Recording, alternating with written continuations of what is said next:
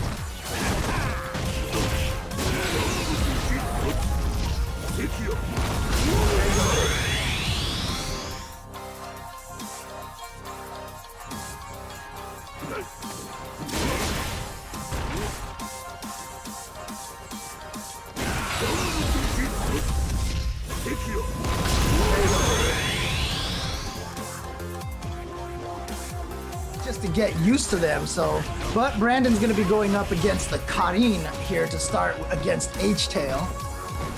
H-Tail, we were talking a lot about Brandon, but H-Tail has a lot of characters on the deck. I've seen the Jerk, and I've definitely seen him play the Karen against Bear Pop during Bear Pop stream. Very good, but this is actually very good. Round start, round finish actually by Brandon. In and out, he knows what Karen wants to do. Not gonna allow that to happen. Oh, nice. Caught Karen walking forward after the fireball. He read that H-Tail wanted to walk forward because, you know, minus situation. I'm telling you, he's a Home Depot. I keep telling people this. He's a Home Depot. Fireball's in aisle 6, Demon Flip's in aisle 7. Yep, that EX Demon Flip, what everyone calls the Swiss Army knife of special moves, man. Does whatever you need it to at that time. Gotta be able to react, gotta be able to deal with it, gotta be able to get out of this corner. If you're H-Tail, not gonna happen. Punish. I need something now. I'm gonna go for this, and it was almost more hope-sees than footsies at that point in time. Praying and hoping. Right now, you better hope for something more because you get the piece up in the corner, almost stunned. Oh, everyone gets the one throw off the Demon Flip, and it's gonna be the one that's gonna lead Brandon to victory so quickly here on the winner's side. And there you have it. We saw Brandon make his way to the top 8 using his plethora of options as Akuma, undisputed #1 in the game, finding himself going up against Bravery. Cruising through as well, won every game 2-0. He's going to be happy with that. Avoided having to play SKZ, who was, of course, the #1 seed, and he was drawn in that part of the bracket. Ended up beating H-Tail. On stream. Yeah, making short work of that matchup. I think that was probably the fastest match in the winner's side on the top 16 earlier today. Shouts to James Chen and St. Cola providing the commentary for that. Dude, that was crazy as well. They were up at like 3 a.m. in the morning. Don't ever ask me to do that, please. 3 a.m. Feel free to ask me. I'll commentate any time of the day. Doesn't bother. 3 a.m. in the morning is like 1 o'clock in the afternoon for me anyway. We don't actually have to speculate on how Brandon's looking and approaching this match because we tried something different this week. Okay. We got some exclusive interviews with these players. Oh, okay. Ahead of the top 8. I knew nothing so about we this. spoke to 2 of the players. We spoke to Brandon and Cien. So we're going to get some insight from it. Let's hear from Brandon himself just after qualifying for top 8 after the 16 yesterday. Let's hear how he was feeling and what he thinks about not only his match but his chances of winning this tournament this weekend.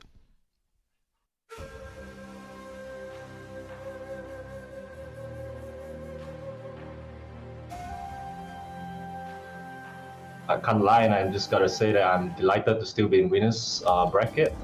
Well, the job's not over yet. You know, it's just part 1 of the job. So I just gotta remain focused and keep my mind on the task at hand tomorrow, I guess. Yeah. In terms of my confidence level, because I'm still due to the fact that I'm still in winner's side, if everything goes well, you know, I'm technically still 3 matches away from winning the tournament, which is still kind of far. So I prefer just to kind of take it 1 match at a time and then see how it goes. You know, I'm like you and F would mention, like in the first day's round 1 show, like Cien is the hot favorite. I'm sure that in the eyes of many people in the world, he's still the favorite. So I kind of go into the tournament as an underdog, as someone who's just like, you know, if I win, it's fabulous. But I guess if I lose, it's probably in no big shock to many people around the world, I guess. Yeah. So this, no pressure. Well, less pressure. I won't say no pressure, but I'll just do my best and take 1 match at a time.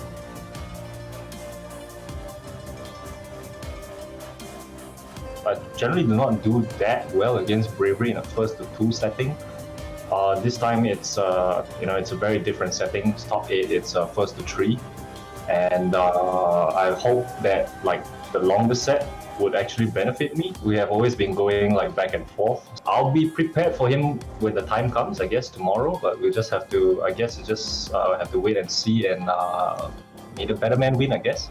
In reference to the Cammy and Akuma matchup, I feel that the matchup is in Akuma's favor, very slightly, maybe a 5.5 in Akuma's favor. But generally because Cammy doesn't really have tools to get past like fireballs in round 1, where both characters have no meter. So Cammy generally struggles a little bit at that part of the game. I hope I can deal as much damage, as I can, like in the early part of the games where, the Cammy player or rather Bravery would probably feel like, he needs to find a way in that mindset. I guess he's likely to be taking more risks. So I hope that I can capitalize on, the amount of risks that he takes and put him in a tough spot, I guess.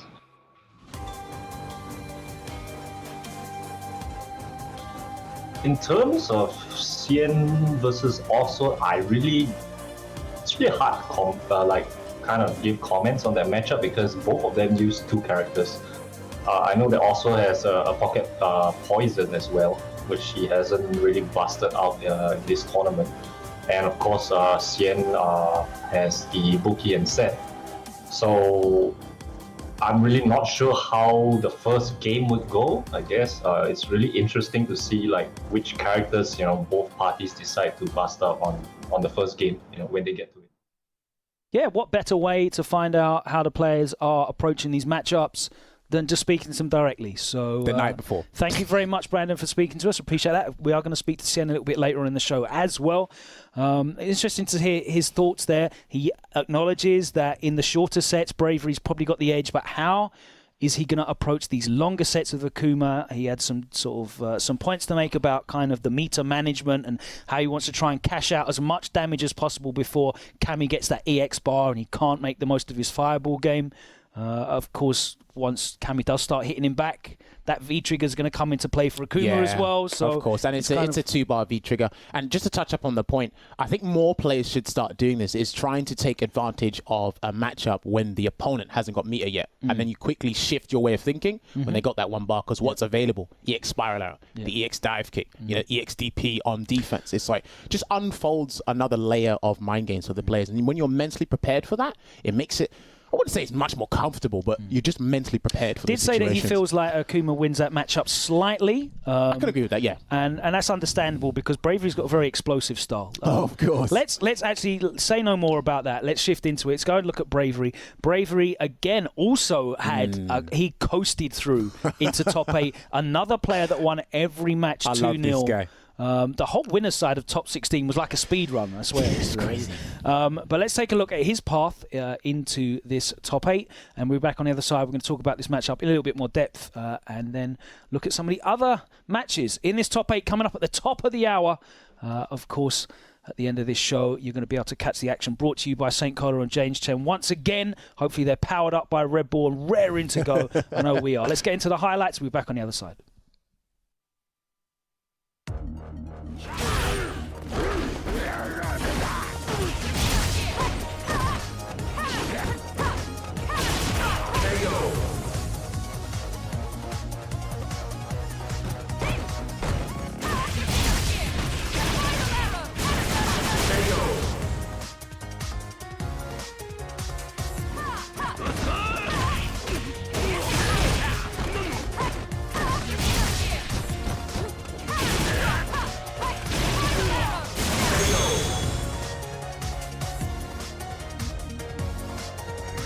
Got the V-trigger activation. He's got it on deck with the chiropractor. Puts him in the corner. That B skill catching that limb. Activation. I just noticed these guys are too The long limbs, man, from Bison got some of the longest throw reach in the game. Plus frames crossed out with the DP, but the info on that DP V-trigger flavor gonna help out. EX reset, good blocks though. Yeah. I mean, I love that uppercut in that situation. Oh, that's going to be an uppercut juggle right there. And he gets it twice in a row. Still challenging with the light punch. I mean, there's a little bit of disrespect there, too, as well. Oh, my God, the cycle blast. Blast the anti-air, but it doesn't matter. Bravery's got him in the corner again. Yeah, that's twice now he's done the EX dive kick reset into the side switch. Oh, yeah, here's the activation. Thought he could catch her, but wasn't close enough. Ooh. Interrupts the dash and the throw. Good awareness. Okay. Goes in there, yeah, with plus off of that. He uses the hooligan, EX hooligan dive kick a lot, I noticed, just to make sure the dive kick. Oh, side switch. No, and actually, no, the front. He blocked it correctly. Damn, James, he mixed you up. Command grab, hooligan, instant air, the golden cut. And there you have it. We see Bravery again making his way to the top 8 with that fine cameo of his. Like Logan said, cruising through the pools to make it to the stage. winner's side of the top 8. He was in this position last time when he had to go up against I Am Schwan, I believe it was. I made the call that whoever won that set might win the tournament. Unfortunately, didn't go to be.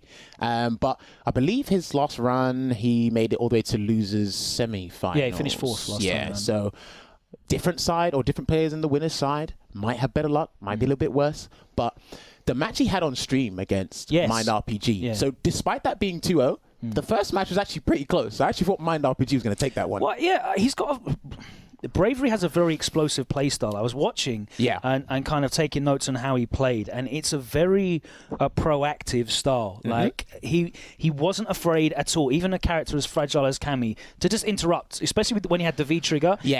Twice he used the V-trigger cannon spike to go through block strings, be it a crouch and light punch or scissors.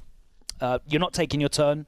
And obviously, if Bison baits a reversal, the damage is enormous, especially V-Trigger 1 Bison, but he was playing with no fear. It was interesting to see him use the EX Hooligan flip as well, so he get the dive kick and B+, making sure that he was actually plus. Caught him a couple of times with the slide, mixed it up, and Hooligan flip into throw came out into play as well. So he's not averse to using those kind of things. They are kind of explosive. There's a lot of variance there as well. Is Brandon going to be able to kind of level that crazy playing style out in a 3 out of 5? That's the question. That's the thing, because I was actually going to ask you. It's like, right, obviously Logan used the word to encapsulate Bravery's playstyle as proactive. Is that the double-edged sword you want to be rolling with from start to finish of a tournament? And then, again, as he's gone deep into the bracket, it's some of these characters, the damage output is getting bigger and worse. So would you want to bring that playstyle to Brandon? Well, it's like going to the casino, right? You just keep letting it ride, you know? And then see what happens. You keep letting it ride. We'll see whether these DPs get baited, whether there's an answer. We've got flips against flips, hooligans against demons. Man, some of the best characters with some of the best aerial approaches in the game. So I'm looking forward to it. They've been exchanging wins in versus community as well. They've won 5 between them in the last 7 events, I think it is.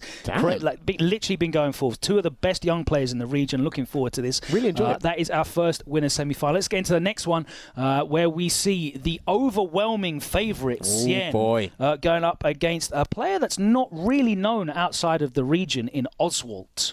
Yeah, I mean, again, if you're on CFN as much as I am, then you'll definitely have come across this name. He's a Warlord Laura now. Yeah, and Xian mentioned how hard it is to get to Warlord rank in Singapore because the player base is so small. Similar to Australia. Which means that you have to wait a long time for matches, basically. And then when you are winning, you're not accruing a load of points for it as well once you get to that level. So it is actually a significant, not that getting to Warlord isn't a significant achievement anyway, but it's even more of a grind to do it in Singapore. I think that's a clear indication to me how much his passion and just how much fun he has playing the game. If you're willing to wait that long for games in between and practicing, grinding it out, and again even attending these online and offline events when they were around, it's a case where I really have enjoyed watching his Laura over the past few years develop. And again, it's a really big opportunity for him, especially in the winner's side of this top 8. But we need to see how Oswald used the Brazilian Bonita to make his way to the top 8. Let's go and check out some of these highlights.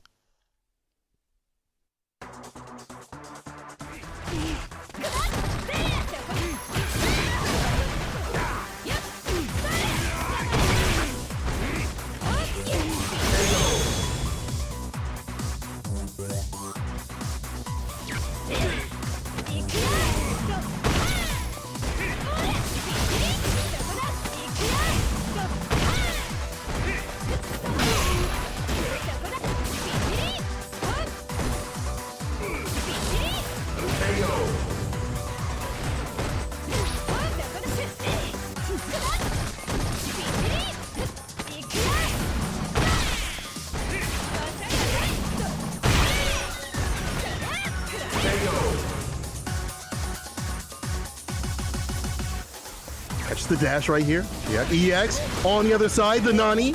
Yeah. Side switching and you see, I'm telling you, the hit and run style, the hitman style. Oh no. Oswald catches him coming in.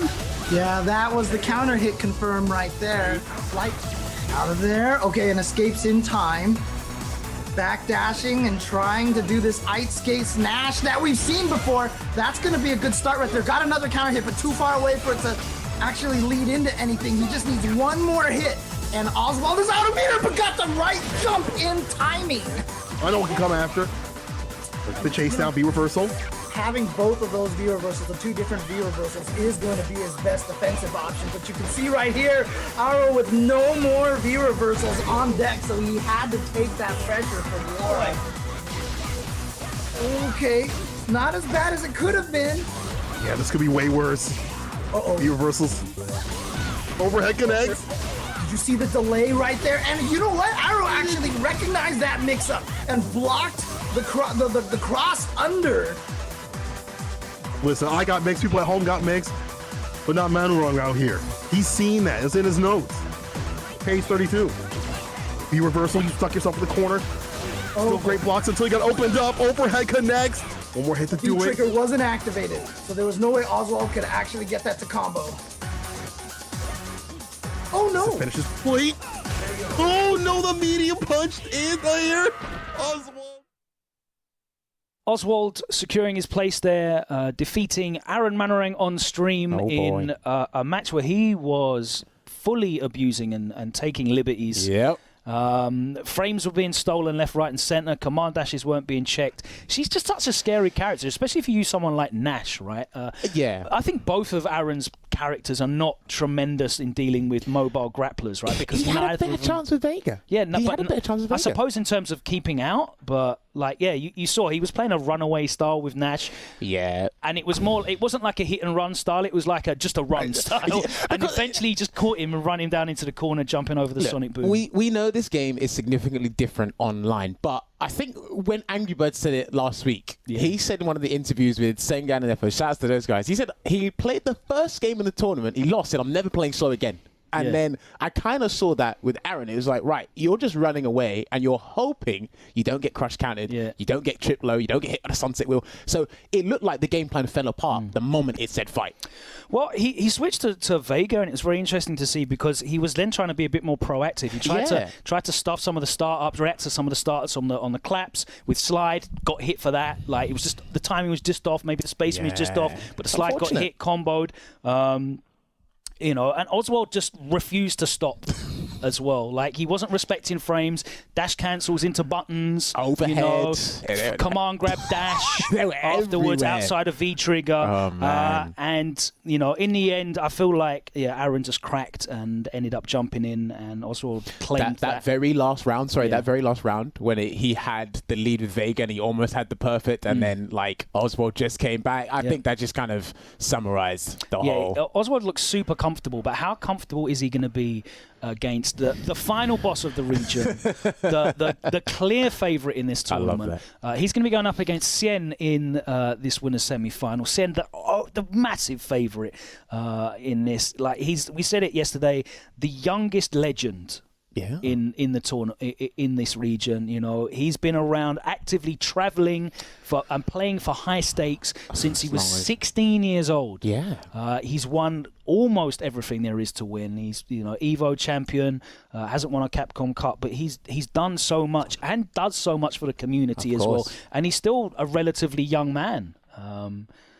But here he is, one last chance to make it into Capcom Cup. What did you think of his performance yesterday? No, I really liked it. You know, because last time he came third. Obviously, didn't want it to be. And like we said, he's always going to be pegged to be the favorite in no matter tournament, no matter what tournament he's in. And I love. Now that the tournament's been so divided, it gives him more time to practice. Remember, one thing he highlighted before was he didn't have that much time to practice when he's on the road. Traveling every week. Now I'm like, yo, there's more time. I know that stakes are higher, but again, his skill set, his mindset, his tech is going to be even better than it was before. And there was a point where the match he had on stream against Dixon, he threw the cow chops when he got him in the corner, and he just left it there. And I was like, damn, you're using it to cage him in the corner, so he can't jump out. And he's like complete pressure, and you got good frame advantage anyway. So I love the way I loved his V-Skill 2 use. Like, I think he's probably the best Ibuki player to use. It's wonderful. As soon as I saw that V-Skill 2, I knew that Fujimura and Sien were going to come up with the most broken stuff. Fantastic to see it. Fujimura had broken stuff at Red Bull Kumite, which was like a week after it came out. But, you know, Sien there showcasing so much stuff. It was really, really impressive. And he just looked super comfortable cruising in. He's got that the positive mindset of being in winners now. Yes. Very much like it was last week. You want to avoid going into losers bracket. Yeah. You don't want to have any extra pressure on top of the online environment that you're in. You know, there are players from the Philippines that Potato is waiting for that run back in losers side. He's waiting for it. So yeah, he wants to stay and he wants to make his chances as good as he can and get into that grand final and winners if he can. But he has to get past Oswald first. It's an interesting matchup as well stylistically because well, we'll talk about that. I've been waffling. Let's look at his highlights and then we'll actually hear from Cien himself. So let's get into that now. Useless. See what I'm really made of. Combat engine overdrive. I'll settle this now. It's the end!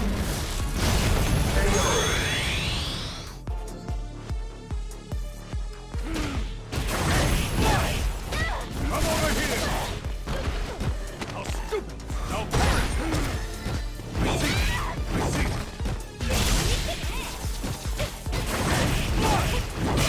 Mad Cradle! Get off here! There you go!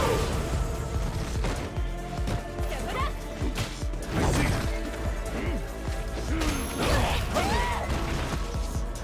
How stupid! Now perish! You'll learn a hard way. Useless! Delete! Let's see what I'm really made of. Combat engine overdrive. I'll settle this now. It's the end!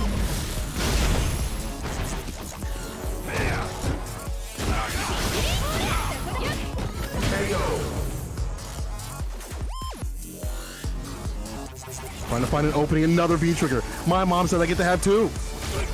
Oh, I like the Psycho Crusher for the escape.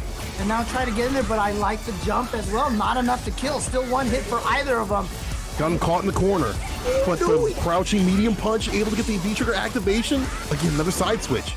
Yeah, here we go. What? Oh God, what is happening? And the Caltrop is still there, and so he goes up for the throw because basically Dixon was just thinking, is it going to be left, right? What's the mix-up? Left, right? He turned off the lights in the hallway, put the Legos down, and said, "Come here, come Dude, closer." It looked like a cartoon right there. He was just like throw a Caltrop in his face, and he's like, oh. But look at this, Cien. To do so. Oh boy, Cien getting the clean jump in there to beat the EX Psycho Ball. Try to lock him down. Yo, the fade away. You see him juke back like that, and the Legos on the ground. It's a done deal with the right after.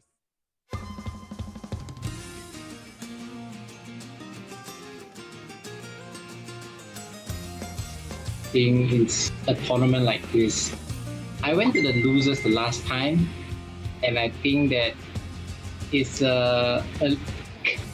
actually a lot harder than I thought. I think it's all on the winners. I think all the threats are really on the winner right now, and it really boils down to how it really goes tomorrow. I wouldn't say I don't have confidence, but then tomorrow will be the showdown. I think it'll be very interesting. Also the last chance. I think everyone is also nervous about it. Going into the loser bracket from like the top 8 is not as bad. At least you don't have to fight so many people in a row. But the one is staying, the winners definitely will have the advantage.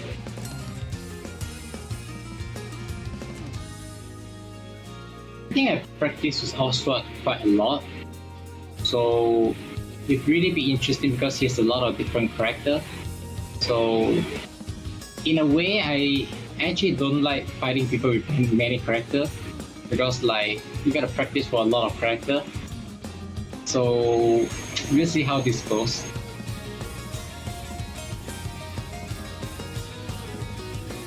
I think in a longer set like first to 3, usually Brandon takes it.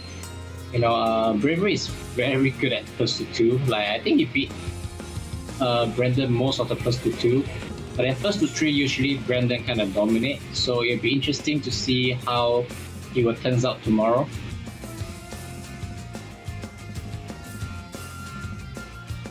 I think if I can get there, I think it'll be Brandon. But I will do want to see Bravery, you know, breaking breaking through. Since like it's also like my disciple, so I really wanted to see if he can actually have a breakthrough. But Brandon definitely has the high odds of making it into the grand final. Hearing from the man himself as well, feeling confident, looking forward to this one. He knows it's his last chance to get there. He's been at Capcom Cup, ever present at Capcom Cup. It would be very strange to have a Capcom Cup without seeing that. I mean, we could say that about a lot of players, but for me, he's definitely one of the players at the top of my list to be like Capcom Cup without Xian feels very empty. I know, no disrespect to all the players that have qualified there through this season alone, but there's quite a number of people where it's going to be a bit awkward. But again, pegged to be the favourite. I think his chances are incredibly high, matchup-wise and player-wise, but then they're all familiar with each other in that We've got some top eight, interesting matchups as well, potentially, because, yes, Oswald's very well known for Laura. Yes, Xian, very well known for Izubuki, but Oswald has the poison there, should he wish. Yeah, and we've been working on it. Xian's got the Seth. Ready to break out as well. Wonder if he's still going to be using V-Trigger 2. He had some fun stuff with that. Seems to still be popular in Asia. It's going to be very interesting. I mean, like... You've got the depth there as well. It's 3 out of 5, so they can kind of play the character roulette game. Yeah, I mean, and look, their roster's actually good in their own right. Last time this happened in the loser side of top 16, it was just straight Ibuki, straight Laura. So maybe that extra game, that extra wiggle room is like, hey, we might see Poison versus Seth, and then we go back to our originals. Yeah. I mean, that time, as you said, it was in losers bracket, and that was it. Yeah, right? that was Chance it. Saloon. No room for error. Now, there's a bit of room for experimentation. Not only do you have the 3 out of 5, but also you're in winner's side, so you have the luxury of maybe trying something a little bit out there, a little bit left field. But we'll find out exactly how that matchup comes. Top of the hour, we're going to get into top 8 right here on Capcom Fighters. It is CPT, Southeast Asia 2, Singapore, dominating winner's side. We're going to be looking at the losers bracket on the other side of this very short break. Don't you go anywhere. We'll be back. Hopefully you are too.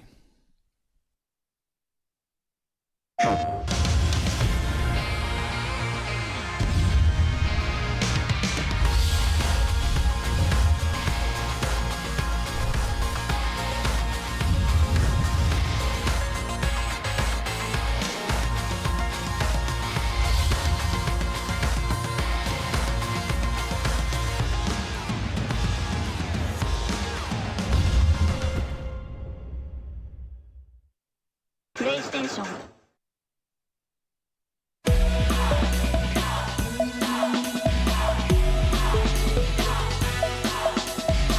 The curtain falls. I'll take you downtown. What's there? Going nowhere.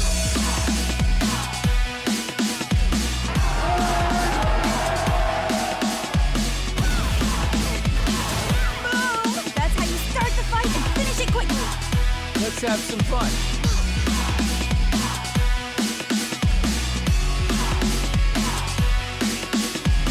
Let me zap you. Here we go. Lift up. That's that. Terrific wing!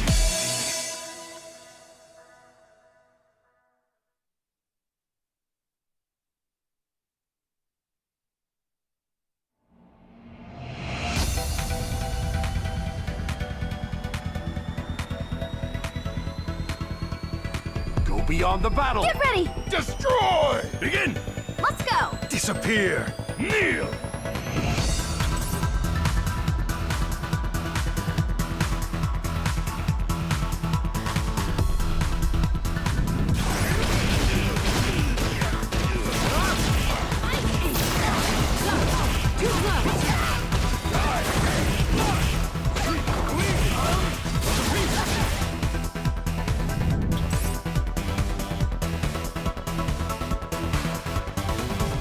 You do not have the strength to crush the spirit of the king.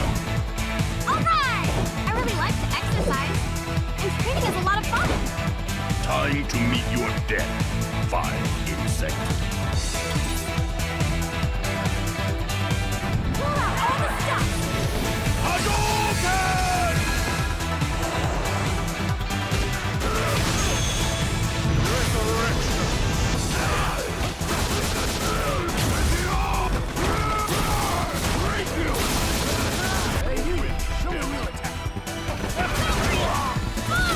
That's it. Going nowhere. Yeah, here.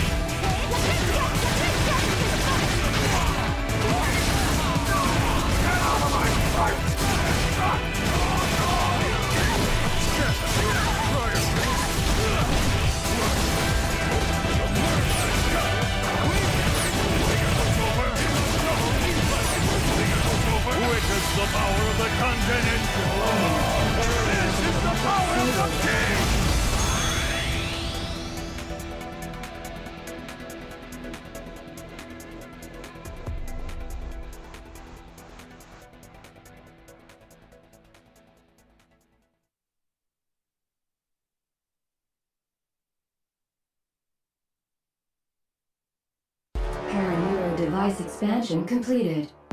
Pseudo personality asset is imported properly. Biological brain connected. Dawn unit 0. Startup sequence will begin. Well now, little piece of junk. Time to wake up. Dawn unit 0. Activated. Well, Joey, who is a piece of junk?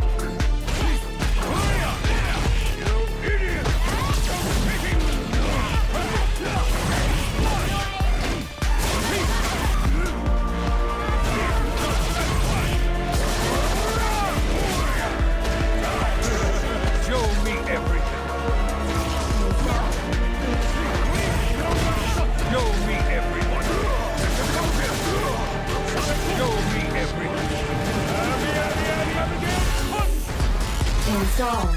Show me something worth taking.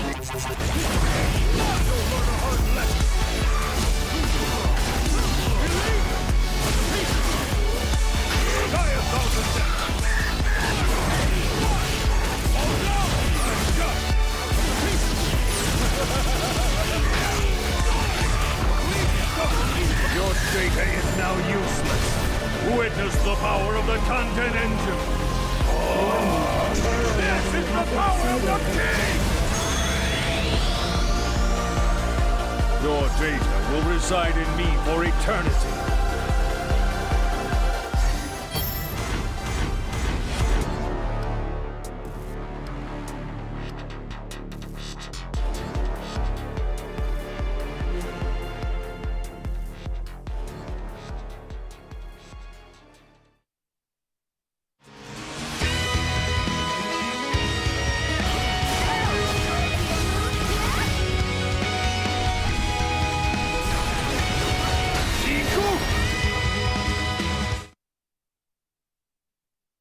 Hey, what's going on? This is round 2, the official pre-game show of the Capcom Pro Tour 2020. We are here before every single top 8 to run through these brackets, have a look at the players, so you can get ready for the action that is coming up at the top of the hour here live on Capcom Fighters channel. Myself, Logan, alongside Jammers this week. How you doing? I'm all good. We've gone through the winner side of things, and now we're going to be dropping down into that lower bracket, that loser bracket, whatever you want to call it. And these matches are somewhat just as deadly as the ones in the winners. Familiar faces, 2 Bison players down here. I mean, Logan, talk to me. Yeah, I'm really happy to see Potato09 make it back into this top 8. Yep. Really nice guy. Great interview in round 1, by the way. Yeah, Great he's so, interview. like, you know, shouts. And I love when we have like just some nice representation of countries in the region. You know, like yes, we know Singapore's the powerhouse there, but we have the Philippines and Thailand representing as they do. In a lot of the the online community events that they've been running, such as versus community that Sian runs. But last time round we had Chuan in there, representing Malaysia. I believe he's from Malaysia. They're not there this time round. Of course, Chuan falling early on, losing to was it BK9999? I think so. Boxer player, Gamble Boxer. Yeah. So no, Gamble Boxers. Wait, that's his CFN. But I think the name on the thing said BK. No, that was Dixon. Was that Dixon? Yeah. Okay, I might be getting confused. I apologize. BK's different. Yeah. So my apologies. That is actually Dixon CF, unless they're playing in the same house on different. I don't know, but I know that Dixon, when he played on stream, was using the Gamboxer account. Anyway, BK999, Chuan, of course, came second last time. Yeah. Couldn't make it this time. Didn't even make it to top 16, unfortunately. So luck of the draw. But love to Chuan, nice guy also. But nice guys, they don't win, do they? You've got to be. Maybe if you pick a Kuma. Yeah, you're not a nice guy. But anyway, let's go to Potato, who is genuinely a nice guy. That's why he's in loser's bracket. I really liked his play yesterday. He had a killer instinct about him, you know. I mean, I think it was, you know what? Not even redemption. It's right. Yeah. I know he made it to the top 8, and when you win a tournament or place high, in your mind something unlocks. You go, right, I know I can do this because you've done it once. I can do it now. That's very true. I've personally seen anything you do, anything you do, it goes right. Okay, I've made a top 8. I've won. It's like I can do this again. It might be harder, but I can do this again. And like Logan said, I kind of saw that murderous intent in his gameplay on stream, like against BK999. Running through his opponents just in general, but. I really just like the way that he was playing and that we got Mika back in the top 8, man. Yeah. One of my characters, I always got to see a Mika in the top 8. Yeah, just, pick Mika, somehow get your opponent into the corner, and then GGs occur from there on. Not for your opponent. Roll the dice.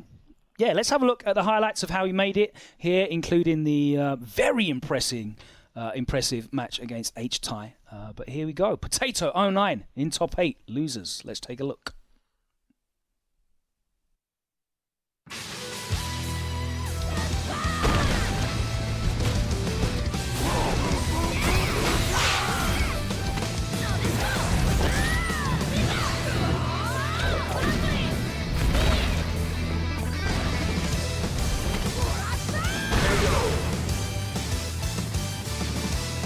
Connect.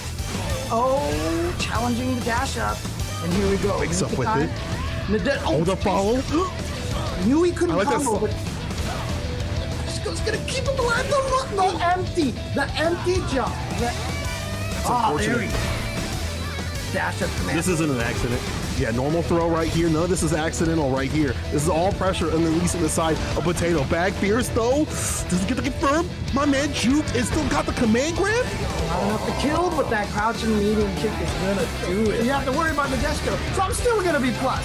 And it's just, it all adds up, and the stress and the tension just eventually gets to you.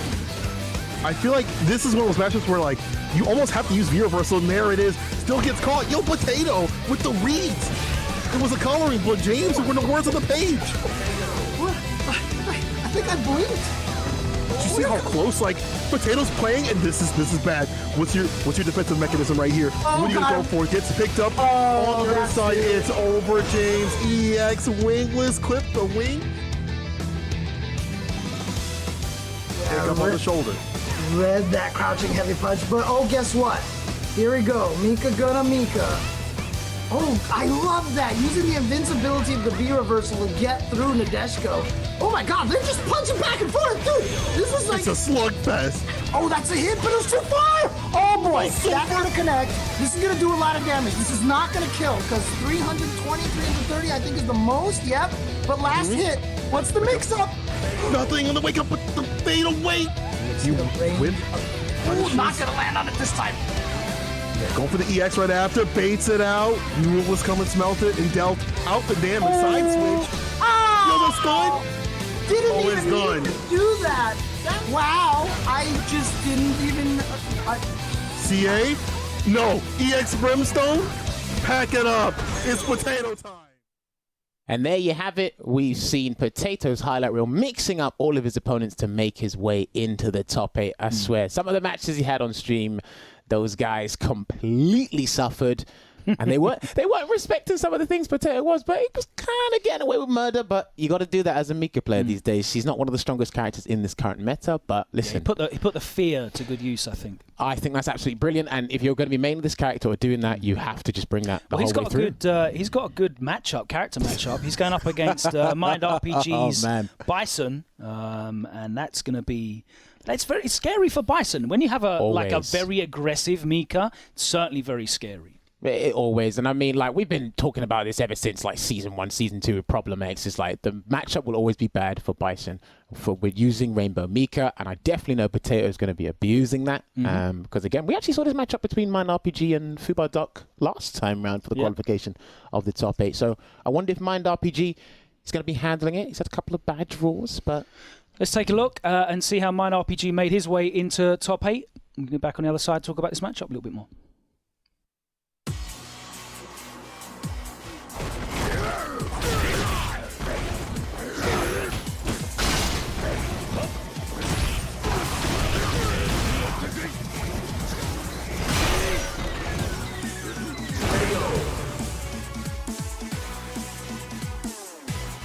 Because when you win this hits different than just points.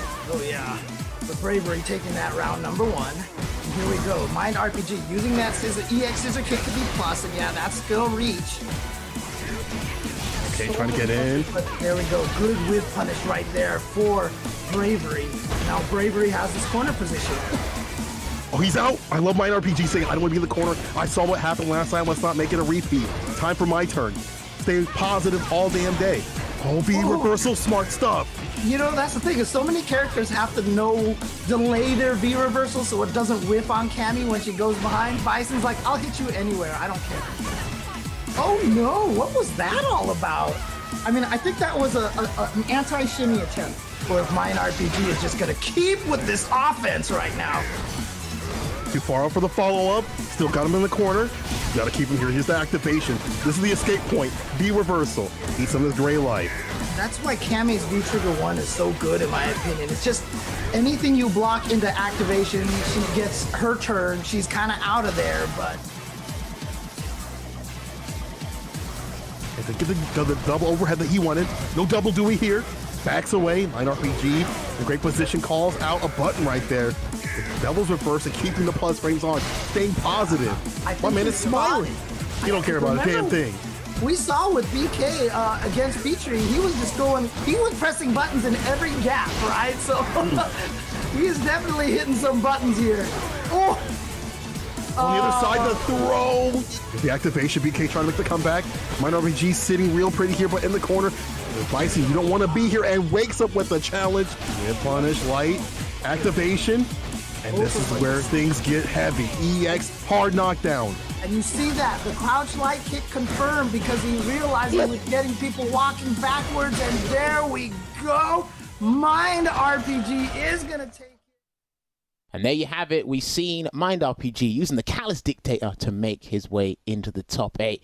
And I gotta say, Mind RPG is one of the players where he's just gonna get the bad draw in the top 16 of the top 8. It just happens. Yeah, I mean, it looked impressive against BK9999, who of course is the player that sent Chuan to losers, the boxer. But yeah, Cammy and Mika are not two characters that you want to see as an M. Bison player. Oh dear. It's going to be an interesting match to see how he approaches. He's definitely going to be familiar with these characters, so he's been playing the game for long enough. Mika and Cammy are two characters that you're going to know, but knowing doesn't really make any difference. Yeah, it's a little bit difficult. Let's move on to the last match of this top 8 in losers side, and it is is this the last Nash? Is he the last Nash now? Do you want to qualify as the last Nash? He's the last. He must be the last Nash now. Are there any other Nashes? No, not off the top of my head, no. He's the last Nash. Aaron Manarang, we are christening you the last Nash. So yours, baby. With a Vega on the side. Let's have a look at how he made his way into top 8.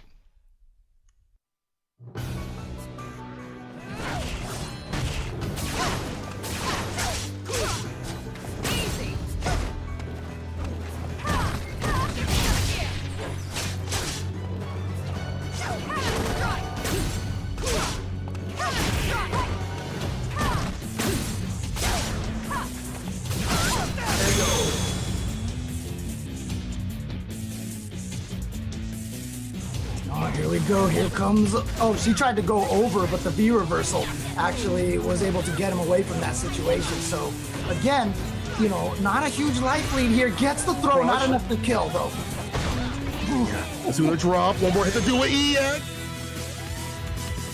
Look at this, all of a sudden, this damage, and he tried to go up there for the Luicho. Not gonna get it. Interruption, the heavy to get the combo, though. Activation. What a tech! Stays alive. The fade away, nice catch, EX side. Finish it, the damage. We talked about this before, James. There's no damage. Where's the damage? Oh, and it's so hard to put this. Oh, man. Wow. Sorry, I'm getting tilted here. You can tell I fought Honda a lot. You've definitely fought David. I can hear it in your voice. I can hear the pain. I also hear the pain in Marlon's voice right now as he is getting... Oh, never mind. Here he comes. He's coming back with that B skill stock up that allowed him to get a lot more pressure. The bigger combo. Coming down to the very end right here again. Oh, V reversal gets knocked down, but the wake up buttons challenge from my... Oh, you what thought, a back dash! You thought he was nice like that? No, it's wrong. But a beautiful block right there. Flips out, flat light, EX sight. Not enough to finish. You see the pitiful damage right there? Unfortunate. But one more hit to do it for either side. A dab will do it. A jab will do you. Oh, he didn't know. James. Charges those headbutts, throwing them out. Oh, got hit by that. And again, coming down to the wire. And yes, you can punish that with the dash in because it's charged up. He gets the extra hit. Aaron Manarang, the last Nash booking his place in losers here in Top 8 Southeast Asia 2. You know what? That match against Kite Orca was one of my favourite matches of the top 16. I loved it. Unorthodox match. It's not a matchup that you get to see very often. I don't think it's really a matchup you want to study either, but watching that live, it was just extremely fun. I feel a bit dirty saying I enjoyed a Honda match, but yeah, it was good. Hey, listen, you get what you're given when it comes to the matches on stream, and even then, Kite Orca, I think he's just a little too aggressive in regards to that. He probably could have won it, but Aaron Manarang, experience in this situation, been there before, and he came out on top. Done it with the Nash as well. It's an interesting pairing he's got, Nash and Vega. They don't really complement each other. No, I'm just going to say this now. Your characters do not complement each other. I think they suffer the same fate. But and he has got an unfortunate draw because he's going up against Dixon, a.k.a. Gamble Boxer, the Bison. And I just personally think that Bison absolutely clatters both Nash and Vega. I think he might whip out the Zeku, but I think Bison does all right against Zeku as well. So I think this is just a really bad draw. When you have 3 characters that can't go up against your opposing opponent's one, like, rough time. But all right, let's take a look at how Dixon made his way into top 8, and we can talk about this final match here in the top 8, which is coming up ever so shortly, and we're going to do some predictions again. I'm sure F-Word will have predicted whoever wins the tournament is who he predicted, but I want to know who you think, Jammers. Cool. Let's get into this, though. Dixon is the last player in the top 8. Let's see how he got there.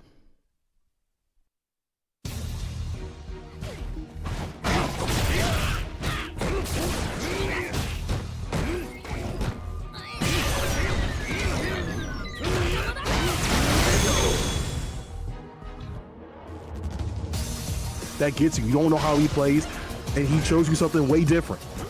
Now, I was wondering if Sin was going to go with the Ibuki or Seth, but it does look like he is going to be going with the Ibuki here. He definitely has been picking up Seth a little bit, and he has been blocking a whole lot here at the start of this round. He's like, when's it my turn to play? I'm trying to pick up the controller, but if you do... But now, little ninja girl here has got that nice air-to-air. You see that from Bison's a lot, the Gamble Boxer here. Okay, EX. Great tech. CN staying alive, but for how long? Throws out the kunai. Trying to find an opening, another V-trigger. My mom said I get to have 2. I like the Psycho Crushers for the escape. And now try to get in there, but I like the jump as well. Not enough to kill. Still 1 hit for either of them. Gets the Oki situation, yeah, ending it with the light. Gets a throw. Ooh, this is looking really good, but gets stomped on. Rubs his boots off. All right, V-reversal again. Psycho getting through there, and yeah, that's going to be at a range where it's going to be plus, so he's going to get the damage. Try to... Oh, my God, it actually chase down. Well, this is going to be a plus frames, basically plus. That would have been plus. That's plus. Oh, the shimmy. Easy bait oven. Finish it off, though. Oh, that, he's done that a lot.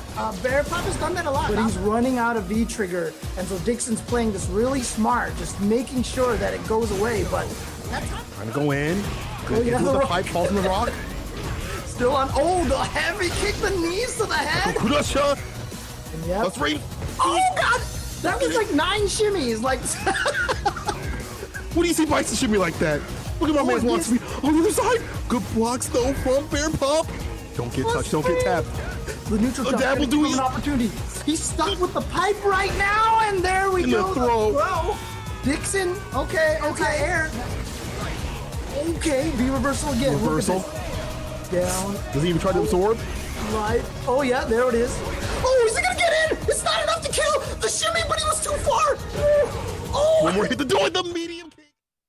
And there you have it, our final player, Dixon, in the top 8, the second Bison player among us. We saw how he's made it in there. And again, this is looking like a very favorable matchup for him, Logan. Yeah, he's going to be happy after getting just mixed into oblivion by Cien Zabuki. Yeah, that match was rough. And then obviously when he went down into losers, he had a very good match, very close match against Bear Pop. I love Bear Pop's Cody. Doesn't look close in the score, 2-0, but it was enjoyable. Yeah. I mean, we didn't see some of the cool stuff that Cody can do with that V-Skill 2 in the matchup in terms of the block strings, but Yeah, it was. Otherwise, it was an efficient job, well done by Dixon, who makes it into this top 8. The last name here as we go into the top 8, coming up top of the hour very, very shortly. St. Cola and James Chen will be on commentary duties. So we've got Brandon versus Bravery. Who do you like in this? 3 out of 5. I want to go with Brandon. I'll go with Brandon as well. I like Brandon. Oswald versus Xian. What you saying? Are we going to see Poison come out? You have to back the Poison player then, don't you? I want to, but those characters give her a hard time. I think Oswald's going to have to stick with the Laura, but I'm going to have to pick Xian with this one. Yeah, I think we're going to see a run back of last time round as opposed to the other match, which will be Brandon taking over Bravery. I think Xian. I think we're going to see Xian versus Brandon in winners finals. Okay. Potato versus Mind RPG. I'm going to say it now. I just want Potato to win because I like that guy. Jed, I like you. I want to see you do well in life. Such a passionate, charismatic dude going up against a character that is very evil and callous, but I'm going to have to stick with my 7-colored bomber, Potato. I got your back, bro. And the last Nash, Aaron Manarang against Dixon. What are you saying? I want to say Aaron Manarang is going to somehow win this. Somehow. I think he's going to somehow win this. Play out of his skin and take it. Sometimes you get the best out of people like that. I hear you. I'm going to go for Dixon, I think. I like a favourite. Okay. I like playing the numbers. I like playing it safe. And I like the fact that all of Bison's numbers are plus on block. Well, except his sweet. So I'm going to go for it. Unless you've got V-Trigger. Right, who's taking the whole thing? I think Brandon. The whole thing? I think Brandon's going to take the whole thing. I love Xian. I talk to this guy about manga and some other stuff every now and then. But I just think Brandon's Not anymore, boy. You're out in the cold now. I think Brandon's on form. Got a little bit of time, a little bit of wiggle room. It might be his time to shine. Okay. See, it's why you got to do this with this guy, because he's like, let's say Xian and get it over and done with. Nah, I'm going to stick with Brandon. Yeah, I'm going to say Xian and get it done with. The top 8 is coming up next. Over to you, St. Color or James Chen. That's it from us. We're going to be back on Thursday with Fighting Words. I hope you enjoy the top 8. Southeast Asia 2 coming up after this short break. Go and get yourself a drink. Go and get your snacks. It's going to be GG's all round.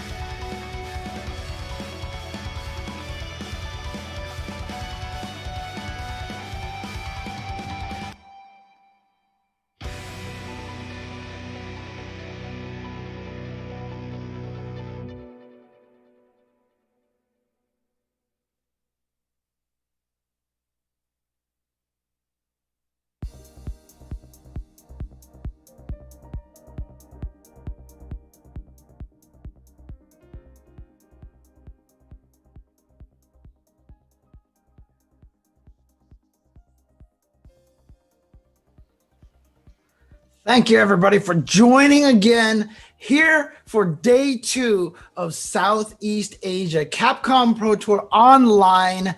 This is the only second time and only other chance for these players here to qualify. And here to guide you through the matches is myself, James Chen, and my good friend, Mr. Sankola. How you doing? I am doing fantastic because we just had a great top 16 yesterday. It was fantastic. And we got even more juicy games on the way. It's a first of 3 all the way through this bracket. That's going to be coming up on the screen here in a second. And let me tell you, there's obviously some favorites up in here, but there's some great storylines as well.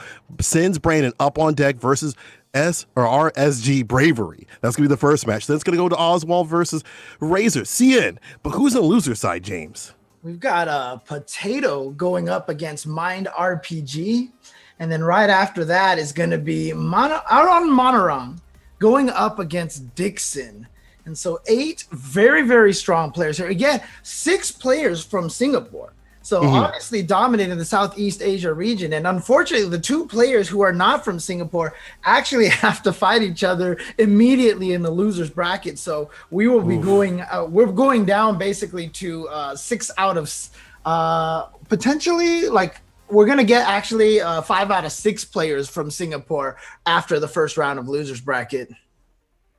That's right. And I mean, there's a lot of variation in terms of characters too. There's we got 2 Bisons obviously up in here. Also got the Laura pick. And then Manarung, this dude, the last Nash for a reason. Plus the homies. He's got the Vega and the Zeku on deck as well. So you guys are also going to have the variation of characters coming through, and we're gonna get right into it. They're ready to go, man. They're already jumping in the battle. Y'all ain't gonna let me set up the story, but let me tell you guys this.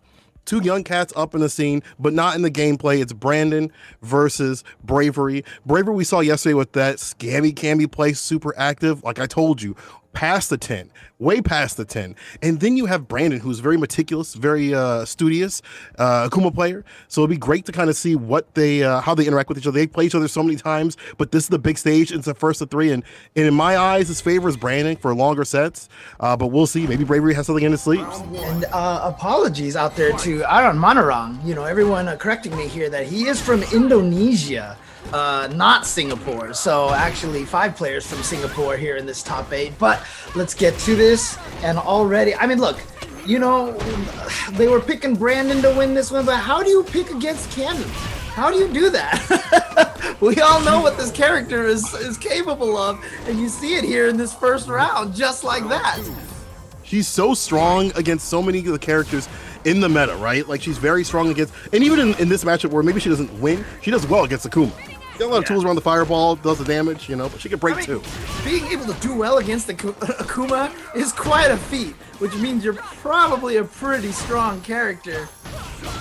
Okay, counter hit, heavy kick Tatsu, getting the Oki.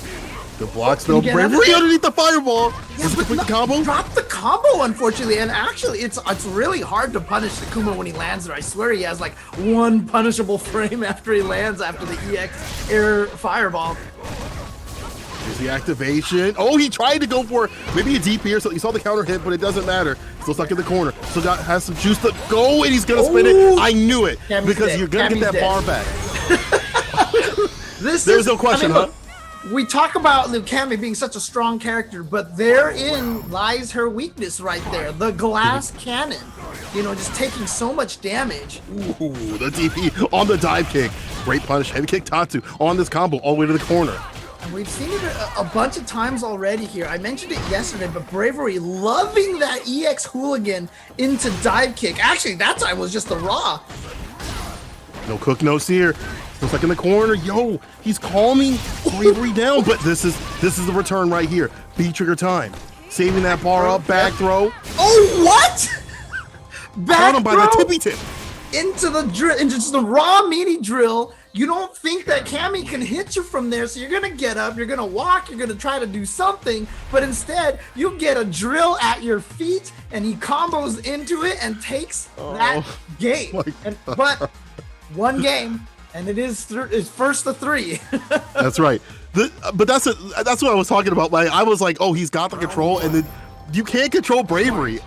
I'm sitting here saying he's got the control, he's got him locked down, he's figured him out, but you can't control someone like this. This is a young man kind of reaction, kind of style, right? That wild style. But it can work out to your advantage if they can't keep up. But here we go, corner position here, already half life down, stun, and here we go, obviously with the low health, she also has the low stun count as well. And to do it, runs right to the crouching medium kick. Good stuff here. Yeah, Brandon just taking that round right there very cleanly, very quickly. That is what you can do to Cammy because of that low health and that low stun. I like Brandon. The way that he's playing this match just feels like, you know, Bravery out here like feels like he lives in the seconds, but like Brandon lives for like the entirety of the match and beyond. It feels like, you know, you see the meter spin by Bravery trying to get in, and he just kind of, you know, flows with what's going on. But I see a longer game plan. Yo gets the V skill pickup DP right after EXDP. I got one too. It's EX flavored. Yeah, I feel like he was trying to activate that V skill just to armor the jump attack and then do the kick just in case she pauses in the air for the dive kick, and so it worked perfectly in that situation. There we go, got half of it spent. Uh-oh, plus frames, but too far away. Actually, I probably didn't think that medium punch was gonna hit counter hit, so didn't have a confirm off of it. Look at all these dive kicks. It's so hard to control them. Oh, good blocks. We saw him go for that a bunch of times. I think it was against Mind RPG yesterday. It was one of the Bison players. And that's the thing, they play each other so much, you know that they've got to have it in each other's minds, like their playstyle and their tricks. Spiral arrow, dash up, Oki time, great tech. Yep, on the corner. Only raw light punch into medium punch links in this game that Cammy has, but not gonna be good enough because, hey, guess what? We're gonna finish you off with yet another critical art from Akuma. Go Retsuha, go see you in the next round. Go see you in the next match. Yo, Brandon just walking away from some of this pressure, not allowing, you know, Bravery to get the usual stuff going. And we saw a few, you know, scammy moments. That throw into the spiral arrow was a little dirty, but he's like disavowing a lot of that stuff. He's kind of backing away, and I like this kind of style. Can he run this all the way to the end of the first of three? But now we're going back to the battle lounge. We're gonna see maybe a V skill switch, because as far as I know, right, as far as you know as well, as I think it's just the Cammy, right, that Bravery runs. And just, you know, I mean, look, V skill 1, pretty useless. V skill 2, not the greatest thing either. So, you know, switch one way or the other. I don't know if it's gonna make a difference. Could be just a breather. Could be a cosmetic change, maybe. Just want to go for a different Cammy costume. That's the power of James. Sometimes you got to have the right costume on. Y'all know it out there. You're like, wait a minute, I got to do the costume code, color 6, and that's when I'm at my most powerful. But let's see if there's going to be a change. Color and costume makes a big difference. But yeah, no changes here. So probably just a way to kind of, you know, gather yourself. Make sure that you check your notes a little bit. He's gathering all this damage right here. Brandon putting him in the corner round start. 10 seconds are on the clock. He's already there. The fast trip. Missed the dive kick, DP. Missed the dive kick, unfortunately, and then got caught by the shimmy. And here we go, halfway to Stunsville. Look, he's looking for that activation, but Brandon knows he's playing around that. He knows what he wants. Finally activate. Oh, the jump back, the fade away. And the stun. And not only that, but he had hit her after she had activated that dive kick. So even without the stun, he had caused her to waste half of that V trigger meter. Oof. Yo, he definitely has labbed this matchup. He's understood not only how Cammy plays, but how Bravery plays. Oh no, boy. Bust out gets called out. Time. Look at that, and close to stun. Oh, he could have got the stun there, and he chased down that jump out. Didn't happen. He whiffed a button there. Would have loved to see a crosscut DP, but okay. One hit confirmed. That's punishable. That's punishable. Yeah. Immensely punishable right there as he gets the DP ender right there. Bravery actually starting to step out some of what Brandon's doing. Now it's less of a one-player game that we've been seeing before from Bravery. Starting to be like, okay, I got to acclimate to what he's doing now. I can't just run my normal scammy candy stuff. I got to put something in the mix. Dive kick. Pressure, yep, and then recognizing catch him crouching. When Cammy hits a person crouching with dive kick, it's almost always a guaranteed comboable situation. Yo, met him in the air. Next then the jumping medium punch, you know, classic from ST, hitting so far down, able to punish that with throw. So make the comeback, but it's not gonna happen. It's not gonna happen, James. The hands were extended and he clipped them forward. What Put those back. What a Put those read. back. He was like, you know what? fireball now. And then he just got the EX hooligan and the dive kick. But again, even if he hadn't thrown a fireball, if he had blocked that dive kick, you're still plus. And like I said, Brandon, so good at using that EX. I mean, you see a lot of Cammy players, they usually just jump and do EX dive kick raw, but Brandon, every time he thinks about that, he's always going for the EX hooligan, because the dive kick out of the hooligan, better frame data, basically, after it's blocked, it's more plus, it's safer than just the regular raw dive kick. And Brandon, probably one of the best Cammys I've seen, on the tour so far at using the hooligan version this consistently. Yeah, I feel like the just like the game plan, like I really, when I watch Bravery play, I don't mean to, I'm not insulting him when I say this. I don't see a straight game plan, to be honest, but I'm starting to see it. Like, he's got his own game plan, and he knows how to deal with Akuma's tendencies, Brandon's tendencies as well. Like, it's hard to see from the outside, but you definitely can see that he knows what he's doing. He wouldn't be at this level. He wouldn't be in the top 8 if he didn't have a game plan. He's not just running a one-player game. It may look like he's running a one-player game, but he's definitely running something where he's like, I know what they're doing, I can acclimate to that, and I'm gonna bop him for it too. Man, how can you disrespect him like that, man? Saying that he doesn't, like, he is a wild man, that he's a crazy Cammy There's nothing wrong with being wild. There's nothing wrong with being wild at all. In fact, in my opinion, I love wild players. I love players that are super wild, but because it's so great to be able to contain the chaos that is Street Fighter V, it's so great to contain that and be wild, because it's a risky play style, right? But you have to have a plan, and you have to actually be smart about that. From the outside, it doesn't look like much, but there's a lot going on in that brain.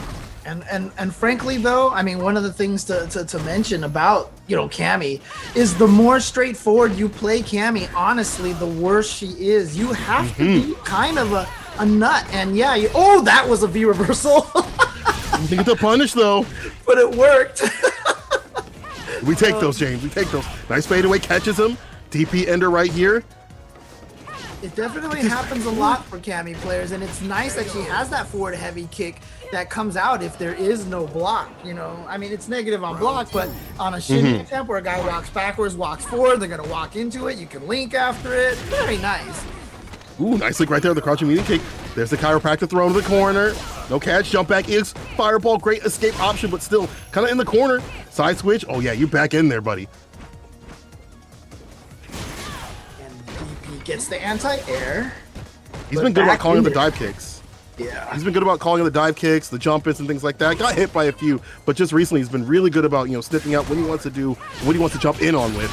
Ooh. Not there. My man called me a liar in the game. Yeah, caught deep with that dive kick, was able to combo off of that. That is a skill for Cammy, and yes, I use the word skill for Cammy, and I know that's going to make some people mad, but knowing when to combo off of your dive kick is definitely something that you have to learn with this character. There's a lot that goes into this, and there's a lot that's going to go in damage-wise. Ends it. One more hit. Wow, what a tech. What a tech. That's the problem. We were talking about the hyper awareness that he has against the jump-ins, but it's just that movement made him throw out the DP, and now Bravery on set point. There you go. There's that hooligan dive kick again. And especially, remember, that one you can cancel into the hooligan. I love that Brandon was challenging after that one dive kick, though. That was very high. I've got him. Actually, that wasn't a true punish off of the throw whip. You gotta make the return now. You gotta make the return now, James. Oh, it happened again. He's not gonna be able to. It's going to be Bravery taking it over Brandon. There were just too many things on the mental stack, man. There's 1, 2, and then 19. That again was the V reversal, but kind of that option select there. You hit 4, you hit 3 kicks, the knee bullet comes out instead and catches Brandon off guard. I mean, look, if he's doing the knee bullet to catch the shimmy, if that's actually what Bravery is doing, then that man definitely lives up to his name. Okay, but I'm pretty sure that was supposed to be a V reversal attempt, but it works out, and that is just one of the benefits of having that button there for Cammy. I mean, that was just song play all around. Again, anyone can look at that play and be like, maybe the people that don't understand the game as much, and be like, oh, he's just being random and he's just all over the place and stuff like that. But there's a lot of science that goes into what he was doing, a lot of science in what he was, understanding that what Brandon wanted to do, like against the DPs, against the dive kicks and stuff like that. He knew. He snipped that out and he was setting it up. And in the first of 3, you get a little bit more time to play around with that kind of mind game. So great stuff to Bravery as he's moving on the winner side. Brandon down in the losers in the dungeon. Gonna have to fight his way out, and I wouldn't want to be there if I'm him. Oof. I said it at the beginning. How do you count out a Cammy player? These players are crazy, and this character. I mean, look. People in the chat talk about this character a lot, you know, and she definitely gets a lot of smack talk in the chats and everything like that. Deservedly so. I mean, like, really, I never thought that she's got dropped in the tier list as much as a lot of people have said. I still think she's one of the strongest characters in the game. Low health, low stun to be damned. You know, I feel like this character, once she gets in, it's so hard to survive her onslaught. I mean, what you just described could apply to another character coming up on the deck as Oswald versus Cian.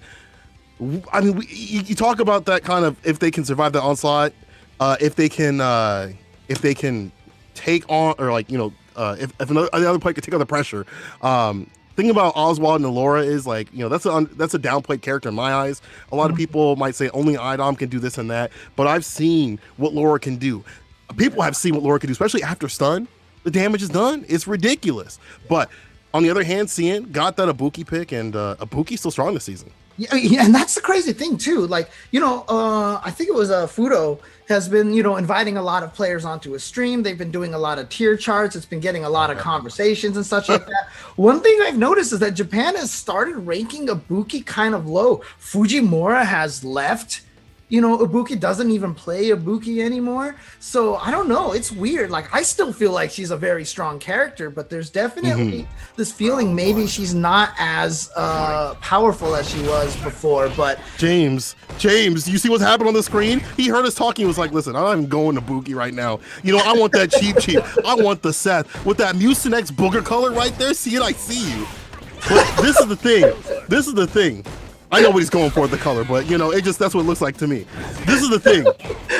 Seth, it's a booger monster, dog. That's what it looks like to me. Oh, man. Now, if I ever get some Mucinex for myself, this is all I'm going to think of now is this.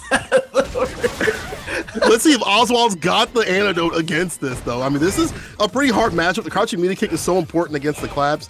There's a lot of ways through, and this character, the axe kick, too, is really strong as well. Like, this is just a really annoying character, but speaking of annoyance, here's the feature activation. Though the delay rise. Did you just wake up with heavy punch into Hekatonkari's punch right there? Hekatonkari's punch? Oh my God. I'm not even going to say that. I don't know how to say it. What I do know is that's dead right there. After the CA, I think it's, you know what, we'll call it the or punch out here. We go anime with it. It's easy. But Cian taking that one? No, I couldn't say it right for the longest of time. I can't say it. I'm going to say that. That's why I'll put it like that. But, yo, Cian, spin that meter, and I think that's very smart. This is one of those characters that definitely builds up bar. I mean, every character builds up bar fast in this game, but this character can lay on the pressure and definitely build up the bar in round 2 and round 3 if necessary. Oh, nice backdash to get away, but missed the air dive kick right there. Oh, here we go. This is the kind of pressure that Oswald needs to start putting on, but got that elbow block. That is negative, so Cian taking his turn afterwards. Remember, if Laura does not have any, or doesn't have a critical or on deck, she has to block that. That is your turn. Take it. Oh, I like how he's just forebodingly staying right front and right area to check the traps if need be. Neutral jump, light, EX, full corner carry with the command normal right here. Yep. And here we go. The pressure, not a cross up. This time is a cross up. So Cian, but you know what? He wanted to set up the fireball pressure right there. But that is the weakness of V Trigger 2, is the V reversal. And what you saw right there, Oswald willing to spend the V reversal, and you see why. Prevents the mix up, then gets the heavy volt charge for the round win. And that was a good call out against the dive kick. You know, a lot of people complain about it. It's very strong. But if you call it out like that, especially when you got the health to play with, sometimes you can make magic happen. Yeah, especially with a move like the heavy volt charge or any sort of DPs, just continually moving up, very active. So even though it stops in the air and can cause like ground normals to whiff, it's not going to cause something like the heavy volt charge to whiff. Woo! Just jumps out the corner. Yo, full combo right here, full conversion. Is this done? No. Boom! God, I forgot it was the last hit. Here we go, big damage, but a lot of scaling already, though not based on the number of hits. It's the number of moves. Don't forget, is that gonna kill? Not quite. Oh, activation, screen freeze. That's that caught behind the head, behind the back. Command grab, one more hit to do it. Guess passing time. Oh, got the hit. Go, you're dead. You're dead. You're dead.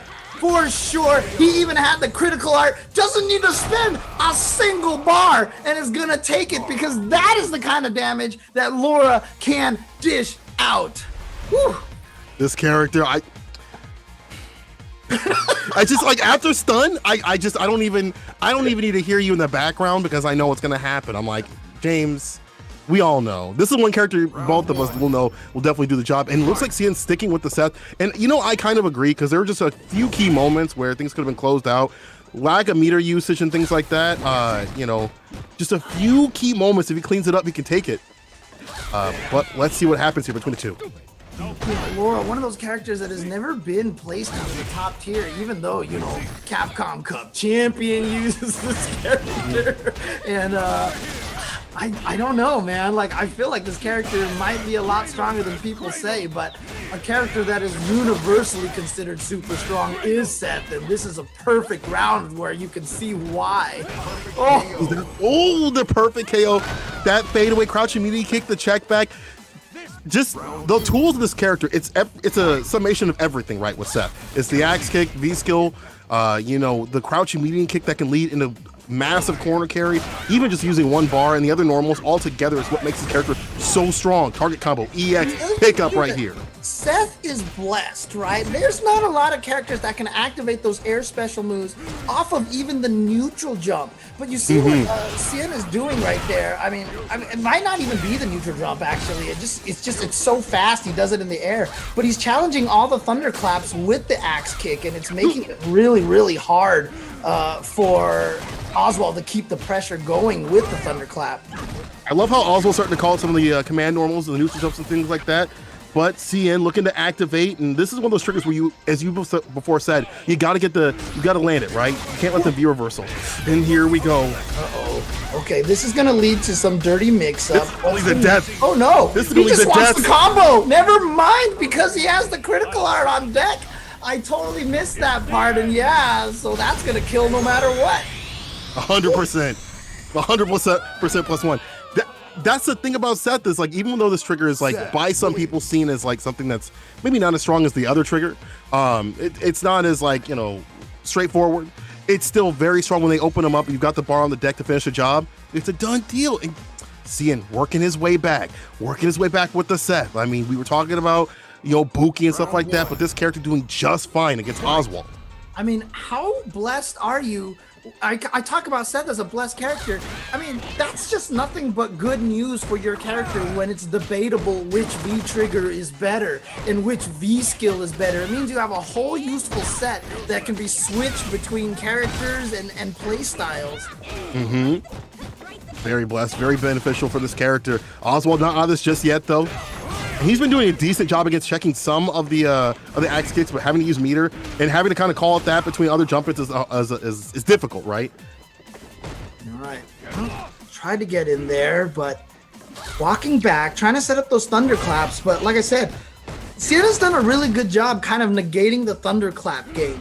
I mean, really, I feel like I don't think there's any sort of crazy call out here, but I feel like Idom was the one who really created and perfected the Laura neutral thunderclap game. But Cian has been doing a really good job countering that right now.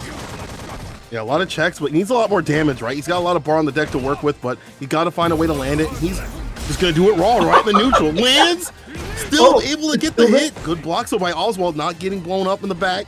Right, but the nice thing about that, plus frames for Seth, so he even gets to keep the pressure going in that situation. Ooh, challenge good. Stuff, he knew what to do, Oswald. There you go, there you go. I'm not sure what Cian hit afterwards. A crouching heavy kick, if I'm not mistaken, is -4, I think, so I don't think Laura could have punished it from that range, but Cian definitely got hit, so I'm not sure what happened there. Ooh, yeah. Okay. Yeah, good buffer right there. Command grab. I like the little stagger step, but good blocks by Cian. On the other hand, not getting opened up just yet. And that's the thing is when you fight against a Laura, you really got to know which of her moves are negative because you really got to take your turn when you block her. Otherwise, she gets to keep coming. That's not real, but it's good. Oh, actually, no, that one is. Oh, my God. And that's a CA. Oh. See you next round. See you next match. Oswald. He had that buffer for days. He's had it buffered for about a week now, and it works out. Oswald says, listen, you better bring me your main. You better bring me the real deal. Because now it's looking long. That's the question right now. Is he going to switch? Is he going to switch?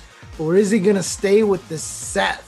Because he did win one game, and he won it pretty well, but yeah, he's doing it. He's going back in with the Seth. Here's the next Seth. Oswald still looking strong. He's got the 2-up right now. But it's just, I feel like there's not enough of the V-trigger, right? I feel like that's just not helping out. But this will help. Neutral jumps, the command grab, able to get some damage on the deck. The Mad Cradle right after. Back to the neutral right here. We do see Cien using that standing medium kick every once in a while. But what I don't see from him is a lot of the standing heavy kick that we see from a lot of other sets to control that space. See, there's that standing medium kick again. Okay, here's the activation. A lot of busters calling past the fireball. Watch my 6. I'm going in. Ooh, tried to bait out an EX uppercut. Here we go again. That pressure. Oh no! Back throw. Okay, here we go. The mix-up. No meter for the V reversal. So yeah, you got to deal with that. Yep, it's still there, but he missed with the spin kick. So it actually kind of worked out for Oswald, but Oswald still trapped in the corner. And Cien not taking his turn after blocking the heavy punch, but gets the throw. I think after he blocked the heavy punch, he was worried that Oswald was going to try to jump out of the corner. You saw Cien walking backwards after those blocks instead of trying to get the pressure going in. Right there, sliding under the thunderclap. Again, like I said, Cien doing a great job neutralizing that move. He's been working around a crosscut DB. Super. He wants, check the red now, and then also check the stun, because he's in a great position to get the job done. Equalizing this, he could just do it. But okay, here's the activation from Oswald, though. Yeah, we know what Laura can do. Oh gosh, here's the start. Oh no, in the corner. Oh no! Gotta hit the reset, close to stun. One more mix-up. Nice block by Cien. That was it, right? That was so clutch. If he had not blocked that, that would have been game over. Oh wow! Again, the defense from Oswald, and one hit into critical art could potentially take. But oh my God, Cien taking it to the final game between the two. And I don't know. It's so hard. It's so hard because I'm looking at this match, because there's moments where I'm like, Oswald's got it, right? Like, he's got the movement down to kind of bail out the axe kicks. But then you see the ground game come through a lot stronger. And there's moments where they both just kind of drop, or they find these great moments, and they just, the momentum is back and forth. Now it's the final game between the two. Cien versus Oswald. Oswald was like, I gotta fight my boss. He was like, man, I gotta fight my boss today. I gotta go into work and get pieced up by him. He said, see me in my office. Oh, yep, the second hit clipped, so he was able to cancel that into the Hecatoncheries punch. Hecatonker, whatever. And here we go, working on another perfect, trying to get as much corner carry as possible, but I mean, you're set. You've got like auto corner carry here. Oh boy. Not a good look for Oswald here, because it looks like Cien has all the momentum right now. He's the one who's gonna go to match point first. And this is where you want to be, especially with Seth. You know, even if you lose this round, getting the resources to go into a CA possible, situation later on. But you don't want to go that far anyway. This is so close and down to the wire that you just rather finish it off right here.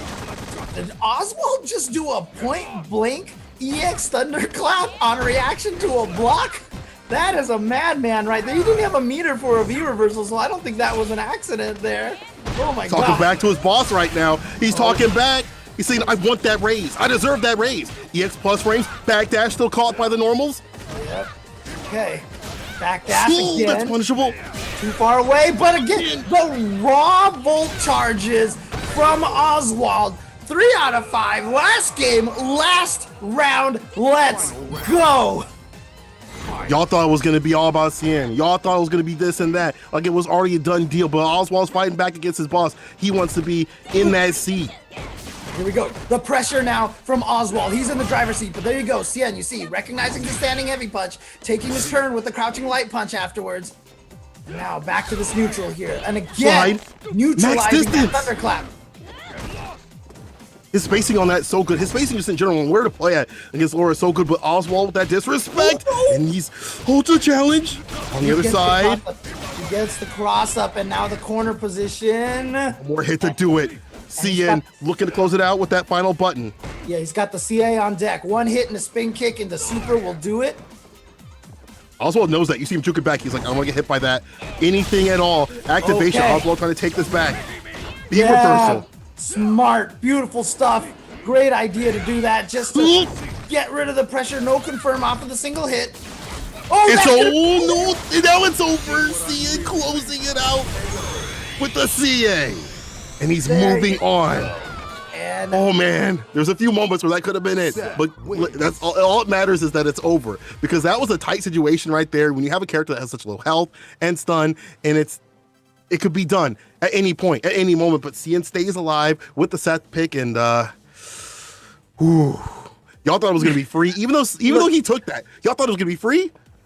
I honestly felt like that CN was kind of the prohibitive favorite coming into this tournament. But you saw right there the extent that he's getting pushed. And remember, he's creating these monsters himself, right? Like you said, fighting his boss. But, you know, Cien is the boss. He's the one training all these players here in the Southeast Asia region. But that's the trick, right? Like, you can wonder to yourself, man, he's creating all these players that can beat him. But if he does that, that only makes him stronger if he can still keep winning.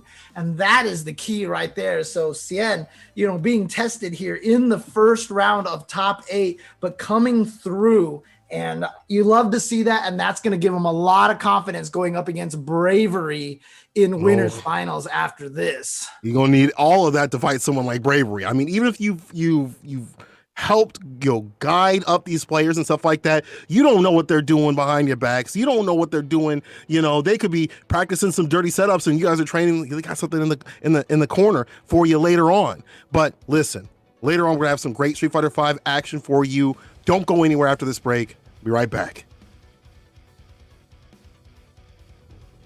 Reversals are game-changing and could be the pivotal moment in a match, as it could help gain the momentum.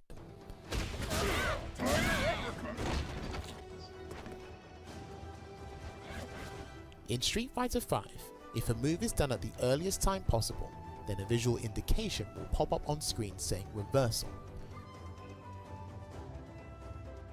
A reversal is when you do a move as an immediate reaction to your opponent's attack. In some cases, the reversal is done at what the game considers the most favorable time necessary to take advantage of the beneficial properties. This can be applied to numerous scenarios.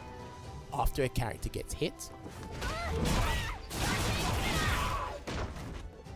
when they exit their block animation,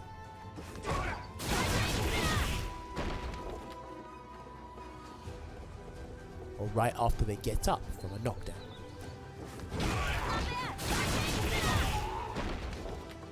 You usually see these types of reversals with special attacks that have high priority. Please be aware that the reversal message will not appear on screen if the character does one of the following options on defense at the earliest time possible. A normal attack, a regular throw,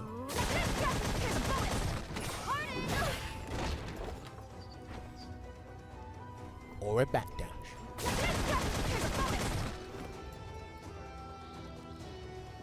The indicator only appears when special attacks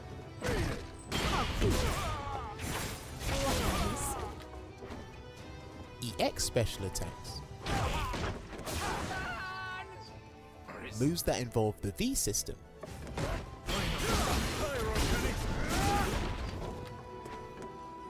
or critical arts are performed.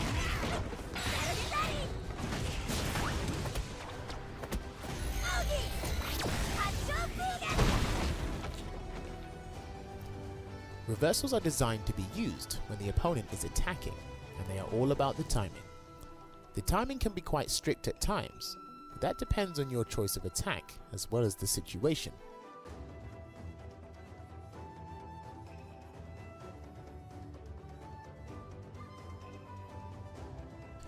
Also remember that any grounded option done with reversal timing can be considered a reversal.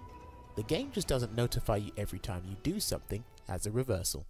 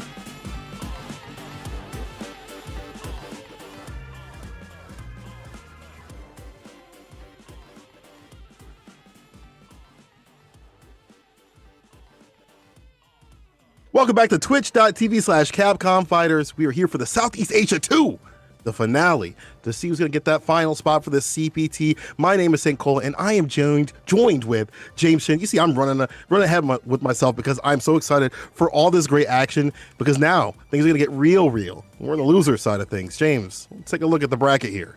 Yeah, what we got in the bottom? Just as a reminder for everyone as well, if you are enjoying all these matches and just, enjoying all of the Street Fighter V action in general, make sure you follow Capcom Fighters on all of their social media out there, their Facebook, YouTube, Twitter, TikTok, Twitch. They're on everything as Capcom Fighters. And you can see here in the losers bracket, we do have Potato going up against Mind RPG coming up. And then we do have Aaron Manarang versus Dixon. So all of the non-Singaporeans, only one Singaporean down there, which is Dixon. And again, I made that mistake earlier, but Aaron Manarang is, of course, from Indonesia. They're all sitting there down there on the loser side of the bracket. Whoever wins is going to be going up against Oswald and Brandon, waiting in the next round of the losers bracket. That's correct. We're gonna have some fantastic play. Mika versus Bison up on the deck. As a previous Bison player, this matchup ain't fun. I know Mind RPG shaking his head, Potato's rubbing his hands, and Potato, we saw him before, right? He's the type of person where, like, he's so nice and he's so kind, and you just want to go over his house and hang out with him until he pulls out the sticks, and then it's game time, and then you get pieced up. He's just disrespectful with that Mika. Yeah, absolutely. I mean, you gotta be. I mean, that's just the name of the game of Street Fighter V. There's just, the game is so.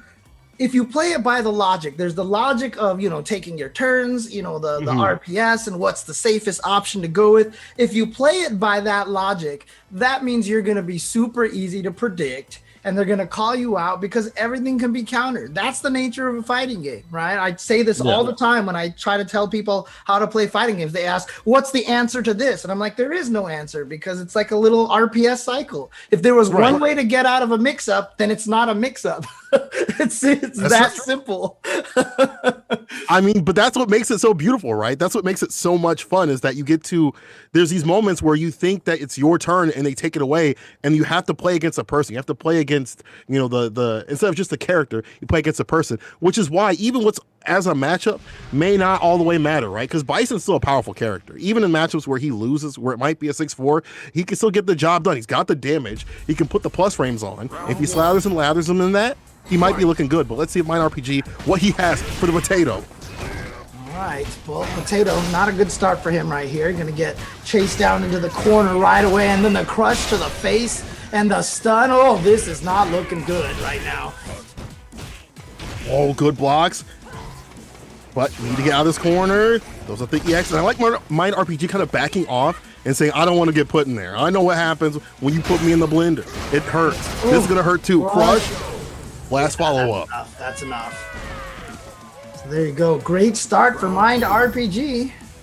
I mean, at this point in time, if he could take this, we might have to call him Mind RPS right now, because he is definitely winning all of the Mind games right now. I mean, you see how defensive he is and how he just stays away from that throw range and only goes in. He's got those big plus frames like that EX. But here we go. Peach outside the corner. Just a heavy punch like that, and a great confirm. But still, I mean, yesterday I said it, Mika gonna Mika, but she really hasn't had the opportunity. So it's been great for Mind RPG. But here we go. This is Potato's first opportunity here. Yep, here we go. Time for the mix. He's gonna get out of the corner there. This will definitely help out. V-trigger activation coming his way. Oh, the slide. Sweep activation. Oh, but you know what? Nadeshko's still coming, but avoided it completely. The back throw, not enough to kill. Critical art on deck, though, but it can't chip, so that's not a threat. Yeah, that's one thing you don't have to worry about. The whiff punish on the slide?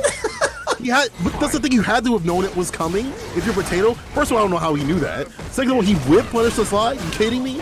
That's one great thing to see from Potato. He's practicing a matchup that he wins, but here's the light into the EX. Hard knockdown. Good backdash away from the throw. Staying away from the blast area, but gets punished. This is coming through. Oh, God, this pressure right now. Yeah, gets the XP each. Follow up meaty. Okay, here we go. Oh, but the read on the... Oh, wait, he went for the light. Oh. He went for the light flame. Interesting. I mean, he could have killed. That was definitely a kill situation for the combo. But nope, didn't matter. He's still going to take it afterwards anyway. So there you go. Mind RPG. Sweaty. Game number 1. My hands are probably sweaty. He was hold north and not go south, and I agree. I agree with him 100%. I could feel the fear. I know what could happen because they put you down on the ground like that, the brimstone. You're like, oh man, here we go. Yeah. Here we go. But luckily, Mind RPG with that, just staying at the distance where he's not too far out to make it obvious what he wants to come in with, but just close enough where he can start landing those normals and getting things going. Yeah, a lot of people getting things going. Just dash up, throw. One of the things that you have to realize is the kind of game that Mika can play after she catches you with that brimstone. You talked about how scary that is. She dashes up to you. She gets a free meaty throw and a free, meaty attack as well. And so she can loop it all day. Absolutely. Mind RPG still again playing at that range. Oh no, the whip punish on the medium kick. All right, gets in with the drop kick, but reaching out and touching someone, but here we go, getting trapped into the corner here. This is where Mika gets her play, but missing with that crouching heavy punch, just too far away. Damn, Jane bars. Okay. EX coming through. Gets a pickup. Blast, hold this. For how long? For how long, James? Medium kick, he cracked. Yeah, there you go. The standing medium kick. I talked about that yesterday, how, such a great button from Street Fighter 4, from even like ST days. That button for Bison will never be bad. Standing medium kick. Here we go, potato time. Puts him in the blender. Oh no! No, not like this. Not like this. Oh boy. Yeah, don't let Bison, especially in this trigger, and online, it's going to be a lot harder to deal with than usual. He's got that trigger activated, so Bison can definitely put you in the blender. So I like the idea of using that V reversal, not only to get the pressure off, but to kill the timer on that V trigger as well. Uh-oh. Crush. Oh my god, James, are you kidding me? Are you kidding me? Oh, what a smart throw! Not quite stunned yet, so he backs off. Oh man, like potato. Don't worry about the name. Don't worry about the name. He got the brains. All right, you might have to put Mind RPG. You might have to reverse the names here because potato with the reads still with the smart stuff. I know I'm a commentator, but in the end, I'm still a fan. And when I see stuff like that, I can't help but just laugh and clap because it's just genius. It's so genius. It's so good. And you have to have the timing for that too as well. But here we go. Mind RPG, he is mad. He is upset. He was like, that was sick. Let me show you something else. Ain't gonna be so sick when I win. Oof. Not close enough to punish that devil's reversal. I don't even know if you can do that. Dash through the punch. Oh, the whip punish. Oh, but the wake up buttons from Mind RPG, and he says, you know what?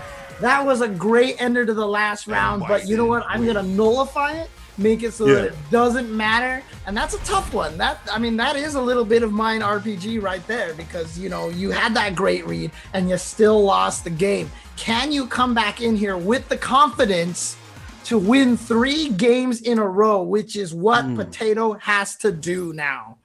3 games in a row, James. That's a lot. I like the change from Mind RPG immediately going with more aggression, right? Like he saw what had happened that round. He's like, I have to take the risk of going in. And that's kind of hard for Bison because we've seen it before with Bison players. They get put in the corner, get mixed, and it's a done deal. But he's like, I don't want that to happen. I'm going to stop it now. Go back to the Battle Lounge. Go into character select. I mean, we've jumped back to the lobby here. I don't think we're going to see a character change. I'm not sure if we're going to see any change at all. This might just be one of those situations where he wants to calm down, gather himself a little bit, read some notes, just make sure that he's all in there. Because like we said, like you said yesterday, second place in this tournament, same as last place. Only first place makes it into the Capcom Pro Tour. The nerves and the stress for a lot of these players is palpable. And, for those of you who haven't played in a lot of these kind of tournaments with these kind of pressure situations, it gets to you really badly. I can't imagine, especially in loser side of things. I can't imagine. I also can't imagine him using that V skill 2 in this matchup. Whoa. That's the parry, right? I don't know if that was a change before because I didn't even see the V skill happen in the other ones. So I'm not even sure if that was just there or whatever, but I'm interested to see if this is going to make any change in this matchup at all. Yeah, see if he just busts out the counter all of a sudden. The counter, by the way, super fast after activating it. I don't even think it's possible. Like, I was trying to find a way to trigger it and still block, and I could not. But Mind RPG seems like he doesn't care. He's like, bust out whatever V skill you want. I really don't care.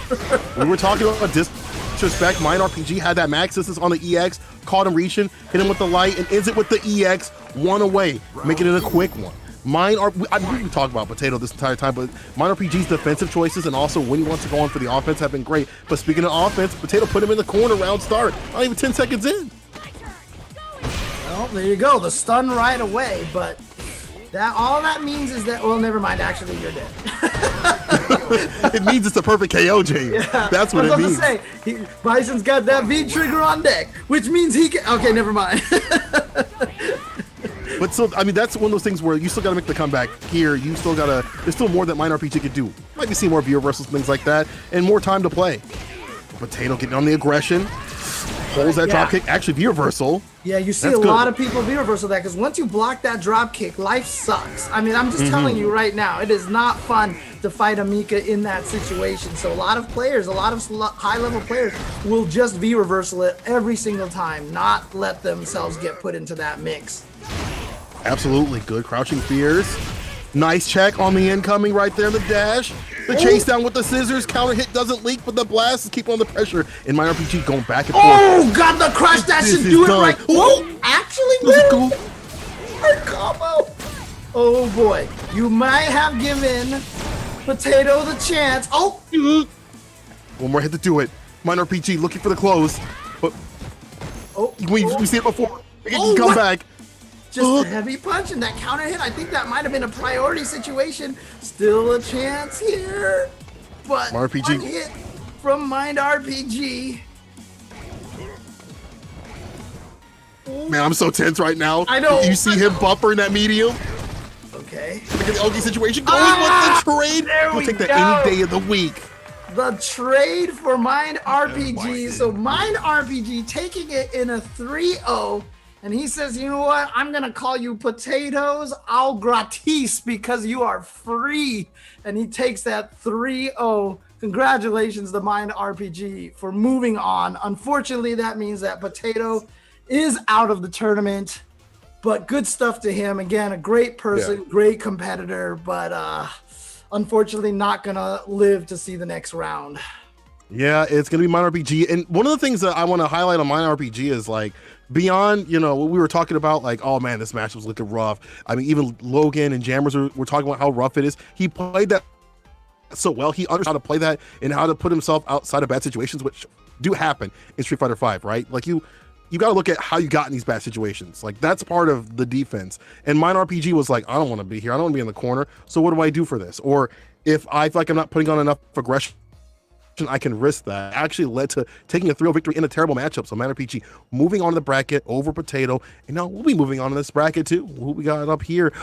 It's Manorung versus Dixon. the crowd favorite out here. The last Nash coming through the bracket. I just like your reaction. You're just like, all right, who do we have coming up? Like, you know I'm excited for this one. The palpable you know I'm excited for this one. But yeah, I mean, the winner of this is going to be going up against Brandon, who, you know, we thought would be going off into the winners finals versus Cien. So your reward isn't very great here, but it is. Either one of these players obviously would love for the opportunity to go up against Brandon. And are we going to see the last Nash continue his path as the last Nash? We'll see. Because there is, like I said, there is the Vega, there is the Zeku. Yeah. So let's see what's going to happen here. It's like the last Nash plus the homies, right? It's like last Nash and friends, like, because he likes the other characters, right? For that hit and run style. Well, I shouldn't even say hit and run style. It's more of like a run style, right? Like just run away, hit, run away, right? So they don't really complement each other, like, you know, maybe matchup wise, but it's just like the style that he loves to play, and those are really effective characters.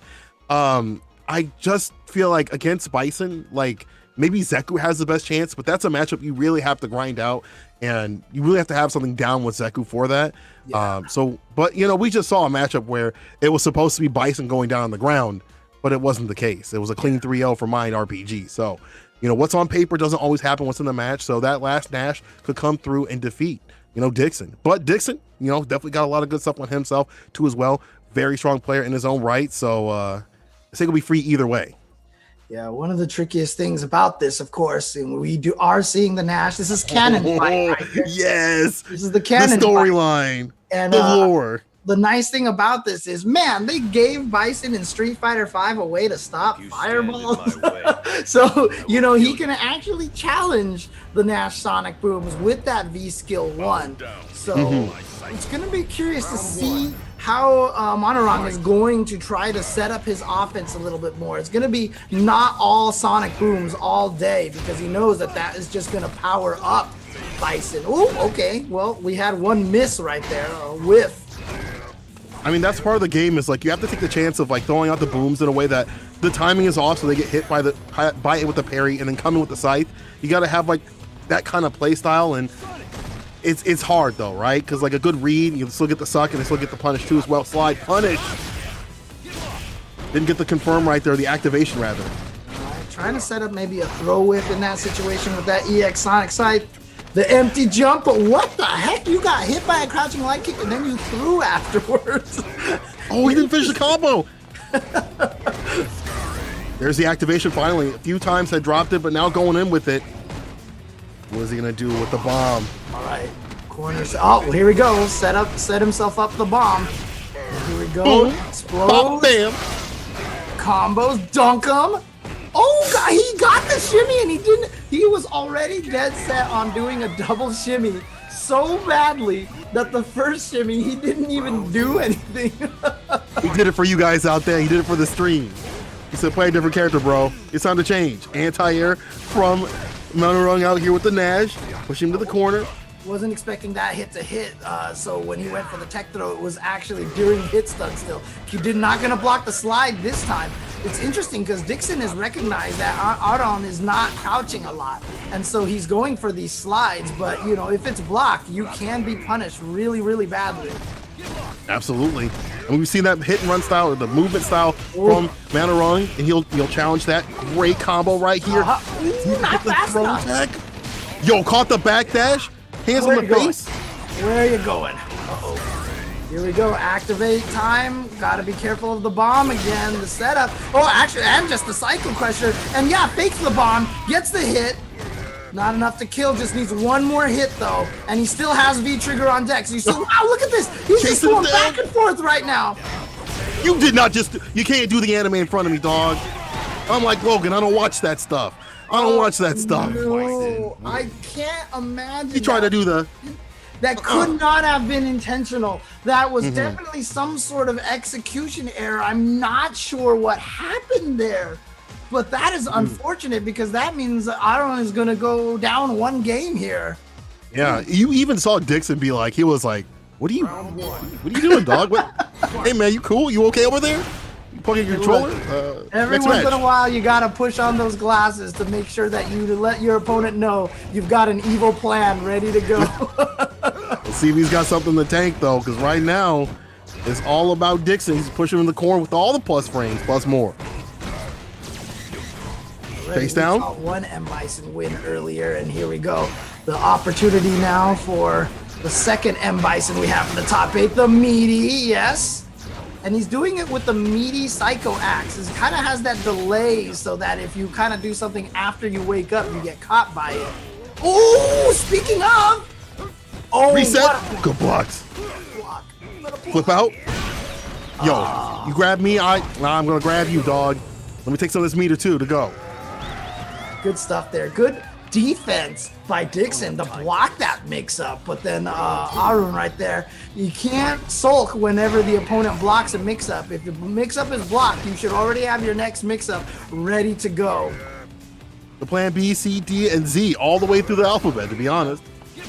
Swiping out here. Got to be careful. You throw it against Bison, especially. That dash up, crouching heavy punch from Arun was amazing. But... Ooh. for a little bit more on those counter hits. Believe. It is Sunday. You gotta believe. And he's got all the anti-airs. Wow, jab the head stomp. Okay, that's not gonna count. That's not a counter hit count. But again, the same mix-up he had last game as well. And he's gonna stay in front this time, get the stun, dash him to the corner. Is he gonna be able to? Yeah, okay, so he's still gonna get the hit here.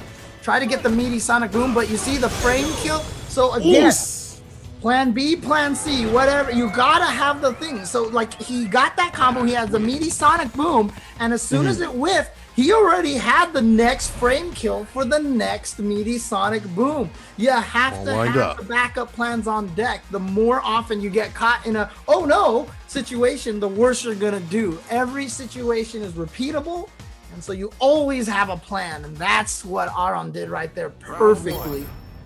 Manarong out here also going for a lot of resets too as well on a lot of his stuff, and that's even if they're not landing, they're creating a lot of mental stack for Dixon to have to deal with. He's like, wait a minute, what are you doing? And it's working out, but for how long? If the blocks get a lot stronger, then it might not be in his favor, because you know Nash isn't about the damage. He's really just about that hit and run style, the zoning and stuff like that. The damage is all the deck for Bison. Yo, gets a slide, and we're in the corner. Punish, no, too far out. Yeah, couldn't punish that sweep. Maybe you should have went with a standing heavy punch or something like that. Oh, where you going? You're not jumping out of here. I don't know if that meaty Psycho Ball was... Okay, this time, Dixon finally catching the forward dash from Nash. And again, going with that command drag a little too early. Anti-air side switch. Chase down the back dash. EX, all these plus frames, good blocks from Dixon. No Crusher out of there. Okay, here we go. What's the... Oh, tries to... Oh, it worked, but that's not enough to kill the magic pixel.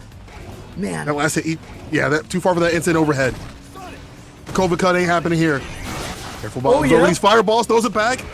Oh, not in time. Wow, he even went with a jumping light punch to try to catch that in time. Didn't, but the crouching medium kick is going to close that round out. So there we go. Manarong taking the first round here of the rubber band match here. Game number 3. Yo, Jackson coming in. You see the counter hit too. It's a side throw. So, the thing about Bison, you put the pressure on him in the corner, even no matter what character you are, like it's gonna hurt him, right? But we're out there using the EX stomp to just fade away as an escape. Crouching fierce. Look, I'm telling you right now, Aaron is living off of the forward dash right now. Dixon may have stopped it one time, but Aaron has gotten 3 dash up crouch heavy punches to connect as a counter hit. He's got a dash up crouching light kick. We are seeing a situation right now where Dixon is having a very difficult time checking the forward dash of Manarong, and this is, you know, what we said about Nash since season 1, the ice skates kind of thing, right? And Aaron doing a great job using that advantage that Nash has. They said he was nerfed. They said he couldn't do it. And this is a matchup what we were talking about before, like Bison, he wins, but I'm telling you, that's only a part of what happens in fighting games. What happens on the paper, the technical stuff, is only part of it. And you see Manarong playing around Dixon, you know, just ducking and diving, floating like a, I forgot the saying, it doesn't matter. What he's doing, there we go. Here we go, you have my back. I have on my coffee like that. EX, far side switch. Stayed in the front. Oh, jabbed him out of the air. Thought he was going to be able to punish. Doesn't quite get it there. But, you know, some the interruptions. In the challenge, too. I was going to say, look at the interruptions, the challenge, too. He understands how to play the person as well. Side switch here. Yo, Manarong, man like Manarong. Okay. Activating. Gonna plant the bomb. Here's the setup. Go for the throw. No, that's the mix-up usually. You go for the throw, and then you have the setup. Oh, God. Point. Oh, he forgot. He forgot the bomb was still there. And guess what? Here's another one. Oh! And I just love Bison. Yes! He doesn't even look at you. That's disrespectful. He doesn't even look at you. He looks at his hand. He's like, I'm good. Oh, you brought that out, James? You better know about the cartoon. That's what he definitely should have said when he did that, right? I mean, he pumps his fist. He should have had the yes! Same voice clip and everything. He just called him to slide with a trip guard. Yo, good stuff here by Dixon to lay on the pressure. He's like, I don't want to go down right now. I can't go down with Nash. EX outside the corner. Dixon using that for the escape. Yeah, he always has that heavy kick ready to stop the Devil's Reverse, which is why Dixon has just been running away most of the time after he gets the head stomp block. There we go, the dunk, the alley-oop to himself. Stuck in the corner here, plus frames coming through. Blast as well. Still in frames, aha, but Monoron says, you know what, I'm checking your dashes. Oh, the juggle? I don't know if I've ever seen a juggle like that. Again, So the dash up counter hit. One more hit to do it, Mana Rung. Looking to take Dixon down, and he does so. Bonchin, are you watching? That dash forward. It's so hard to see coming, and Aaron has this read on, you know, doing that, and every single time the follow, the counter, the check is late, so he's getting counter hit every single time. Mana Rung on match point here, looking to get it done against Dixon. EX catches him. Oh, he tried to get it. Dash. Try to chase Or down throw. back dash. Yeah, it didn't really work out. Here's a throw from him, though. Oh, okay, no juggle this time. Out of there! Oh, but too far away! And there we go, the alley-oop to himself again. Pick him off the heavy. Psycho Crusher. Yo, EX reset. Alright, Can Mana Rung do this? Something here, but he's got this V-trigger on deck. Is he gonna get the teleport? Nope, he's just gonna let him land on that. Oh no, he missed. Yeah, he was getting greedy there. He was getting a little bit greedy, so it's not gonna be a 3-0 here. So, you gotta get on the board here for Dixon. Actually, no, it's 2-2 now, isn't it? It's 2-2. It is 2-2. It's 2-2. Oh boy. Okay. So we're actually gosh. getting to the last game. I mean, honestly, Monorong had been running through the last two games. It felt like a 2-0 to me, but no. That's right. I just remembered Dixon took the first game. 2-2. Here we go. Final game between these two players. And it's just been, you know, Monorong with a few errors here and there and just going in a little bit too much. But that's the thing, is like you kind of have to with Nash. You kind of have to make these reads, these adjustments. And it's hard with this character. You don't really have the big comeback factor. You don't have the big damage that we saw before. But he's got a great lead right now. But for how long? Pressure again, that forward dash, but you saw that time Dixon with the restraint to not hit a button and get counter hit this time. Again, that forward dash. He has not been able. He's got that 3-frame standing light kick. Yo! Anti-air the EX double reverse. They said it couldn't be done, but Dixon getting hit. One more hit, or one more or now it's one more hit. Now it's done. Now it's done. Dude, it's the final round again for Mana Rung. He has not busted out that knee from Nash like all game, and then all of a sudden, out of nowhere, at the perfect timing. Where was he hiding that bazooka? Oh, the patience, the patience. Oh, this is momentum all in Mana Rung's hands right now. This is all momentum. V-reversal had to come out. We haven't seen that too much from Dixon. How many times have I talked about that forward dash from Aaron? Oh, but here we go, getting crush countered, so it's gonna be good damage. And look at this, here comes the patented Bison pressure. Just chopping away all day, Psycho Axe, plus. What are you gonna do? Chase down, beautiful. And look at this sequence, this beautiful sequence from Dixon. Just started the pressure and Mana Rung could not escape. Final game, final round, Mana Rung versus Dixon. Like the overhead EX, great blocks, just backs off. Nice Max just crouching meeting kick right there. There's one of Nash's 17 anti-airs that we, oh, good jump timing right there for Dixon. Dixon with the the fadeaway, the layup, puts the EX on him. Oh, this is the hard part. And gets the anti-air. Good patience. Also lowers the stun on there. Okay, once again. Oh, checks the forward dash this time. Now here comes Aaron. Perfect frame kill for the meaty. Wakes up with the button, not scared. Look at all that great light, the hell attack. He accidentally did jumping light punch. He went over 4 foot, but it doesn't matter. Scissors coming from Dixon. He takes it with a scissor kick, and Aaron Mana Rung is out of the tournament. And Dixon there with the comeback. I mean, honestly, it was that second round where he got that pressure sequence where Aaron could not get away. It was just Psycho Axe, V-reversal, Psycho Axe, and just the pressure. And there was no escaping for Mana Rung in that sequence. I hope you guys, no matter, it was good stuff for Mana Rung to get this far. So I hope you guys were, clipping everything and tweeting out in the Twitters. Make sure you guys, hit up the Capcom Twitter. If you're not following the Twitch right now, make sure you guys hit that up too. Follow them all the social medias and things like that, the Facebooks, the TikToks, all that, and let them know what's good. Make sure you guys post the clips up there too, because there's a lot of great clips in terms of Nash, but a lot of great play from Dixon though as well. He started to catch onto the dashes. He started to stay on that crouching medium kick range and kind of throw that out too as well, and catch some of the back dashes as well. And you saw the buildup of the damage, the gray life, and all that just being too much for a character like Nash to deal with, and showing the weakness of that character. No 3-frame to challenge that much. You don't have real reversals. You got to hold all that pressure. It just equates to Bison running his game plan with a big old smile on his face. I mean, one of the things, people probably ask themselves, why is Aaron using Nash? Why is he stuck with? He's been a Nash main since season 1, right? So this is just one of those character loyalty things. You feel like you know the character, and honestly, the way he plays him is so strong, and it's I feel like it fits him very well with the aggression and the kind of pressure that he likes to put on there. But again, Bison top tier and Nash not so top tier. But that's it for the first round here. So we're down to 6 players at this point in time. We're going to take a quick little break here, but when we come back, we are going to get to the next matches in the next round. So do not go away, guys. More matches coming up.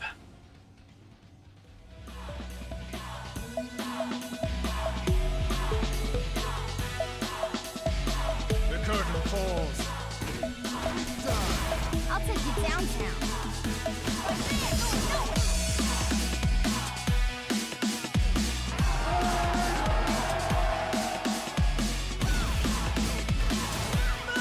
That's how you start the fight and finish it quickly.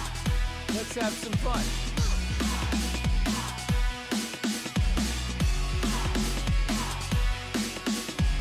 Let me zap you.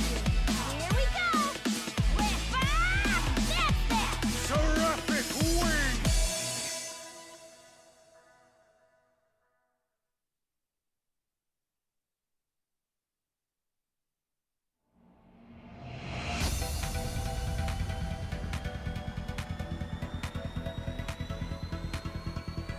Go beyond the battle! Get ready! Destroy! Begin! Let's go! Disappear! Kneel!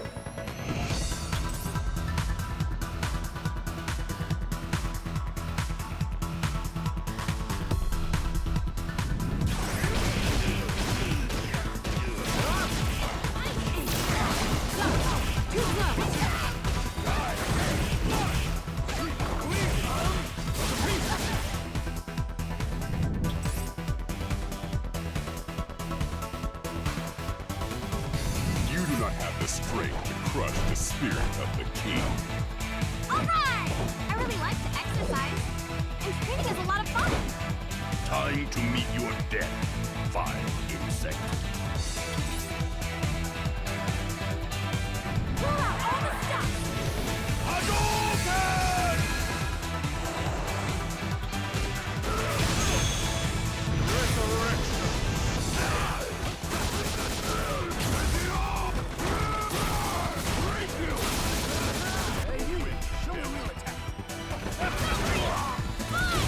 Right there, going nowhere! Yeah!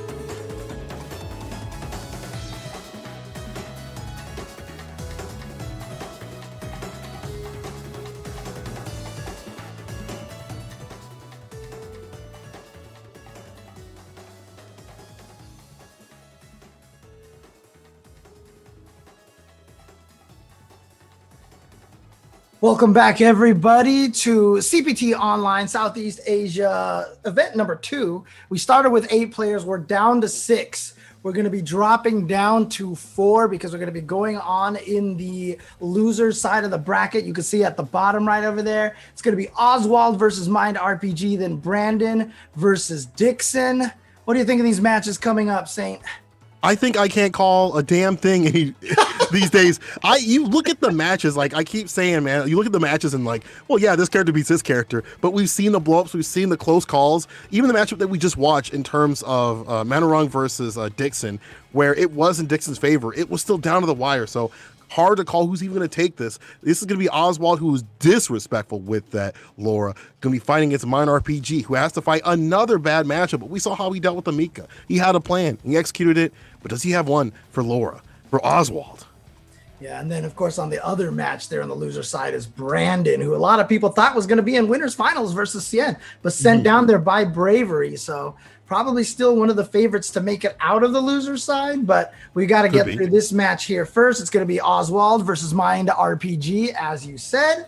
So let's see how this match is going to go here. And man, a lot of strong players here from the Southeast Asia region. Hope you guys are enjoying, and definitely, keep track of these names, man, because I know on the pre-show yesterday, they were talking about this. Like one of the Singapore players said it cost him like $4,000 US just to make it out to Evo. I mean, that's how hard it is for these guys to get the chance to travel and compete.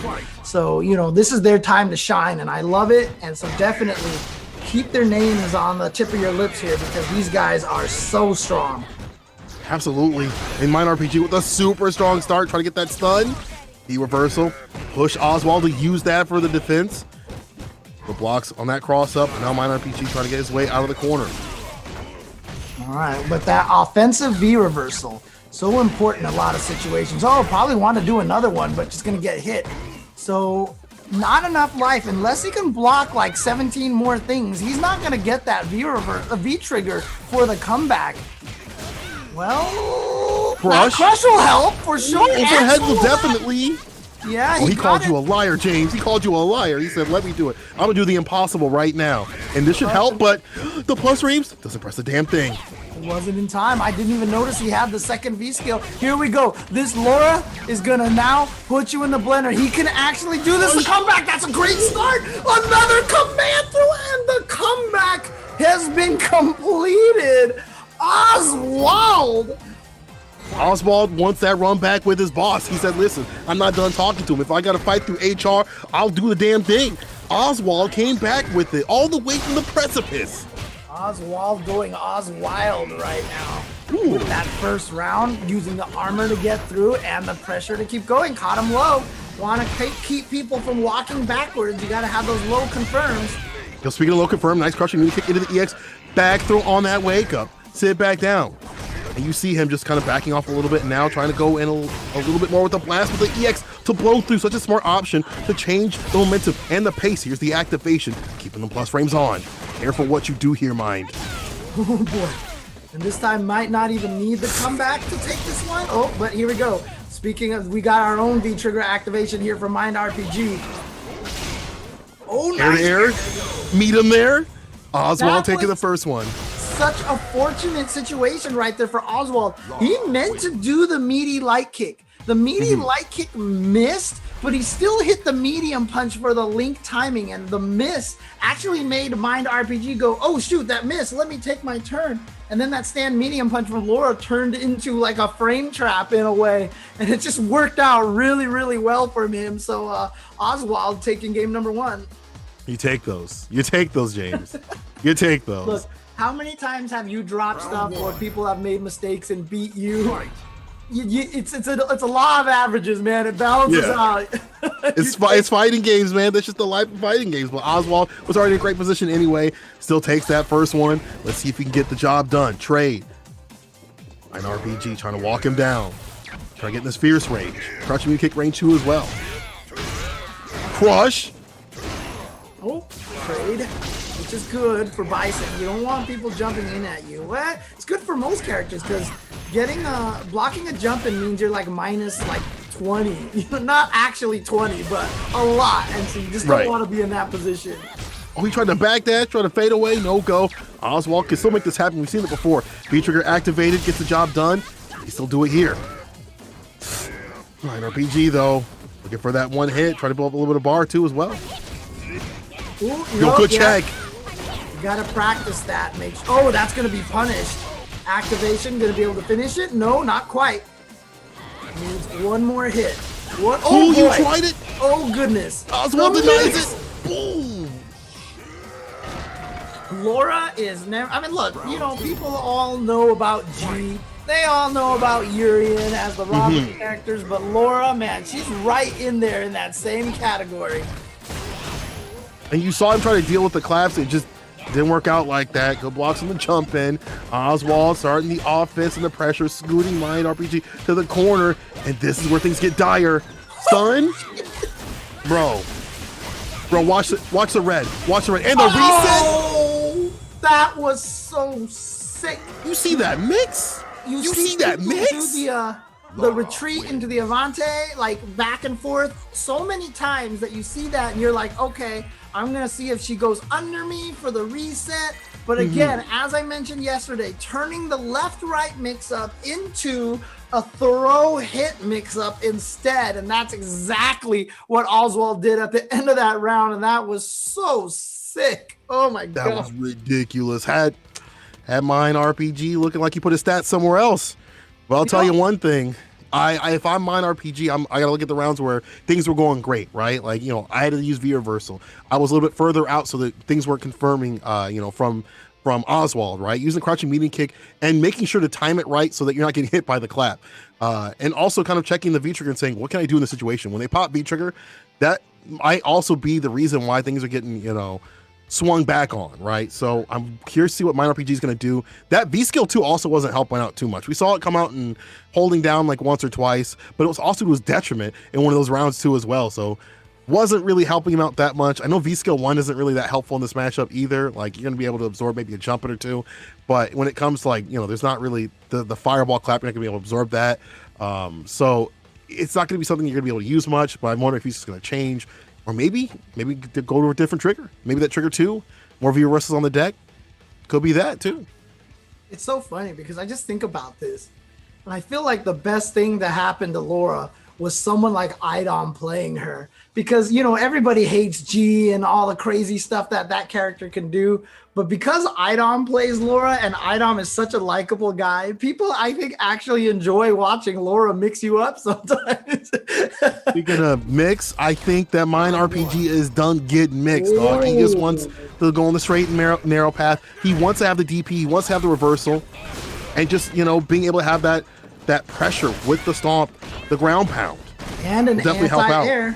The anti-air is definitely nice as well. We're controlling the neutral. Ooh, yeah, nice. Yeah, there we go. Challenging the gap right there. Mind the gap and punish them for it. Don't let her get away with these unreal cancels into Thunderclap. That one's a real cancel into the Thunderclap. Uh-oh. Oh, good block. Great. Good block. Stays alive. Activates. He's in that super mode right now. Can he make it happen? Extended pressure with the ground pound. Got a lot more weight to it. But Oswald puts him down. One more hit to do it. Oswald trying to finish it off the chase down. The hot pursuit, that EX bull charge coming through. All right, so there you go. Oswald right now, rank 77 on CFN. You can probably see why. 2 games up, match point already, not giving Mind RPG any chance to even get anything. Okay, well, here we go. Mind RPG now, maybe with the pressure. No, the throw tech from Oswald to escape, and there we go, checking the forward dash. Overhead connects. EX plus frames, good blocks of Mind RPG challenges. Able to get out with the EX disc guidance. Back to mid-screen, hold him down with the stomps. Zoning now with the ground pound. Yeah, you gotta be careful about navigating. It runs right into the crouching medium punch to the corner, gets thrown. There we go. Mind RPG starting to acclimate. I feel like maybe that first round was just kind of getting back into the groove of things with this character. When you switch characters like this, you have to like get it back in gear immediately, especially when you're down too. Yeah, I mean, this is good for Mind RPG. Get that win on the board. this is going to be a problem here. Laura with the damage and the mix. Look at that. See, no quick rise. Had the meaty already on deck. The counter hit, the stun. Laura always kills. Oh, but too far. He messed up the combo. Yo, you cursed him, but so back into the corner. James, it might be a done deal right here, and it is. Oswald going low, creasing up the shoes, and taking it 3-0. Oswald, Oh, so mine strong. RPG. Yeah, Oswald so strong, he was able to fend off the commentator's curse that I accidentally put on him. Was it accidental? There you go. I mean, what a dominating performance by Oswald, though. Great job. Great job to him. Fantastic. By Oswald. I mean, I like his play. Like we were talking about before, a little bit disrespectful, but also, putting on a lot of that mental stack and hard to kind of pin down. Even when you have a reversal and you have the ability to kind of control the neutral a little bit better, it didn't really matter that much, right? Like he still was checking dashes and stuff like that, making you want to come in. He was ready for it. So Oswald can be moving on. We're gonna be moving on in our bracket too. Let me go down this list because I'm definitely not trying to fight people that are coming up on this bracket. Our next contestants, these next contenders are Brandon versus Dixon coming up on the deck, and then they're going to be finding out who's going to be facing off against Oswald on the loser side of things. Gonna echo a little bit of a thought here from Mr. Ryan Harvey, aka Fubar Duck, who is in Singapore right now. Yeah, honestly, congratulations to the Singapore fighting game community. And honestly, just shout outs to, like, not even congratulations, but just great job. Keep up the work that you guys are doing out there. And it's just wonderful to see the scene thriving in Street Fighter V. And, this is what it's about, right? Fighting games are a universal language. You just globally, you go wherever you go. We all play fighting games. We all love fighting games. So keep doing your thing out there in Singapore. Great job to them. Yeah, I mean, they're doing fantastic work. Like we already said, you watch the Versus Weeklies, that CN puts on. You can see the level of play that they've gotten, and they've gotten so strong. Like this past year, I feel like having to level up, being able to stay home, just like a lot of other regions have been able to get that practice. But they play against each other, and there's such high level play that they all rise together. They're all rising together. You saw even CN before when he won his match, it wasn't for free. Oswald was definitely fighting back. So the great thing is that I feel like when COVID ends and we were able to go back offline and the travel happens and opens up, you're going to see just this flood of players. And I'm hoping that, honestly, the level of play that's exhibited here is reason to give them more opportunities, not in tournaments and CPT and stuff like that, and just chances to have eyes on them. Yeah, I mean, honestly, one of the reasons why we need to make esports grow is not just because, oh, hey, we want our thing to be appreciated. But the bigger esports gets here in any country, the bigger esports can get in all the other countries. We've seen this happen with the Dominican Republic. I've seen it in Chile. We've seen it in all these other countries here. The bigger esports gets, the more chances these players are going to have a chance to travel. And it's just such a wonderful hobby for so many of these people to see the world and really get a chance to shine on a big stage. Seeing Brandon shine right here as he gets his throw. He's doing really great work against Dixon. Saying about that mid-range distance, we can throw out the fireball a little bit safer, right? Use it more as a poke than just a zoning tool, like a traditional zoning tool, I should say. And right outside that crouching mini kick range, and buffers into the EX. It's a throw. He was Brandon pestering with that crouching medium kick. Blocked, and then he did it again. Blocked, and then he came up and did it again, and it seems like we have a quick issue here, but that seems that happens sometimes. I'm gonna go back to the lobby. Might have to. Look, people were saying, obviously for one of the things for this is a global thing, and we are in the pandemic right now, so we are playing online. So obviously things like this can happen. It's you hope it doesn't. It's just one of those things that's going to happen. So we'll get this sorted out. We'll get this taken care of, and hopefully we'll be right back on track. Yeah, but I do want to talk about how Brandon was playing that matchup. You saw how he knew how to deal with Bison. You stay about mid-range, that crouching mini kick range. You poke with the fireballs and throw those out because he can't absorb those on reaction. If you're full screen, you could definitely deal with it, right? And Brandon with that command and control, and again, if you put the pressure on that character, you can't stay positive. How can you apply the plus frames if you're the one piecing them up? Yep. All right. Well, as we mentioned earlier, Brandon, of course, a lot of people had picked to be a favorite to be going up against Cien on the winner side, but did get sent to losers bracket by Bravery. Again, with that just crazy, in a complimentary way, Cammy play. Yeah, we mean that in a good way.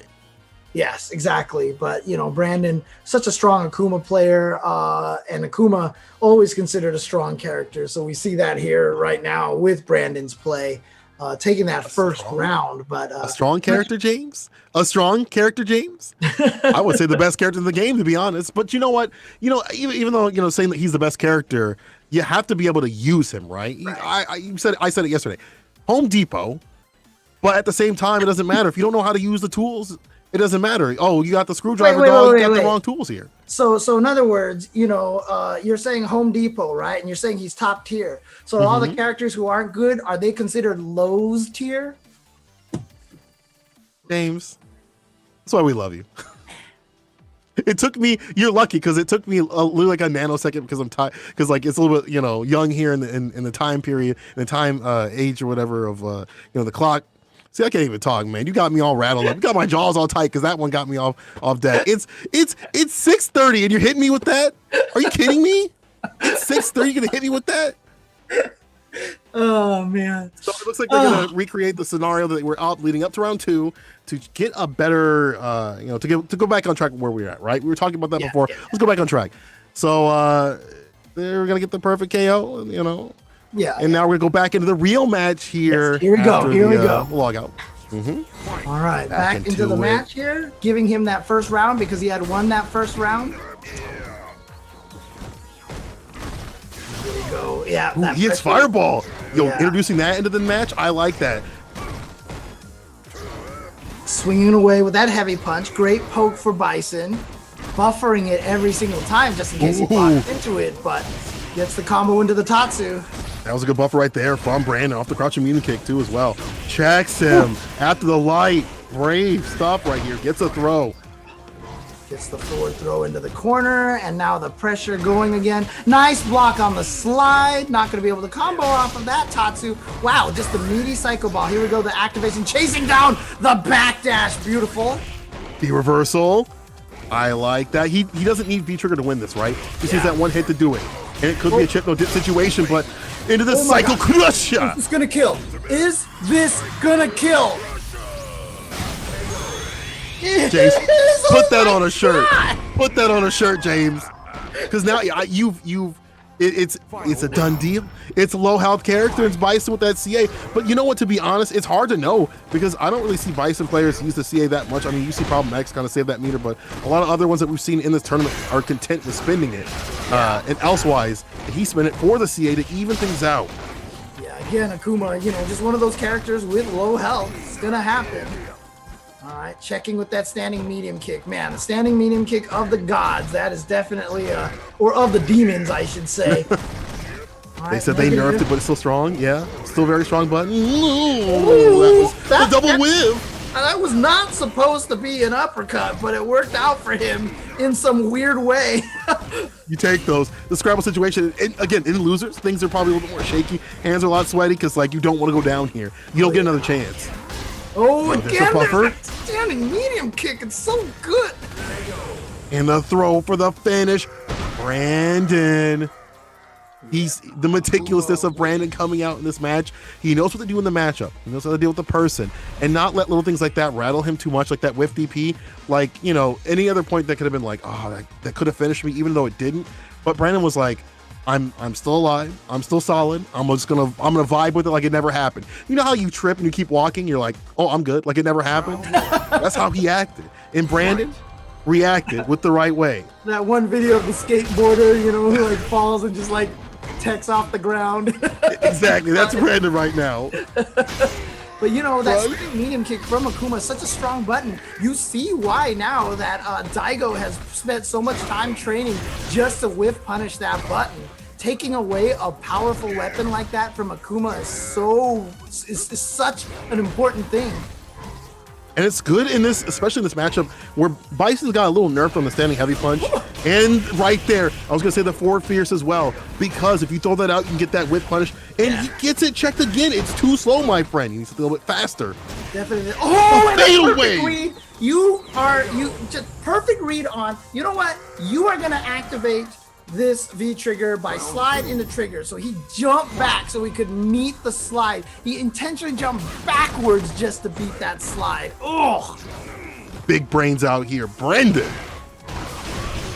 EX though knocks him down. Dixon not going down without a fight. Bring the chase down, good check. Nice. But yo, the EX coming through again, getting the knockdowns. And this is what he wants, right? To apply that pressure and knock them down, put Akuma on his back. But it's the opposite right now. dash in, no check, and so that gives Brandon the throw. And again, there's that standing medium kick, causing a lot of problems for Dixon. I'm sorry. B skill coming through. Good blocks, came down just in time.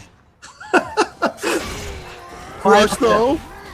Okay, into the One more fireball. hit. Yeah, one more hit for Brandon. He would love just get that last hit, and there it is. CA, see you next round. Let's Did go. that uppercut just give him the meter? I think it might have. I'm not sure, but oh boy.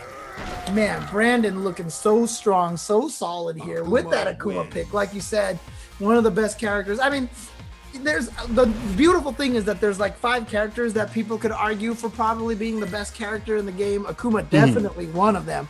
But you know, that's the thing, is like you said, not the easiest character put into that, you know, to give the potential. But obviously players like Tokido capable of doing that, NL capable of doing that, and Brandon here right now showing what this character can do. I mean, this is a character where, like I said it before this started, like you have to know how to use him though. You have to know how to use this character to maximize that effectiveness, and this is how Brandon plays. He's so technical with it, it's perfect for him. Ooh, the crush and the confirm. Not gonna do the follow-up unless you see that crush counter. For a buffer here on the crouching, you get careful about swinging out that button. We've seen it being whip punched before by that medium kick, but Dixon kind of baiting him a little bit, backing off there, just as I said. Yo, call me Miss Cleo, and call me now. Dude, his whiff punishes have been on point. Oh, and there we go, the confirm. Look at the range on that medium kick. You nerf Laura's, but you leave Actually, Laura's fine the way she is. So it's all good. Don't give me any ideas, James. Yeah, Don't I give me know. any ideas. Nerf Akuma's too. Nerf Akuma's too. Yeah, there we go. That's better. The thing is, it's been nerfed, but Brandon's so great about using it where he's not throwing it out to be whip punished and not being just, you know, willy-nilly with it. And my man's going right to the CA. Again, see you next round so I can see you out of this tournament, Brandon, on match point. Brandon is definitely, you know, he's looking salty that he got sent to loser's bracket right now, because he is on. And look at that, even the Tatsu to change his air trajectory so he couldn't get chased down normally as well. Again, the smart stuff coming through from Brandon, but again, you have to be solid. There we go, finds a mark, lands the scissors right after, interrupts the 4 fierce. Yeah, I love it. He says no turn stealing for you. Actually challenges the turn steal. Every once in a while, you got to start doing that at the higher levels. Dixon kind of walking back a little bit more, just to deal with the fireball pressure and swing out the heavy, and start landing a little bit. But the parry! Heavy kick, Tatsu into the corner. Yo, Brandon real big mad right now, but here's big damage from Dixon. To the bomb. Low, throw. All right, the mix-up. Time. And he blocked it too. It looked like he actually blocked that mix-up, but then just got caught low. So even then, Brandon not getting caught by the Devil's Reverse mix-up. He blocked everything but that last hit, and that's unfortunate, right? He did all that work. I'll try to get the whip punch and work. Okay. Heavy connects. Brian the scissors pushing him to the corner. EX will definitely put him there. Tatsu out. Yo, the escape situation. If I'm Dixon, I've got to be worried about that, right? Because he's been Tatsuing out of a lot of things, but 3 to Tatsu puts him in the corner. Dixon trying to get the escape. Yeah, now he's going to try to keep this corner pressure, but there you go. The plus frames on that EX scissors. Uh-oh, that's punishable. Let's go. Yep, good combo. Plus frames again. What a dash. Let's go, Dixon. Dixon able to stay alive, dash on through the fireball. And you saw, like, I felt like when Brandon lost that EX bar on that on the EXDP right there, that was just like another unfortunate thing, because not only did you put yourself away in a situation where you've lost a lot of health, you've also lost that critical art, you know, one hit confirming a critical art. So just unfortunate where you've lost a part of that game plan, and Dixon was like, I smell blood. I'm going in. He's going back in this match real quick, but Brandon's still one match away from taking it. Right. Brandon's so strong. He can't let a game like that, get him worried, but this is always one of those situations when you're up 2-0, when the opponent wins that first game, every single time you just get a little bit more nervous, a little bit more stressed. Because they start coming up, they start acclimating. Now using the down 4 fierce. Yo, the EX getting right through there. Knows it's not a true block string. Knows that the EX head stomp is fast enough to catch him. Careful. Dixon with the backdash. Caught him reaching. Put him back in the corner with the heavy kick Tatsu and the throw too as well. No bite on the shimmy though. Slide activation. You knew it was coming. Saw the bar at the bottom. Back throw. This is in Dixon's hands. Yeah, this is a dangerous situation, but those fireballs traded and gets out of there with the jumping Tatsu again. He's been, whoa, that was definitely not what he wanted. And he's gonna get punished for it. EX Dixon. That's not what he wanted. But the thing about it is, what could he have wanted? Did he just try to do uppercut in the super right away and it just came out super? But why not medium kick uppercut super or something like that? But that is a huge cost because that's also all the meter gone as well. Down around too, and you want to go up, right? You don't want this to continuously happen where they start acclimating to what you're doing. They start understanding what you want to do. Interrupt though on the forward fierce again. Brandon going for it, gets a throw. I like just the single dash on the medium right there to try to check and kind of switch up the offensive options. Speaking of offense, every game, man, every game, the more nervous you get, the more this happens. Oh, that's no, but didn't get the punish. Dixon wasn't ready for it. Yeah, but still hasn't locked in the corner.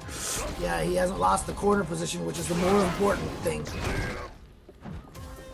Pressure meter kick's so dangerous. Oh, you gotta be careful. At that distance, it's hard. You gotta have the right punish for it, and some characters cannot.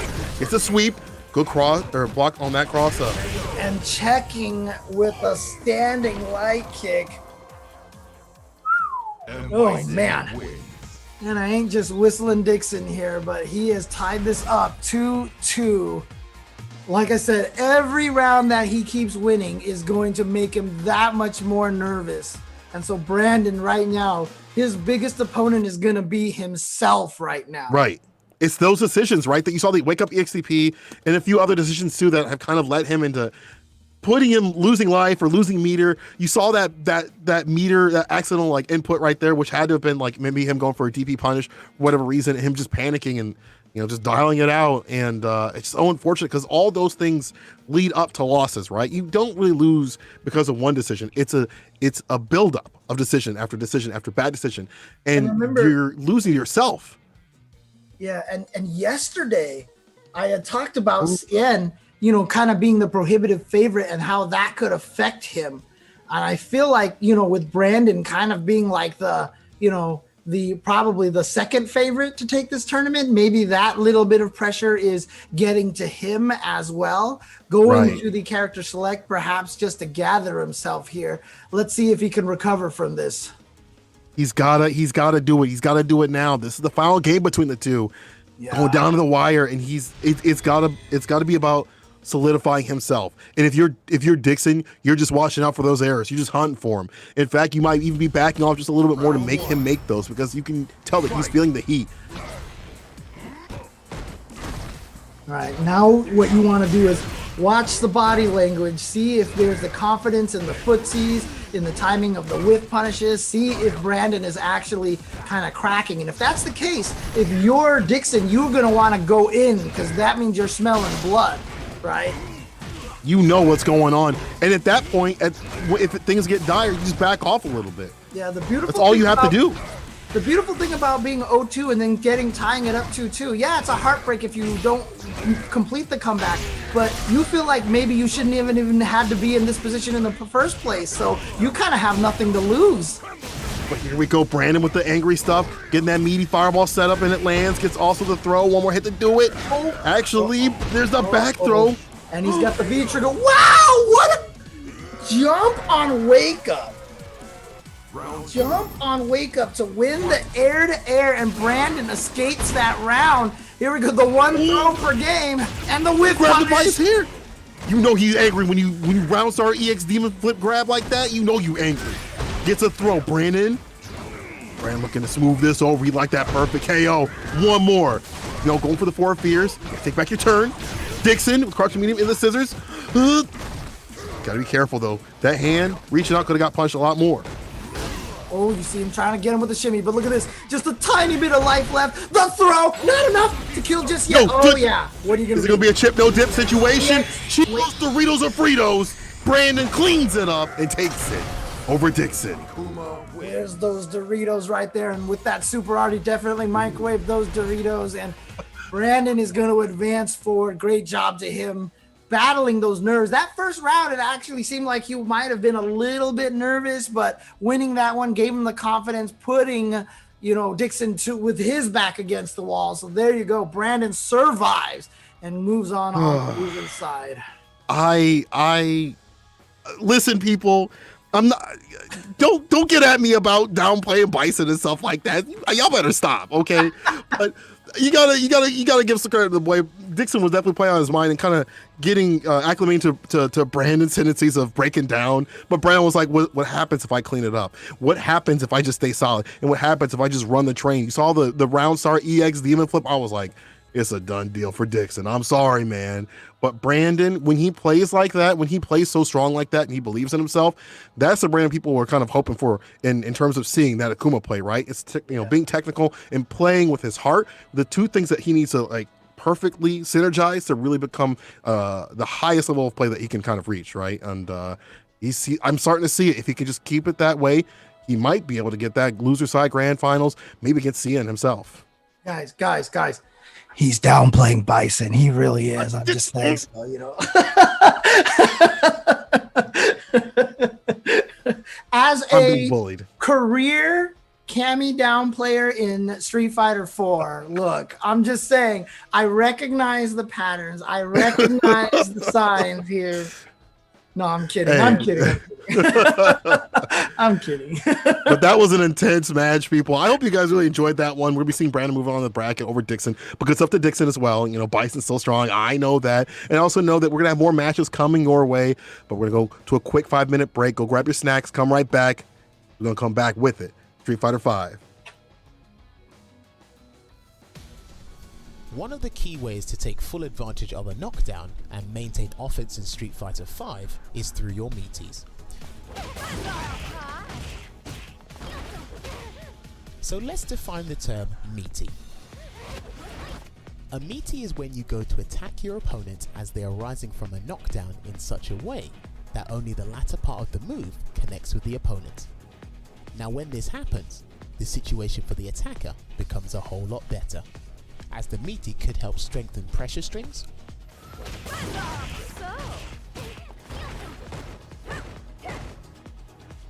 or open up new combo possibilities on hit.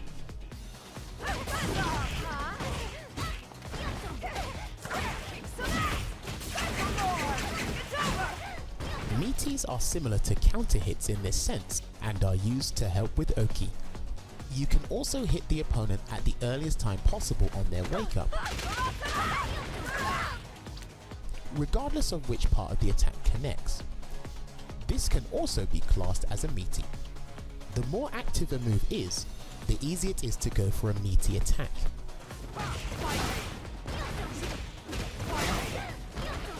And in this sense, your character might have an attack that covers both recoveries.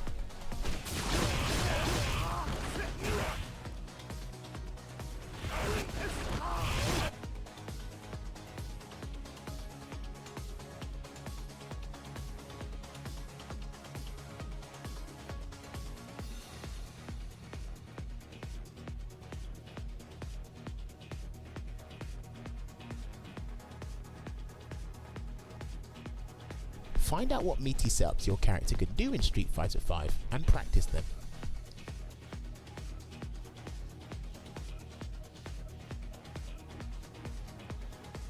Because your opponent will respect you a whole lot more if you show them that your meaty game is on point.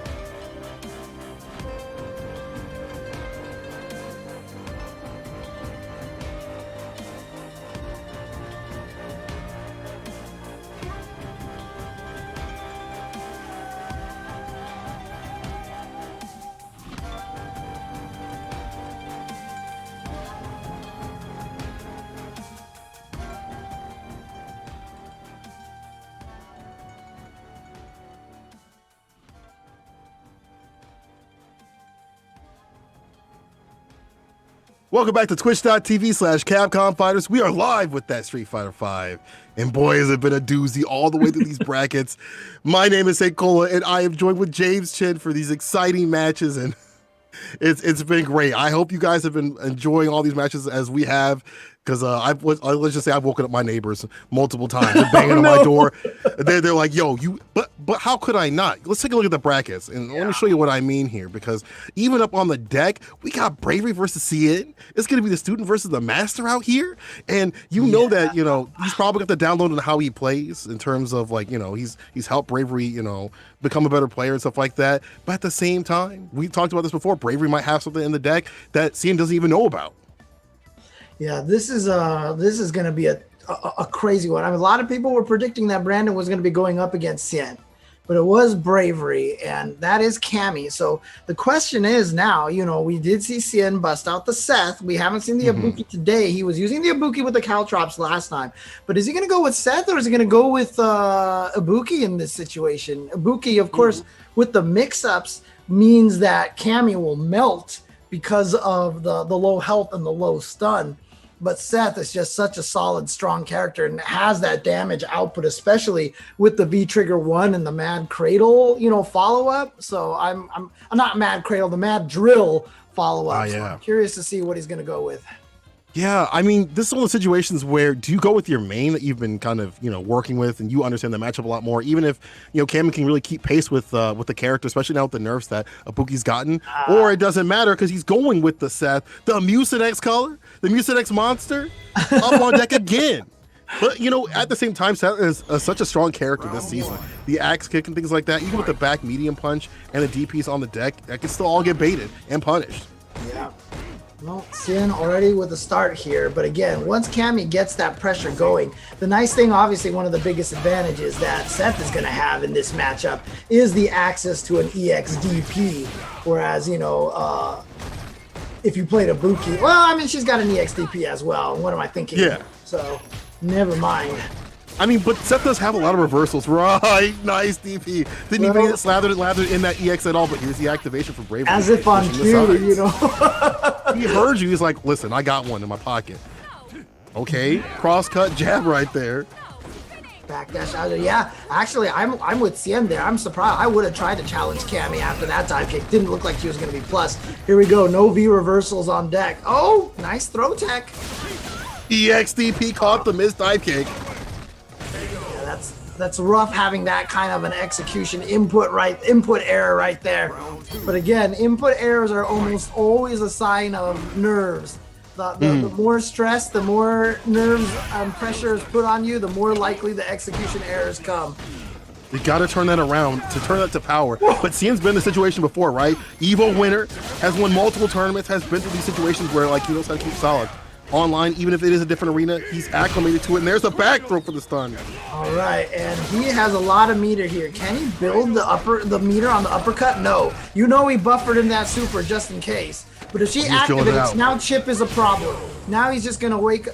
Oh, doesn't even need it. Never mind. Okay, there you go. It's gone. It's off the table. Not even necessary. He'll save it for the next round, the next match, to be honest. But you saw how he was so strong in dealing with Bravery. Not only his the character, but also the tendencies too. I like the wake up, jump back jab. It was good stuff. But also had a DP against a dive kick. So, Cien looking super strong with this Seth. I thought. Oh, go on. I was about to say, he doesn't even need the DP. So I had noted in the previous match that he wasn't using standing heavy kick a lot. This time he did. And that heavy kick covers so much aerial space that it actually clipped Bravery out of the air on a dive kick attempt when she was halted in the air. Nice counter hit confirmed. Is it with the DP V reversal? Bravery on the back foot, having to use V reversal a lot more than we've seen him use previously. EX to the corner you go. Just like I said, man, that standing heavy kick, if you're going to anti-air her, it has so many active frames that pause that can make so many other anti-airs whiff is not a problem. Oh, nice. The guard right here, off the heavy, tries to reset, no go. In the target combo, though, Cien looking super strong. I don't know about this one. We don't see the typical Bravery wild child stuff that usually comes from him. It actually seems like he's trying to be more controlled, and it's not working out. that heavy kick. It's that heavy kick right there. I'm telling you, it is shutting down a lot of Bravery's options. So there, you see he actually gets in by using the EX off of the hooligan cancel up close, but the closer you are, that means when the dive kick hits, the harder chance it is to be plus, you know, super plus on block. Ooh, Catch a meaty kick. wow. There we go. We gotta go to the raw drills here. Nice whip punish on that axe kick. Yep. Back throw, back into the corner. Try to catch something out. I like how he's backed away. Now going with the EX. Finally it lands. Ooh, but no confirm. You can definitely get a drill or an uppercut off of that. Wow! Sin just going for the wake up. Uppercut, not even the EX. Here we go. Activation. Mix up Sydney time. The block's good block. Stays alive. But you don't want to get hit now. You don't want to get touched or tabbed. On the other side, Bravery stays alive. I love the drill. I love the patience. Yeah. That was the exact word I was going to use. Patience right there. But there you go again, that heavy kick. I'm telling you, that is the difference in this match right now. And now that I've seen CN use that so often against Cammy, I know exactly why he made this pick instead of a Buki. That heavy kick is causing Bravery so much problems. Oh, he tried to do the heavy kick right there to actually maybe catch a throw bait, but didn't work as he got stuffed. Let's see if CN can bring this back. He's looking good so on life and meter. Those are the V trigger. No meter for this. Yeah. Oh, good block on the overhead. But look at that. Still plus. So he gets to keep the pressure going. I got to commend Bravery for waiting that long. I would have pressed the button a long time ago. No, right in the super. Oh, no. Bravery. Yeah. And again, you can see it right now. It's the execution errors. Bravery might have did the dive kick too early. There is a height restriction on that, so that might have been the reason why he missed it. But again, these little things don't happen when you're not, you know, like when you're not stressed out and scared and everything. You're gonna do that every single time. But as soon as the pressure is on, those missed dive kicks, those little things like that, and hopefully now, you know, is that over? Is that over? Or is they, oh, no. No, that was two. That was just two. They're just going back to the lobby over here. They're just going back to the lobby. I mean, it's been quick, right? You have to, I mean, you know, it sounds like a duh kind of thing to say, but you have to put those kind of mistakes behind you. But those are the mistakes that creep in there and they just fester, you know? Because we haven't seen Bravery with that many dive kicks before. But when you're fighting your mentor, when you're trying to go to the grand finals out here, when it's right in front of you and you haven't been in a situation like this before, that mental pressure is going to weigh down on you. Bravery has the idea. We saw the rounds where he had the idea and how to play. It's just not there, right? It's just not quite there yet. Like he hasn't been molded in it like CN has been. But we are seeing the switch, the costume switch. Maybe this is the power up that he needs. Maybe he's like, wait a minute, I got something else. This is my secret weapon. Switching the costume on you. The raccoon police here. RP. Raccoon police. RP Raccoon City. I'm sorry. Raccoon police. Raccoon City police. James, you're gonna get in trouble for that one. Capcom gonna come at you for that one. Yeah, I know. Okay. Right? Gets the trip card right there, but CN take it back, that corner position.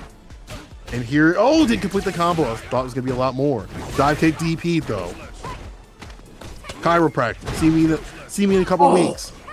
Yeah, and that was CN actually using the DP kind of mash trick where you can wiggle the stick between down back and down forward, I think. Because he did not stand up at all, and you saw that DP come out and catch the dive kick. So he was all ready for that. Wasn't enough though. Bravery with the solid stuff. I feel like if you get a mix of that wild and not mild at the same time and you don't want to shoot back and forth with it, that's where Bravery can kind of take this away from CN. Look at the life on Bravery right now. That was for getting hit by an anti-air heavy kick. You talk about shutting down Cammy's options. That's one of the reasons why. You jump and then you lose a fourth of your life from a standing heavy kick anti-air. Oh. The glass cannon out here. Activation though. Let's see if Bravery can make something, make the comeback here.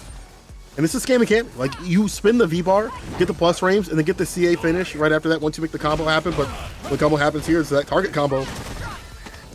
Yeah, Throw. next hit, if Cien gets it, he's going to activate. If he can get a hit here, it's done. But look at his pressure. What's the... Oh, my God, that still was there to trade off of the uppercut. And that uppercut... Oh, man, that's so unfortunate for Bravery. Oh! Oh, didn't Stun tile it now. out. I mean, Chip is a problem. You just got to watch out. Oh, that could have been it. I'm surprised he didn't cancel that into the super. Oh, you gotta be careful what jumping in. Bravery living up to his name here. Am I missing something? Why is he not just canceling into the super? He wants to save that bar, I bet, James. He wants to go in the next round. No DP, but you don't want to go down and out. Bravery goes for the DP CN with the maddest of cradles. That was difficult. I get. That's dangerous, all right? that meter, but Cammy, one hit would have killed you, so it pays off for Cien. But man, that is bravery, right? That's bravery versus bravery. But CN is up too, and this is match point for him right here. EX Tatsu to the corner, looking to make this a clean one. Dash up, throw. The decision on wake up. Blocks, says Bravery. Gets opened up. That's it right and it's there. over. CN taking it over Bravery and putting him down the dungeon of the loser side of things. There you go, Cien.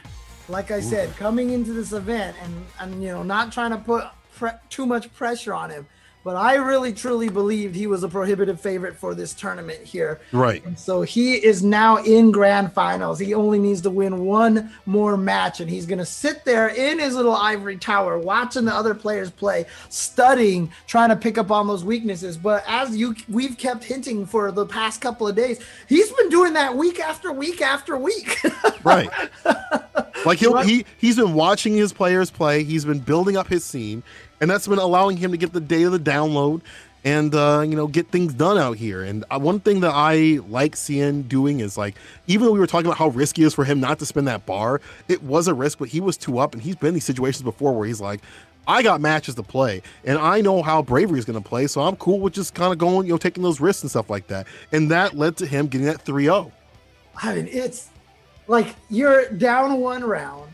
You need you've got the meter to chip him, but just say, I'm like, that is just like the wild, like that is that's cojones right there. I mean, seriously, like that, I cannot believe that he chose to go that route. He didn't even really need the meter the next round. He still had 2 bars at the end there, but you know what? This is why Cien is at the cusp of qualifying, and I'm sitting here, commentating at 5 a.m. in the morning. Same thing here. That's the difference. They're on the sticks, we're on the mics, and that's just how it is. But also how it is, we're gonna be moving in this bracket. Loser side of things now to determine who's gonna be facing off against him. And now it's gonna be Brandon versus Oswald, who has picked poison. They toxic with it. Here we go.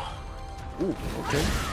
Red Fireball off the... I love that. Round start, Brandon going for the Red Fireball. He wants to knock down. He knows how to play this matchup, at least at the base level. You want to get the Red Fireball to kind of close the distance and get in against his character to start your game plan. And look at where he's at right now. Not going with the Laura that we saw go just dominate last time. Oh, what? Right. Yeah, definitely didn't mean to do that. Okay. Here we go. Gonna try to lock him down. Oh, man. That's the Tatsu out. Yeah, but the whip just clipped right there. The active frames on that leaned into it, it looked like.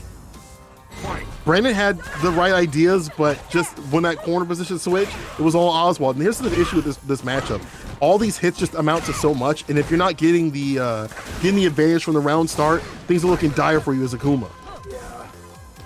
So weird to say, right? It was looking dire for you as Akuma, but that's just how it is. When you can't get in, you get whipped, and all that chip and that red life just builds up. You see how much damage he's taken? He's finally in, but at what cost, James? At what cost? Remember that, I think it was in the Japan region, that, Fudo specifically played poison to fight against Tokido's Akuma, and he beat him. And, I remember in that match, I can't remember what it was that made me think, wow, this really does look like a very, very strong counter to Akuma. But that's apparently what Oswald is going with here as well. God, I can't remember what it was, but it's just the ability for her to control all that space, trade with the fireballs, shut down the air, even the air fireballs by throwing the whip up there. And we're actually going to character select here. Does this mean that Brandon might even try switching to another character? I don't know. Like, again, I've only seen Brandon with the Akuma. Like, he was toying around with the Guile just to have the idea of it. And I don't think you should, I'm hoping that he's just like looking at his notes, right? Taking a second to look at his notes, because some ideas were there. Go for the red fireball, right? Get the knockdown, go in. But not having a formulated game plan in the first part of that round, of each round, I guess, against Poison, that's what I'm looking at as the problem, right? He's still looking a little lost. So hopefully he's just filling through his notes and saying, this is what I need to do. I'm gonna do this and that, and I'm gonna get the victory. Going through the notes, gonna stick with Akuma, stick with V trigger 1, stick with V skill 1. Let's see what he does. Let's see if he makes it the adjustments here. It's difficult because you can't run the typical Akuma game. You gotta play a little different, right? You have to bait out the crouch and medium punch and things like that. You can't throw out the fireballs in the same kind of way. You might actually have to go for view reversals and stuff over just popping the trick.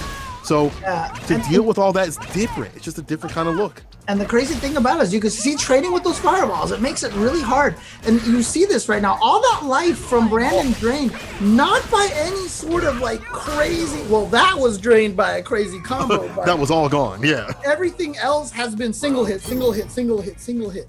So it's really just about the way that she can keep Akuma out so well with that standing heavy punch, trade with the whips. It actually looks, it makes it very difficult for Akuma to get in and start his game.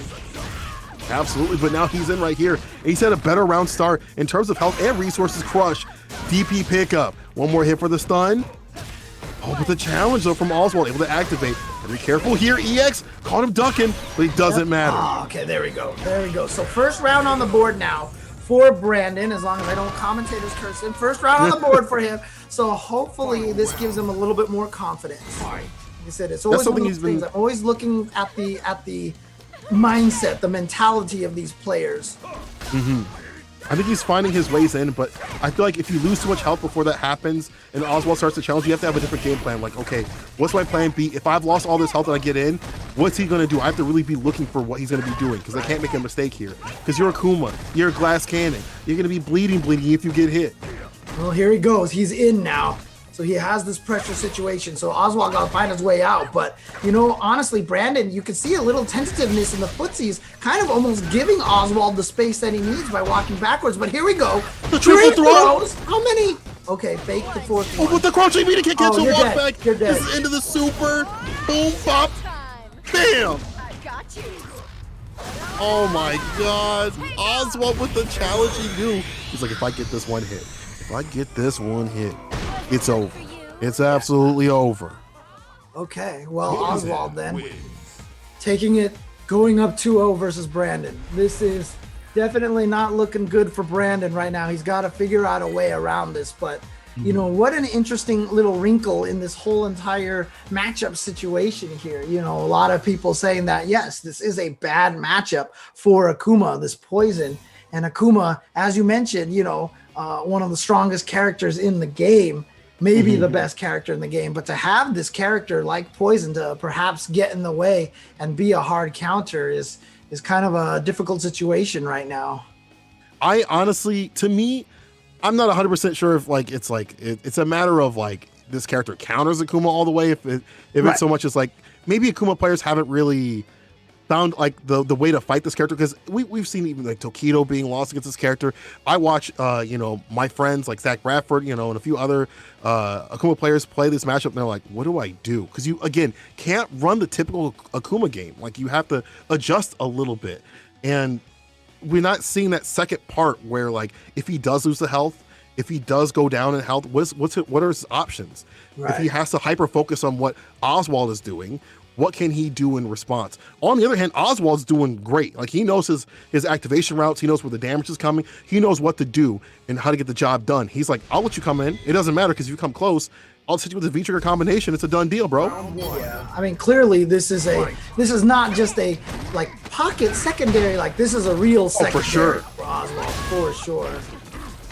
Yeah, Sion was talking about this before, where he does have multiple characters, and by multiple characters, they are mains, right? They're not just like, I pulled this out just for this character. He's put the time and effort. You can see it right here. But speaking of effort, there's a lot going on. Try to call it the crouching weenie punch. No go. The idea was there. I like that. You gotta put them all together. Shutting down the fireball again. You see the up whip ready to go. And again, reacting to the fireball. Beautiful combo off of this. Oh, good block and a punish. EX! Try to get the throw bait, didn't work though. It was a little bit too late. Hard knockdown right here. Jabbing out of the air.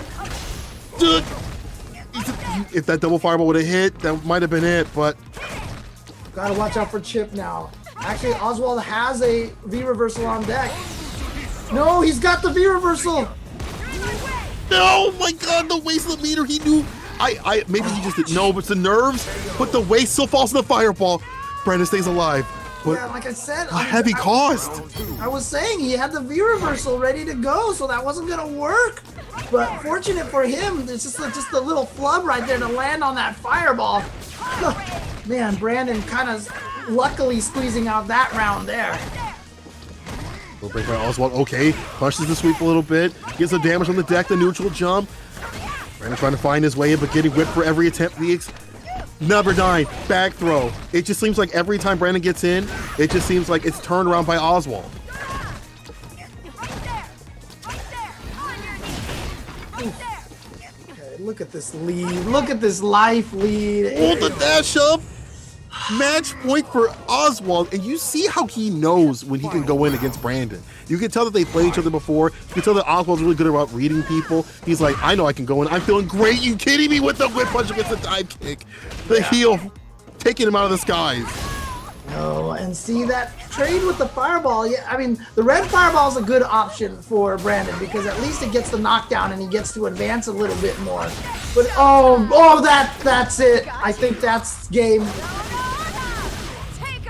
Yeah. And it will be Oswald advancing over Brandon. Wow. Strong play by Oswald. I didn't expect Oswald to have a poison. Not just I mean, we knew he had other characters, right?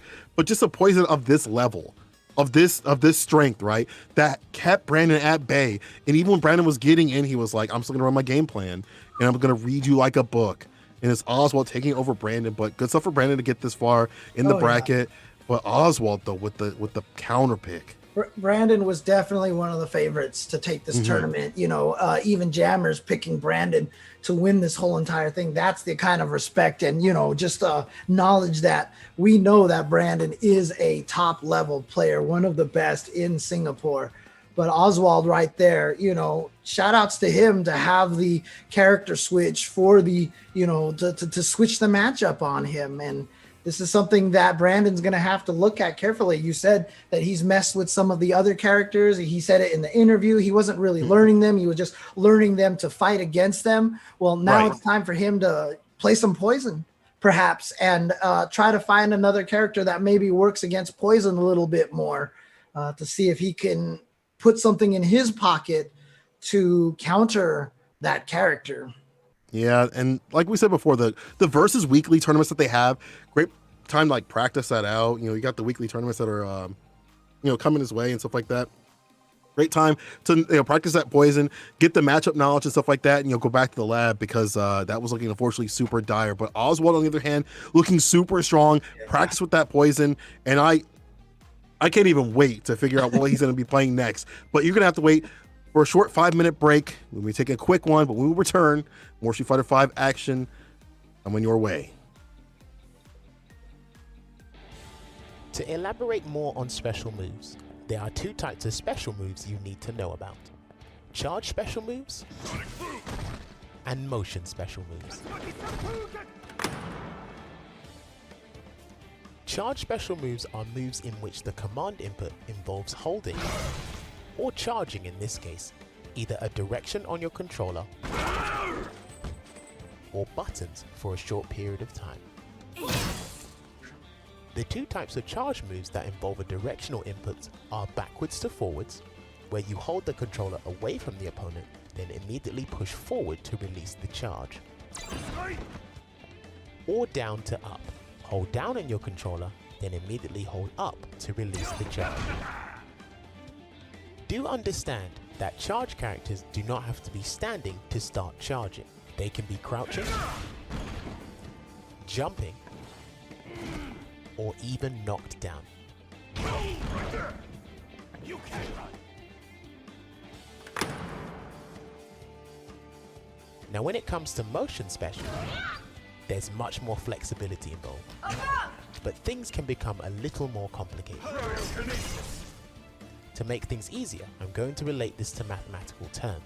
Quarter circle forward, which means 90 degrees towards your opponent. Quarter circle backwards, which means 90 degrees away from your opponent. Half circle forward, which means 180 degrees towards your opponent. Half circle backwards, which means 180 degrees away from your opponent.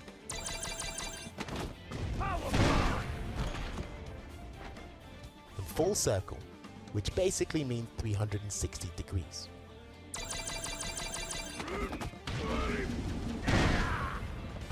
The special case are moves that require the Z motion, which is hold forward to down forward with your controller. Some characters have charge moves for all their special attacks, whilst others are purely motion based. There are also characters with the combination of both. At the end of the day, you'll have to find out what works for you. Overheads are a simple way to open up your opponent on defense. They are executed by holding forward on your controller and pressing either a punch or a kick button, depending on the character. However, there are some characters who are an exception to this rule. Chun-Li's overhead is executed by holding down forward on your controller and pressing medium kick. Nakali's overhead is executed by holding down forward on your controller and pressing hard punch. And Ken, well, he has two overheads. One, which is done by holding backwards on your controller and pressing medium kick, and the other, which is done by holding forward on your controller and holding hard kick. Overheads are generally used to catch the opponent off guard whilst they are in a crouching position. And in Street Fighter V, overheads have a very specific purpose, which is to either stun the opponent or get the KO. KO. Think of overheads as an extra offensive option. Do keep in mind though, not every character in the game has an overhead, so it's in your best interest to find out which characters have the overhead option.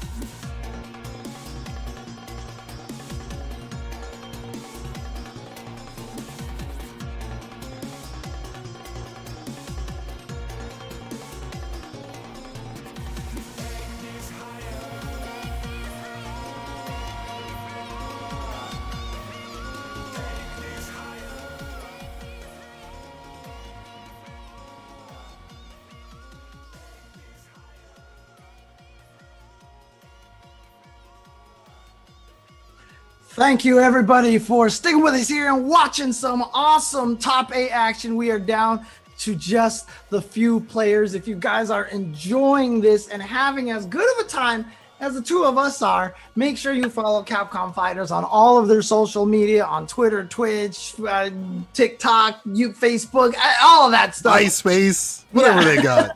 Friendster and everything. So you don't want to miss any of the later actions, because we still have a lot more CPT online action for the rest of the year, but we are just down to the last 3 players here for Southeast Asia. Southeast Asia 2, because this is the finale. This is the last one. Ain't any more after this one. When they hit you with the 2, it's over. And you'll speak in the 2. We got 2 contestants left to go up to figure out who's going to be fighting CN in Grand Finals winner side. It's going to be Bravery versus Oswald. Oswald looking super strong with the Laura and also the Poison. But going up against Bravery is going to be a tough feat because both those characters don't do very well against a Scammy Cammy.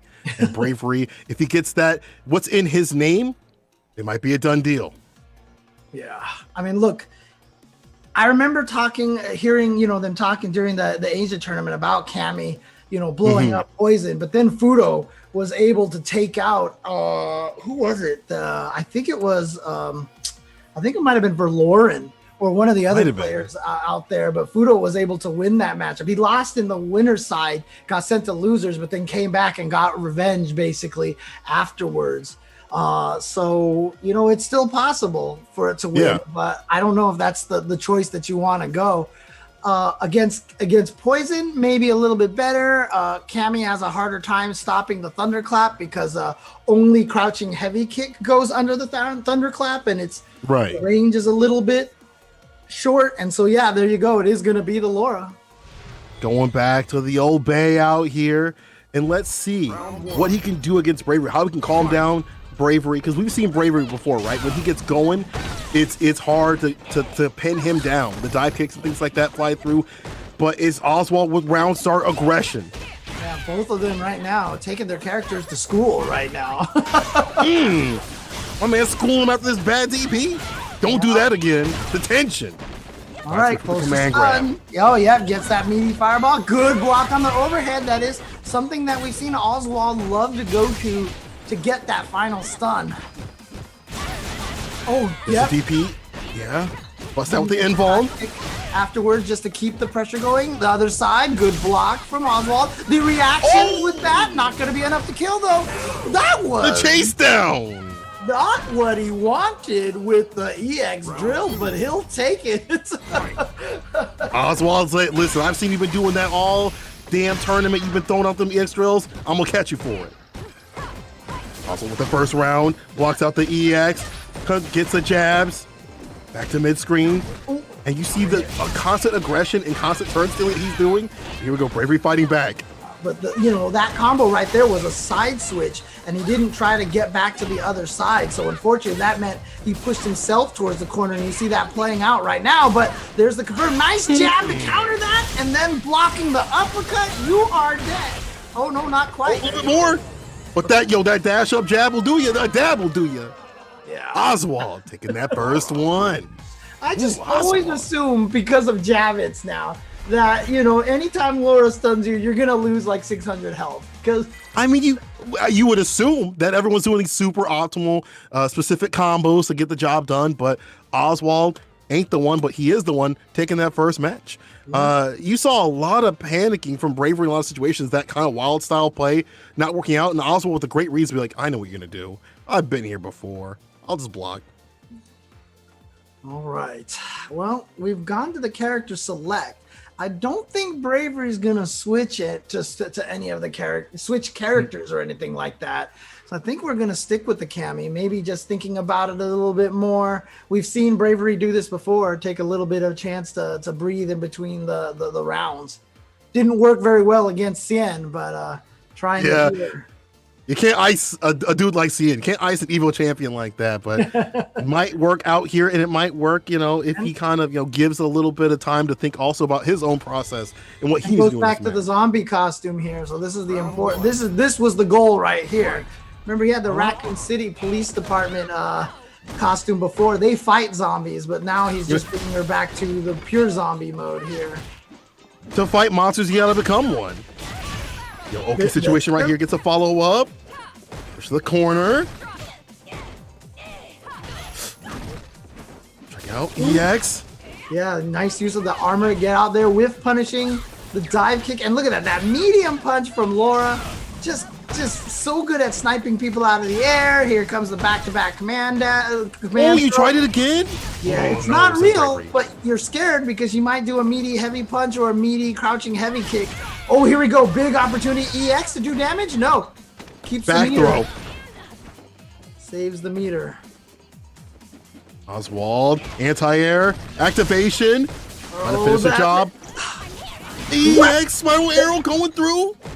Wow. I mean, he was going to do that just in case she came forward. He was actually right. It worked. But still down just a tiny bit of life. And that's why you see Oswald just throwing off those light kicks and then just waiting for the jump. Waiting patiently. And like I said, that Laura standing medium punch hits high enough that that delay of the dive kick can actually be countered. Yeah, really good anti-air button. Coming through in the clutch right there. Making Bravery kind of second guess that air approach, right? He's kind of looking at like, now how do I deal with this? I can't be jumping in for free. I'll run the ground game, crouching me to kick confirm. And the spiral arrow, neutral jump, finds the connect. Right here, counter hit too. Nice safe jump setup, by the way, as well. It's a good block on the side switch. Oh, not close enough for the crouching medium punch to punish the whip throw. Ooh, trade. Bravery still in the lead in terms of the help, but this can all go away. At the same time, the Scammy Cammy can come through, get that feature activation, but will it happen off the Fierce? It will. Yeah, too far away for that dive kick. It's always one of the tough things. Oh, got the hit right here. Is he going to go into the critical art? Yes. Wants to make sure he takes this route. See, not quite the same feeling as Cien versus Bravery before, where Cien was like, I'm going to hang on to this meter here. Nope. Bravery's like, no, I'm spending this. No, you're getting all of this meter. You got to cook. As soon as you get that butter, put it in the pan. Time to cook. Command grab. Oswald looking to cook this man down to the ground. Rushing kick, no conversion from Bravery. Just checking the walk back, too. The fadeaway gets caught. And yeah, there's the weakness of that. A lot of startup on that V reversal. That's because it's got that nice little side switch benefit. Counter it. Pick up. Yeah, EXDP finisher. We'll try to walk walk it back. back, but I love the jab check on the shimmy attempt. Activation freeze the screen. How many times have we seen that? James, it's a rerun. This time the EX Spiral Arrow on wake up lands. That's gonna get hit. That's gonna get hit. Not quite enough to kill. Oh, nice choice decision there. Retake with the medium kick. Oh, man. Bravery. But that's like 2 or 3 times. There wasn't even a fireball on the screen, and Bravery woke up with an EX drill. I'm not sure what that's about. Is that supposed to be a V reversal? We've seen that happen with the knee bullet a couple of times. Is he starting from down back and accidentally doing a drill? I'm not sure what's happening because EX drill, there's really no benefit of doing that on wake up, and it's been working for him because it's so awkward. You know what? Just let it rock. If it's working, we let it rock out here. I'm not sure why he's doing it either, but it's definitely on purpose because we've seen it multiple times throughout this tournament, and I've seen it on his play during the weeklies as well too. But if it works, it works. He's got one up on the board for it. Well, here we go. This is that corner pressure. Yep. Don't want to deal with that mix-up. Just get the uppercut. But again, that anti-air from... Oh, and then the shimmy, and then the stun. Oswald now taking it. He's done. Yeah, taking the first round here. And again, that standing medium punch. Remember we saw Cien, that standing heavy kick from Seth, causing a lot of problems for Bravery. That standing medium punch from Laura doing very similar things. And you might be able to avoid it by doing a dive kick at the height of your jump, but that's like one of the worst times to do the dive kick because if it's blocked, then it's actually punishable. Yeah, you don't want to be in that situation right here. And if you're Oswald, you want to get out of this corner because you're getting pieced up, sliced up, and diced up. Doesn't complete the combo, just wants to wait for that final hit to stun. Bravery, dump that bar up like Build the Bear. Goes for the reset back though, not enough. But it wasn't enough. Oh boy, not like this. Here we go. And what's in your wallet, James? What's in your wallet? Go. Out of there. Whoa, the super lands. Just the chip. I like that. I like that though. Spend that meter again. Oh my gosh. Spend it again. Get out of there. Get out of there. But I mean, he's seen like you don't want to be in there, right? Like you know what happens to Laura when she puts it back to the wall. Throw. Speaking of, looks to get that side switch though. Off any of those confirms, or just chase him down. There's Oswald. Ooh, air to air. Oswald winning Get that the one. overhead. Tries to go for the overhead. Not going to happen. Activation. The double whip. You love to see the double whip throws. And now Oswald I wish you'd come to me. Oh, he tried to anti-air, but the dive kick coming through at the right time. Yeah, but unfortunately it was hit at too close of a range. Couldn't really do anything off of that. Here we go. Ah, reads the uppercut. Oswald says, you know what? You have destroyed my left-right / throw hit mix-up, because that's the thing, right? DPs will actually blow up all of those mix-ups because they're always trying to do stuff. And so Oswald read it, said, you know what? You're going to try to blow up all those mix-ups, and I'm going to block. I'm just going to block, and then you're going to DP. I'm going to punish. I'm going to win, and I'm going to go up 2-1. Match game for Oswald. It's looking so strong and playing to the tendencies that, you know, Bravery has. He knows he's a wild child. He knows what to do against this dude. And he knows his hold back and when to hold back and punish him for it. Anti-air side switch, though. Bravery looking super strong here. One of the biggest strengths right now for Oswald is I feel like he has a read on kind of Bravery's mood. He's been able to call out most of the situations, but that time getting caught by the slide on the hooligan. Cross up, doesn't matter. Get thrown. That jab, he wasn't expecting it to hit, so the hit stun made it so that the command throw whiffed, but he's still in an okay position. But that's why Bravery getting out of there, getting out of dodge. He's going to be able to get the combo off of this. Yeah, beautiful. Counter hit. Yes. Yeah, there we go. Okay, so Bravery getting the lead here in game number 4. Wants to take this to tie it up 2-2. This is a good start. Fake's going to the other side, but if you see her start walking, she can't get to the other side. Usually requires a dash, so it's not a huge mix-up. Oswald get jumped in on. EXCP on the wake up. But if you're Oswald, you'll take that, right? Like, it's no big deal. You're back to neutral. You'll make your way in, but it's only Bravery making his way to the corner, taking his opponent there. Yeah. Jumps in on. Throw arrow, EXCP. One more hit to do it. Bravery trying to tie it up.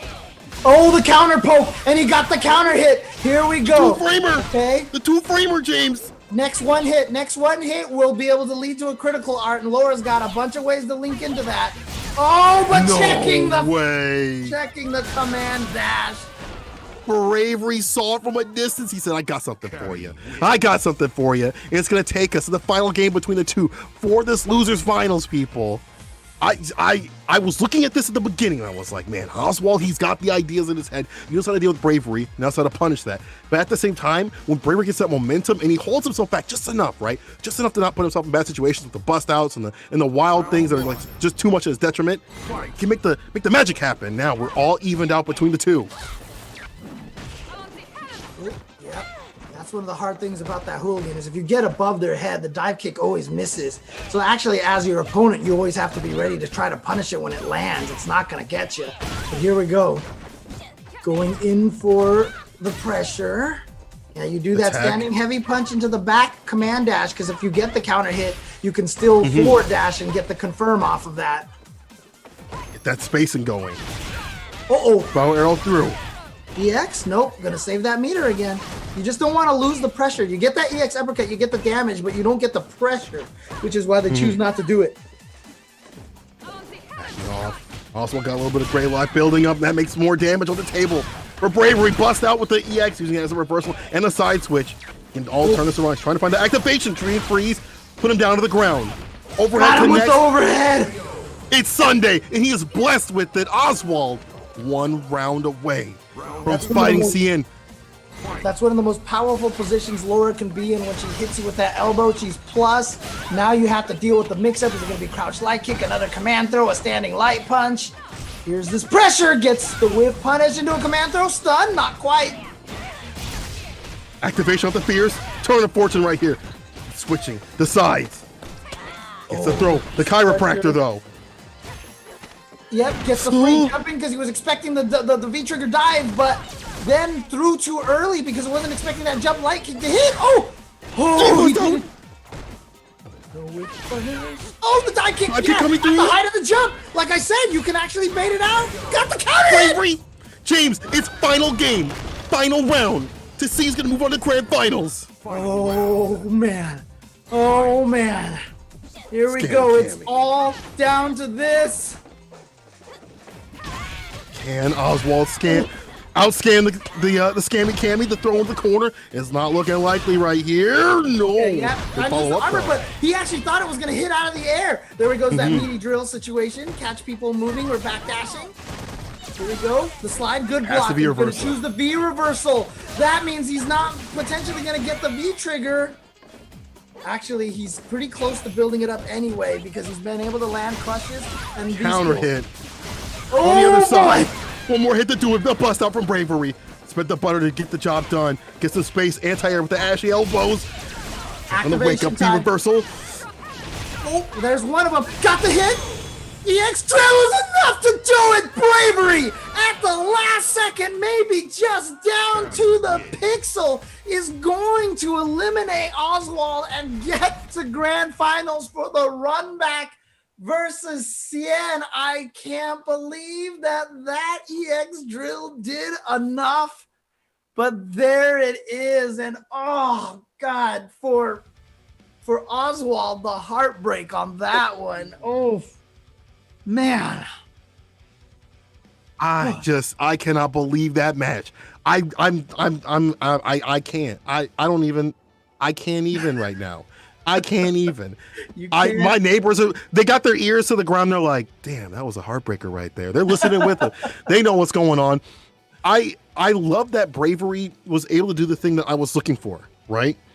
I love that he was able to rear things back and say, I keep putting myself in bad situations. I keep doing risky things. I have to be better about what I do. I have to be better about pulling myself back. I have to be better about, not putting myself in situations where Oswald gets more done. He starts checking the dashes. He starts putting more damage on the deck.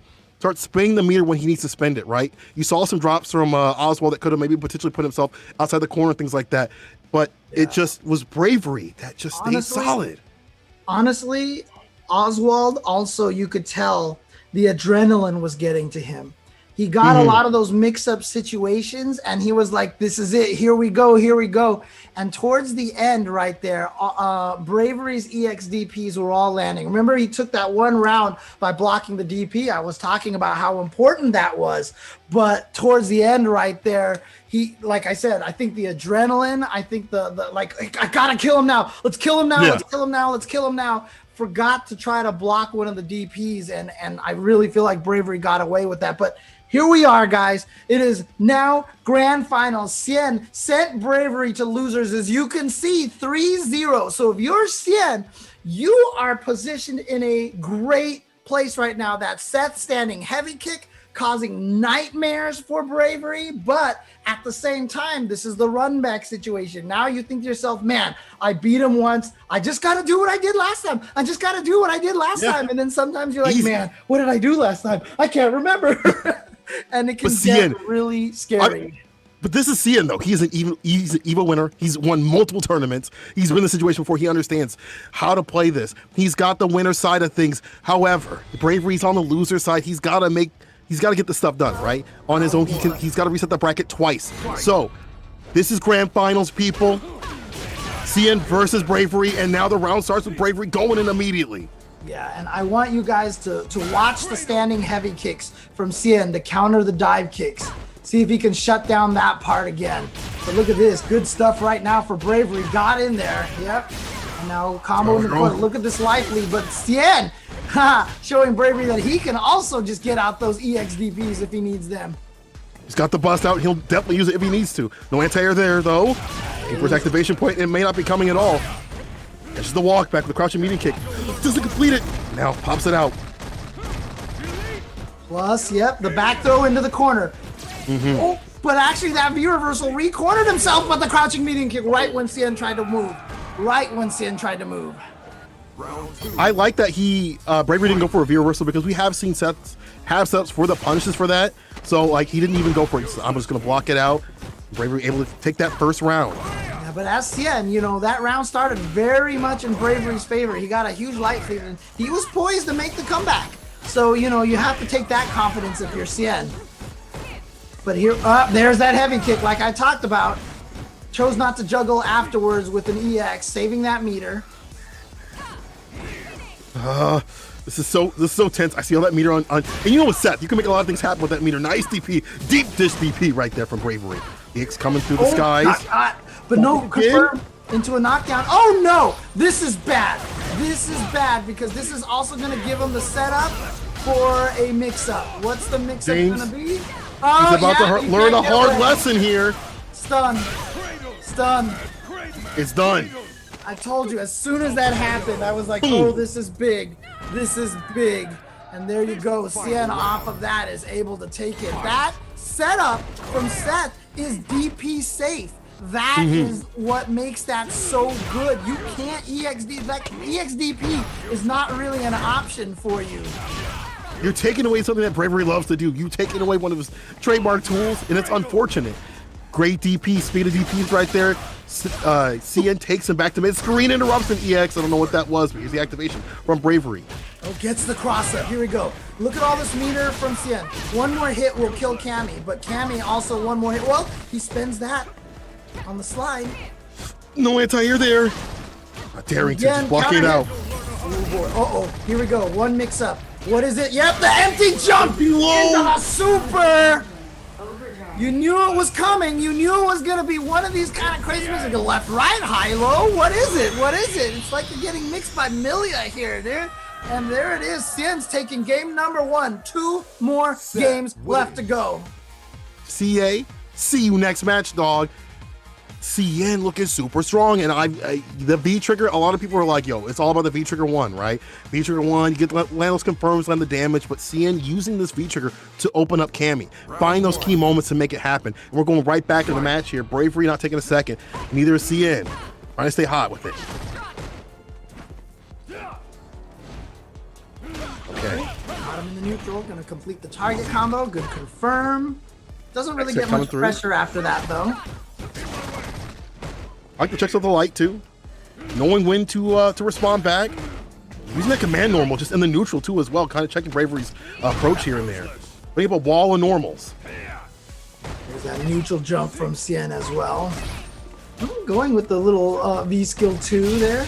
Activation gets the counter hit. This is good for him. This is good for him.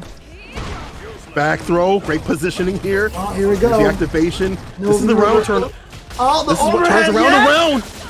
Oh my God. Oh, what? I thought he was going to do jab, uppercut into super. He missed that. That's going to be a super from Bravery, however. Listen, if you ain't going to spin, I'll spin. I got you on it. I'm trying to figure out what happened to Cien right there. He got that combo, and I thought that was the heavy Hekatonkari's punch, which you should be able to link into the low jab, uppercut, super, but maybe he was scared for a second that it wasn't going to kill. It might have been, even though that, the CA does a lot of damage. That was unfortunate, but what's not unfortunate is this round start right here, taking everything back, spinning those bars. Definitely saying, listen, I didn't spin it last time, I'll spin it right now. No more being frugal. Especially not in grand finals of a tournament where you have to win for this to matter. First place is going to take everything. Remember, people, it's first place or nothing at all. Activation, Bravery. The free jump because of the fear of the V trigger. Again, the free jump. So there you go, using the V trigger dive kick as a threat. 3 free jumps already now. And finally goes for the dive kick, and Cien still blocks, you see right there. And here we go, no V reversal, you gotta hold this mix up. And he does, he's blocking it out, doesn't even go for the DP. Great tech to stay alive, very risky, but able to stay alive. Yeah, it's a chip no tip situation, James. Remember, Cien didn't use the chip last time. He said, I can still take this. Not this time. Says, I am taking this round now. I was brave last time. Nope, this time, nope, I'm just gonna take it. Go. He doesn't have that massive lead in terms of matches, and the whip punish doesn't get it. He wasn't close enough. That's unfortunate. Bravery gonna respond back in kind. Yo, talk to him with that throw. Back in the corner. Cien backing off a little bit. Not trying to overextend too much. Just want to wait to see what Bravery wants to do. Yeah. Nice read on that. He knows that Bravery likes to go for the cancel into the hooligan, so he was ready that time. And there's the counter poke. He got the counter hit. So all the way to the corner you go. Oh, heavy kick. Trying to chase down the jump, but it actually came a little bit later. Here we go in the critical art. Not gonna kill, I don't think. Oh God, it's gonna put him in a bad situation though. This is Oki time. Good. Attack to stay alive. Oh, comes down on it. He went for the towards heavy punch, it looks like. and it actually caught him. So Bravery winning his first game versus Cien. He went down 0-3 on the winner's side of the bracket here. But as you mentioned earlier, Cien is still in winner's bracket. In case for those of you who are new to double elimination, I'm not sure who that would be, but you do have to get sent to loser's bracket and then eliminated.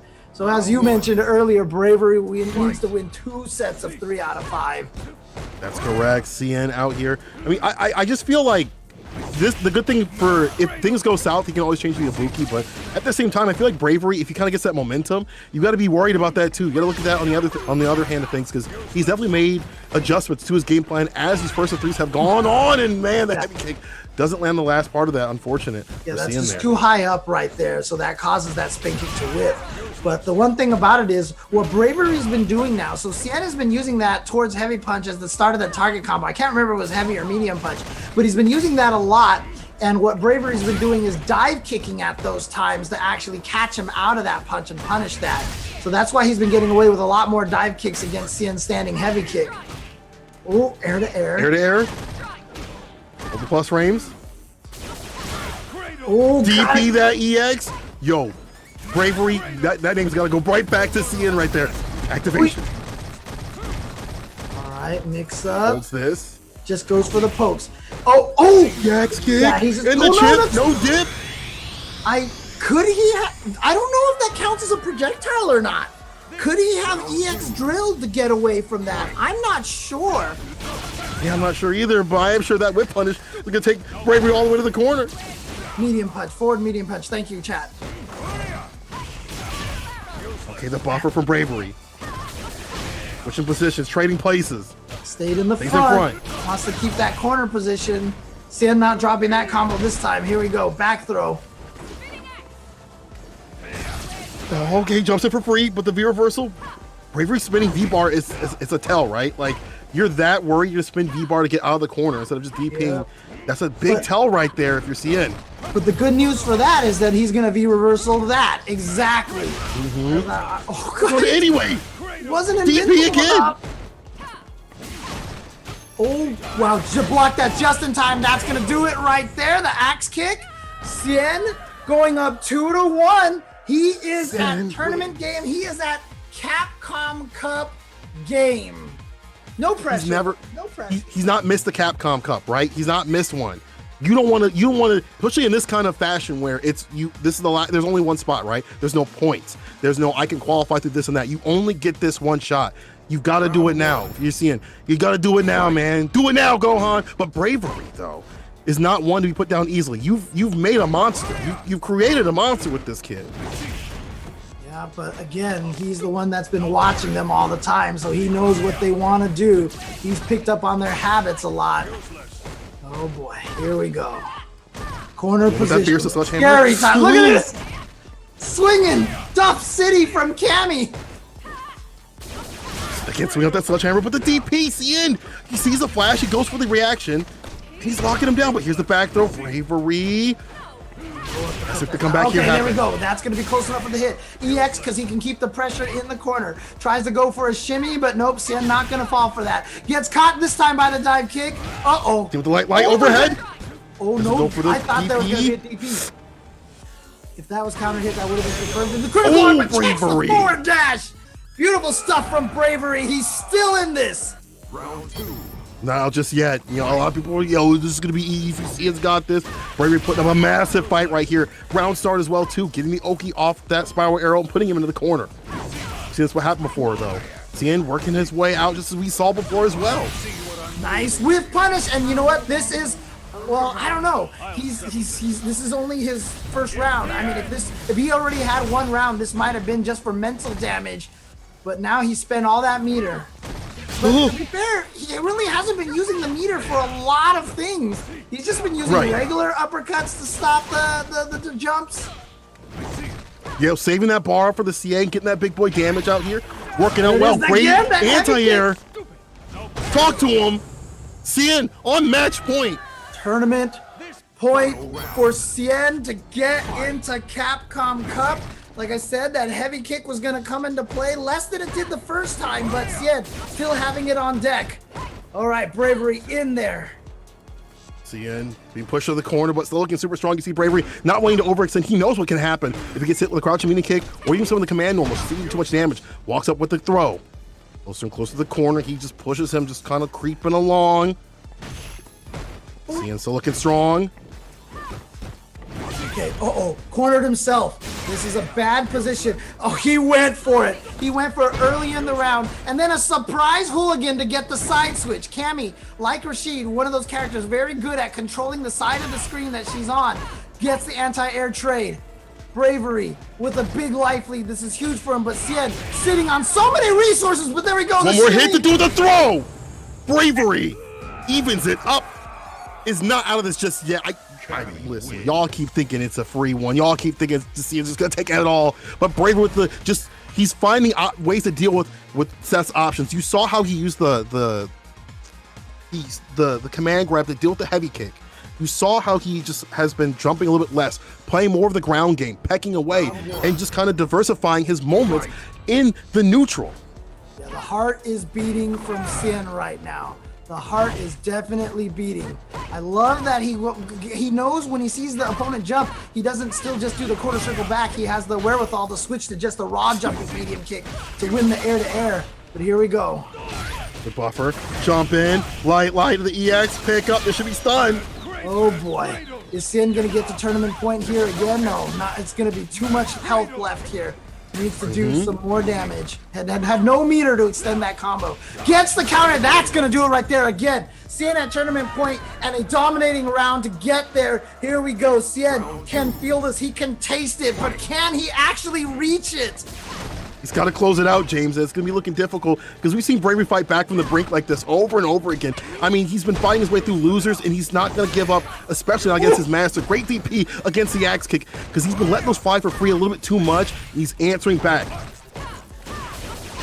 All right, and wow, Cien tried to stop that. Gets the hit here. Here we go. Bravery is going to take this set right here to either tournament win or reset point. It's one or the other right now. Let's This is so important.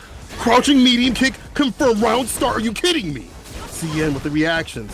Makes the dive kick. In the No corner. big deal, no big problem. Ooh, Bust out though. And now these dive kicks are coming in. Freeform tried to anti-air, didn't get it in time. I see the bar at the bottom. You know big things can come from that.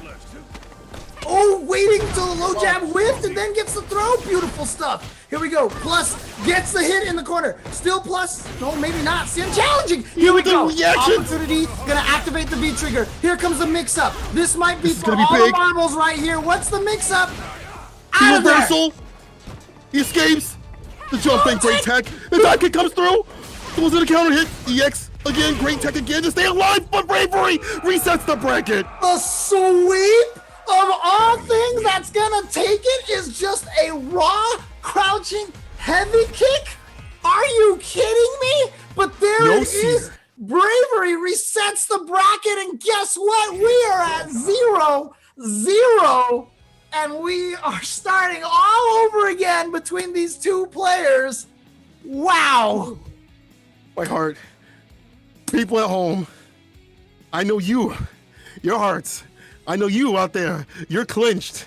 And I know these two players right here are probably at their limits in different ways. You know that Bravery is starting to feel himself a little bit. He is starting to understand that he can do it. It's starting to enter his mind, James. It's starting to enter his mind that if this is possible, he might be able to send out an even winner. Yeah. And then on the other hand, you see Cien, he's like, wait a minute, Bravery might be able to take me out. Bravery might be able to defeat me. I might not get into Capcom Cup. Oh boy, here we go. All right. This is not in the script. And I do think that's correct too, that last mix-up that Cien had, I do believe there was an execution error in there that made the mix-up not as potent. And for Cien, that's crazy because you know how good he is at the execution and stuff. But again, the pressure is always the problem. And you see Cien going right back to the Seth. He's definitely not going to the Ibuki. I think he's ride or die with the Seth right now. And it's really been the execution errors, right? It's not really been, you know, his game plan with the character. It's just been a few small things here or there. What a whiff punch on the dive kick. Using the sledgehammer, but, you know, talks to him, puts it back in the corner. V-reversal, we out of it. Switch sides again. Nice! They're punishing that jump back in the corner. And here we go. Bravery is looking like a man renewed right now. You can see it in his gameplay. It's flowing. And Cien is just trapped in the corner. He's so nervous. Yeah, V-reversal out of there. Don't have to deal with that mix-up now. That's so smart. And yes, everything is going Bravery's way now. I feel like there's so much weight on Cien's. Oh, okay, great DP. There's so much weight on his shoulders, right? Plus, Bravery's just constant pressure, and the way that he's been switching up his pacing has been hard to even place him for Cien. But he's got him in the corner, EXDP, almost for the stun.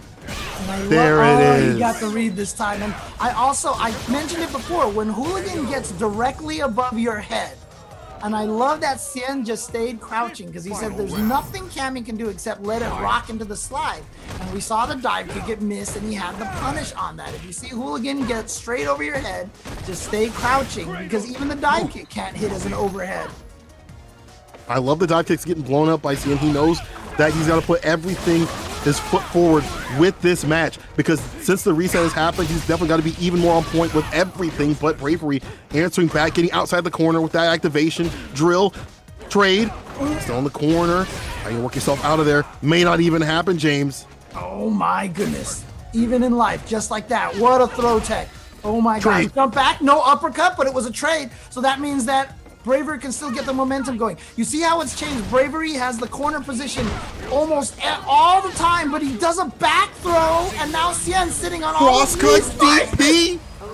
The autocorrect into the deep, into the super is going to give Cien this game and go up 1-0. And this is crucial because Bravery was winning, I would say, in these games, maybe 70% of the time. I feel like he has Cien in the corner so often, but Cien being able to clutch it out. Like I said, Bravery was playing like a man reborn, but for Cien, that is a ton of weight lifted off his shoulders. He got the win. He's not going down in game. So let's see if that can boost up his confidence and his defense a little bit more to not getting trapped in the corner.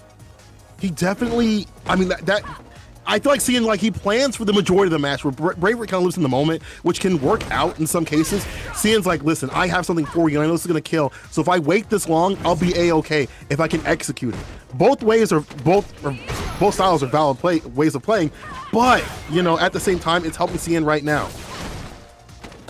Right, back throw, beautiful stuff from Bravery. Keep that pressure going. Activation time, he's got the... Oh, no! Oh, throws him out of it. Yeah, Cien messing up the input. Again, that's not an easy thing to control. You have to be basically timing perfect to get those to work as well as you want it to. So again, the nerves showing sign for Cien. He backs off a little bit, knowing not to get hit. Yeah, He's been in so many situations before. Cammy just runs her pressure, runs her Oki game. You saw that light dive kick from Bravery at far ranges, trying to bait out the uppercut whiff. But Cien, being aware, gets the dash, the counter hit, but nothing confirmed off of the two crouching light punches. I like that V reversal. He got the bar back after spinning it to stem the pressure of the activation. But still, here we go, Cammy in the way. Back throw. Oh! The drill. The Bravery. I'm just calling that the Bravery because I don't think that's absolutely what you gotta call it. He's the one doing it, and it takes so much bravery to do that. That's the thing. I feel like you think about like how solid he is, and he pulls out that wild, not mild. A different type of sauce. Okay. Buffer though. Back go forward throw. Just gets the raw jump in there. Oh no, an execution error from Cien again. Activation. Cammy is so scary now. Okay, gets her to spend half of that. Here we go. No canceling the V-trigger now doing so. Yep, you gotta hold this and this will probably eat up the timer. Goes for the low option. He still has a little bit of that V-trigger left. Gets it suspended. Okay, that's great for Cien. But Cammy, oh. The yin. With a crouching medium punch to close it. And he's able to save that bar because that could have been a chip no dip situation. My man was able to go in the next round with all the butter to work with. Now, what's on the menu? Cien, show us something.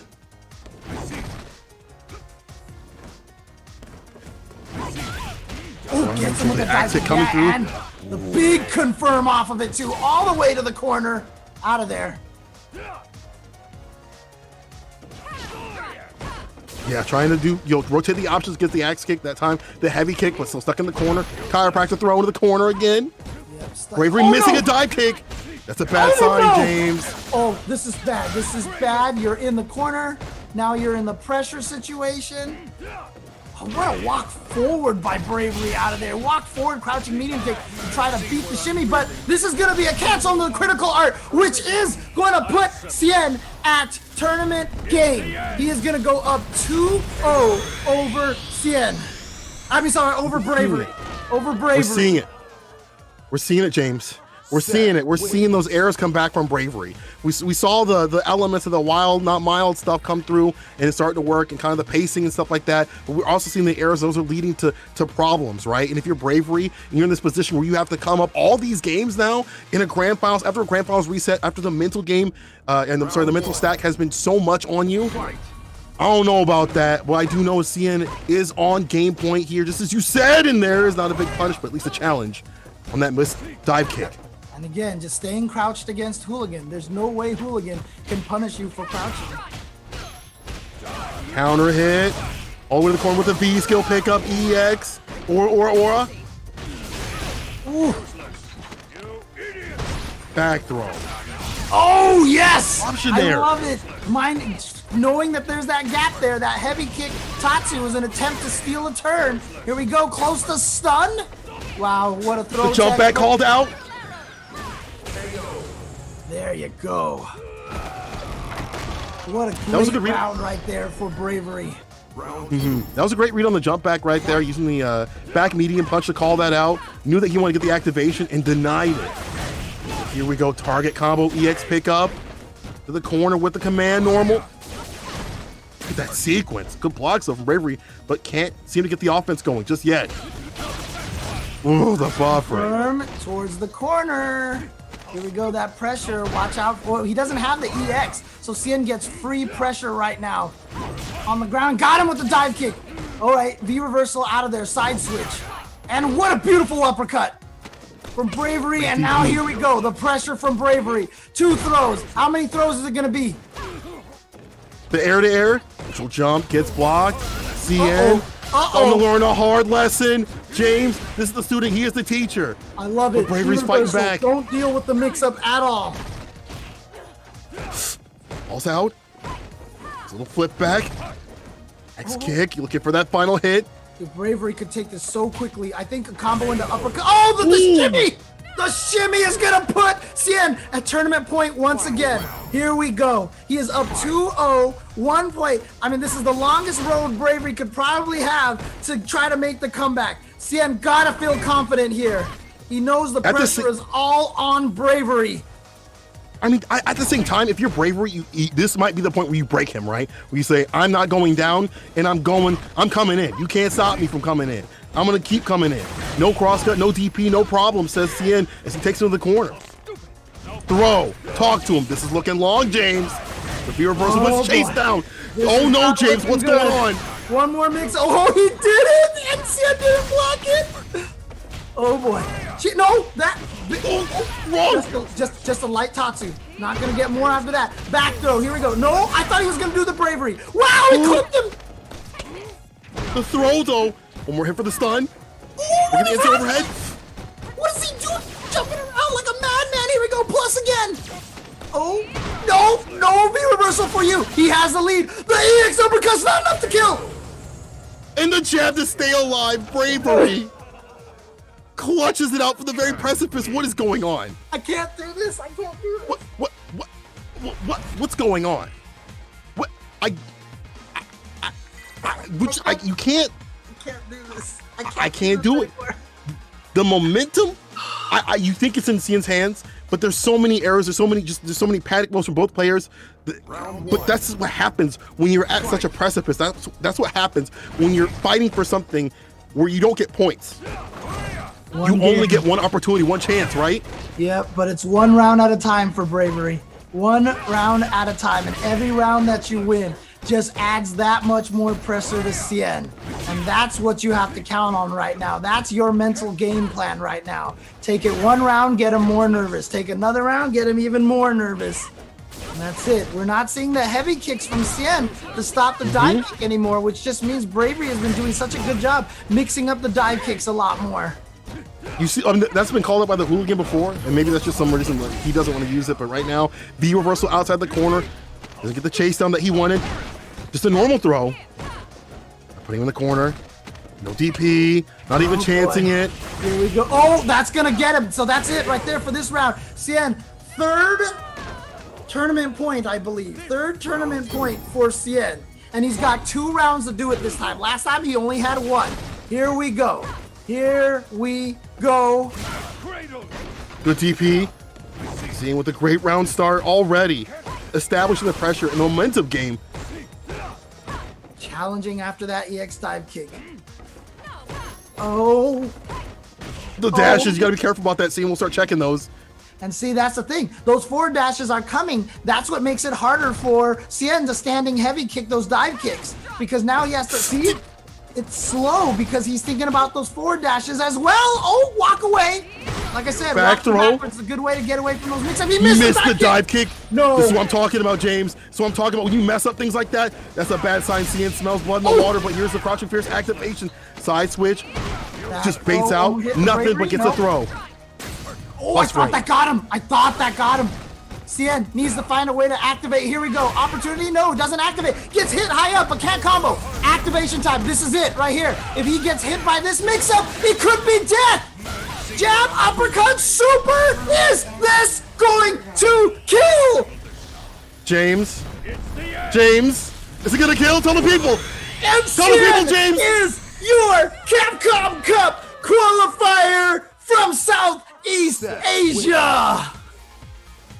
Cien doing it with the set, the Mucinex monster set, doing it with the side piece, doing it with a character that people have seen quite a bit, but doing it with a V-Trigger 2, taking it away from Bravery in that reset. Bravery, I gotta mention the young dog out here. He played out of his mind. He played out of his mind out here, right? Bravery played amazing. Great job to him, and I know this has got to be a huge heartbreak there, but man, what an effort by Bravery. What an effort. Spectacular. Went down 0-3 in winners finals. Got the bracket reset. Staved off tournament point after tournament point, but in the end, the teacher won it. The teacher won it. T-shirt, the one that's been holding the Cien on his back, doing so much for it, running those tournaments, and you can see those players up in this bracket. All these players have, or most of them at least, have participated in the weekly verses or have been around this scene for a while. And good stuff to all of them. Sin, obviously we just saw Bravery, Oswald out here. Potato, crowd favorite. And then also Mine RPG.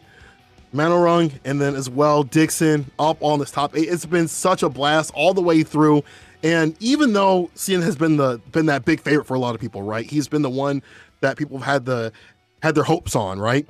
It wasn't free.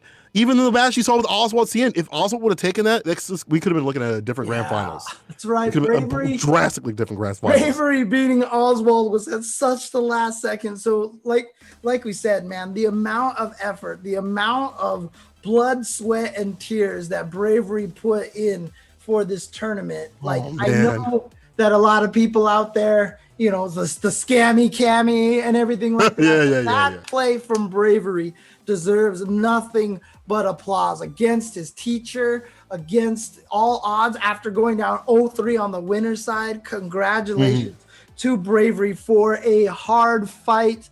Well done. We will be seeing so much more of this guy at tournaments. You can bet that for sure. I mean, you could be watching him on the weeklies, man. If you ain't tuning into Versus weeklies, you messing up. This is the kind of level of play that you can see at the weeklies that they have almost every single week, that Cien puts on himself, and you should definitely be checking that out, because I'm telling you, once things, the COVID dissipates and we're back to quote unquote normalcy, whenever that happens, we go back to the tournaments. When these people piece you up, you got to frame a reference. And these players are out here with that dude's young. Bravery's super young, right? Yeah. If that's his level of play right now, can you imagine what's going to happen months down the line when he starts to refine things and gets more of that tournament experience? And to get grand finals like this is not easy, right? He got real close to it last time, but this time, grand finals against his teacher, can you imagine how much more powered up he's going to be later on down the line? Oh, dude, it's going to be looking rough for some of y'all. Yeah, but one of the, again, talking about bravery here, but Cien, what a relief for this guy. He's never missed a Capcom Cup. And now he's still not going to miss a Capcom Cup. This guy, I know he is an emotional player. I know how much he takes this to heart. And for him to win this tournament, like, I picture it already. Like I know during that when the super hit and he wasn't sure if it was gonna kill, Cien was probably standing there and there was probably like 9 elephants on his back. And he was just like, oh, and as soon as he saw the KO, they all flew away. And he was just like, oh, like he probably felt like he was on the surface of the moon. He probably could have jumped over a building at how light he felt at that point in time. So congratulations to Cien, and just well done, well fought. And I'm so happy to see him make it to Capcom Cup because he has been one of the best players in Street Fighter for a better part of a decade. Now, he's an evil champion. This dude's an evil champion, right? He's won multiple tournaments. He's played super high in multiple tournaments as well. So like, it's one of those things where like you kind of expect it, but at the same time, level of play, it's still kind of shaky. But it's always good to see him make it through. And he's one of the people that was super excited when the online CPT was announced. He was like, "Hey, you know what? I'm about this." He's like, "I'm about this." He had a little party on his little stream and stuff like that. And he's putting so much work into the community, into the scene, and for him to do all that and stay solid in the game. Like you have more time to play right now, right? During COVID season, stuff like that. We have the online qualifiers and stuff. You have more time to play. But at the same time, being able to run the community events and strengthen your scene while strengthening yourself and keeping yourself solid and above everybody and being that Seth was looking prepared. That Seth was like real good. That was not a fly-by-night, I'm picking this character up for this whatever matchup. That was a good looking Seth right there. So for him to be that solid, that takes some work. Yeah, and just shout outs to everybody throughout the world right now for sitting down and watching this. I mean, that set was something that you didn't want to miss. That was some hype. That was some drama. And, if you guys want to make sure you don't miss any of these future things, because this is happening all over the world. So the time at which we're starting these streams is varying all obviously based on where in the world it's taking place. So make sure you follow Capcom Fighters on all of the social media. Make sure you follow them on Twitter. Make sure you follow them here on Twitch first and foremost. And make sure you click on that little bell so you'll get the notifications when they get live. And definitely tune in when it starts. There's always the pre-show there, and the pre-show is amazing stuff. They do a lot of great work on that. We get to find out more about the players, so definitely tune in for the pre-show and enjoy that and appreciate that kind of content being put out. But then again, follow on Twitter, on TikTok, on Facebook, on every social media platform. Whatever's out there. When these are going live, you don't want to miss these events. These events are crazy. It's so wild, and it's so great because we've talked about this multiple times. I know anybody that's been commentating for any of the online CPTs or any of the online tournaments will tell you that this is one of the best ways to get a taste of these local scenes or whatever that you may not get, right? Obviously, C gets their own, they get a tournament here or there or whatever. They deserve a lot more. But this is one of the best ways to kind of catch a lot of these players and things like that with these online CPTs. Gives them a reason to fight, have something to fight for, and also give them a standing point. Like, all right, I got fifth this time in the first one. Where am I going to get in the second one? You saw Bravery rise to the ranks, get even closer to the grand finals, and this is only going to give him a starting point for where he needs to be at later on down the line. And having these online CPTs gives these players something to work for and gives you, the viewers out there, something great to watch, and gets you the ability to see this great season 5. I love this season 5. I love the balance of the game right now. And I know people don't like Seth, like some people don't like fighting Seth, but I love how cheap Seth is. I love it. I also love the fact that we are about to get an interview with the champion here. I was just trying to let people know, don't go anywhere, because this is actually really kind of cool. We haven't done this in the previous broadcast before, but we are actually squeezing the qualifier for the Capcom Cup, Mr. Cien himself, onto this. So you can see him. There he is.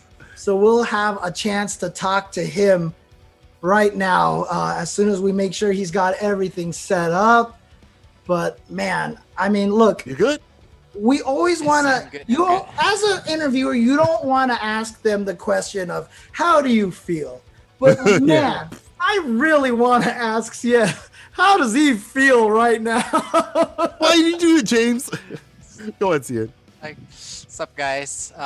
Is the camera on me already? Hello, sorry, guys. I feel, I don't know how to explain, man. Like, it was so hot. Like, my whole body feel really hot. Like, like when he reset the bracket and he was going, I don't know how to explain. There's something about bravery that you guys have to play him to understand. He is really scary.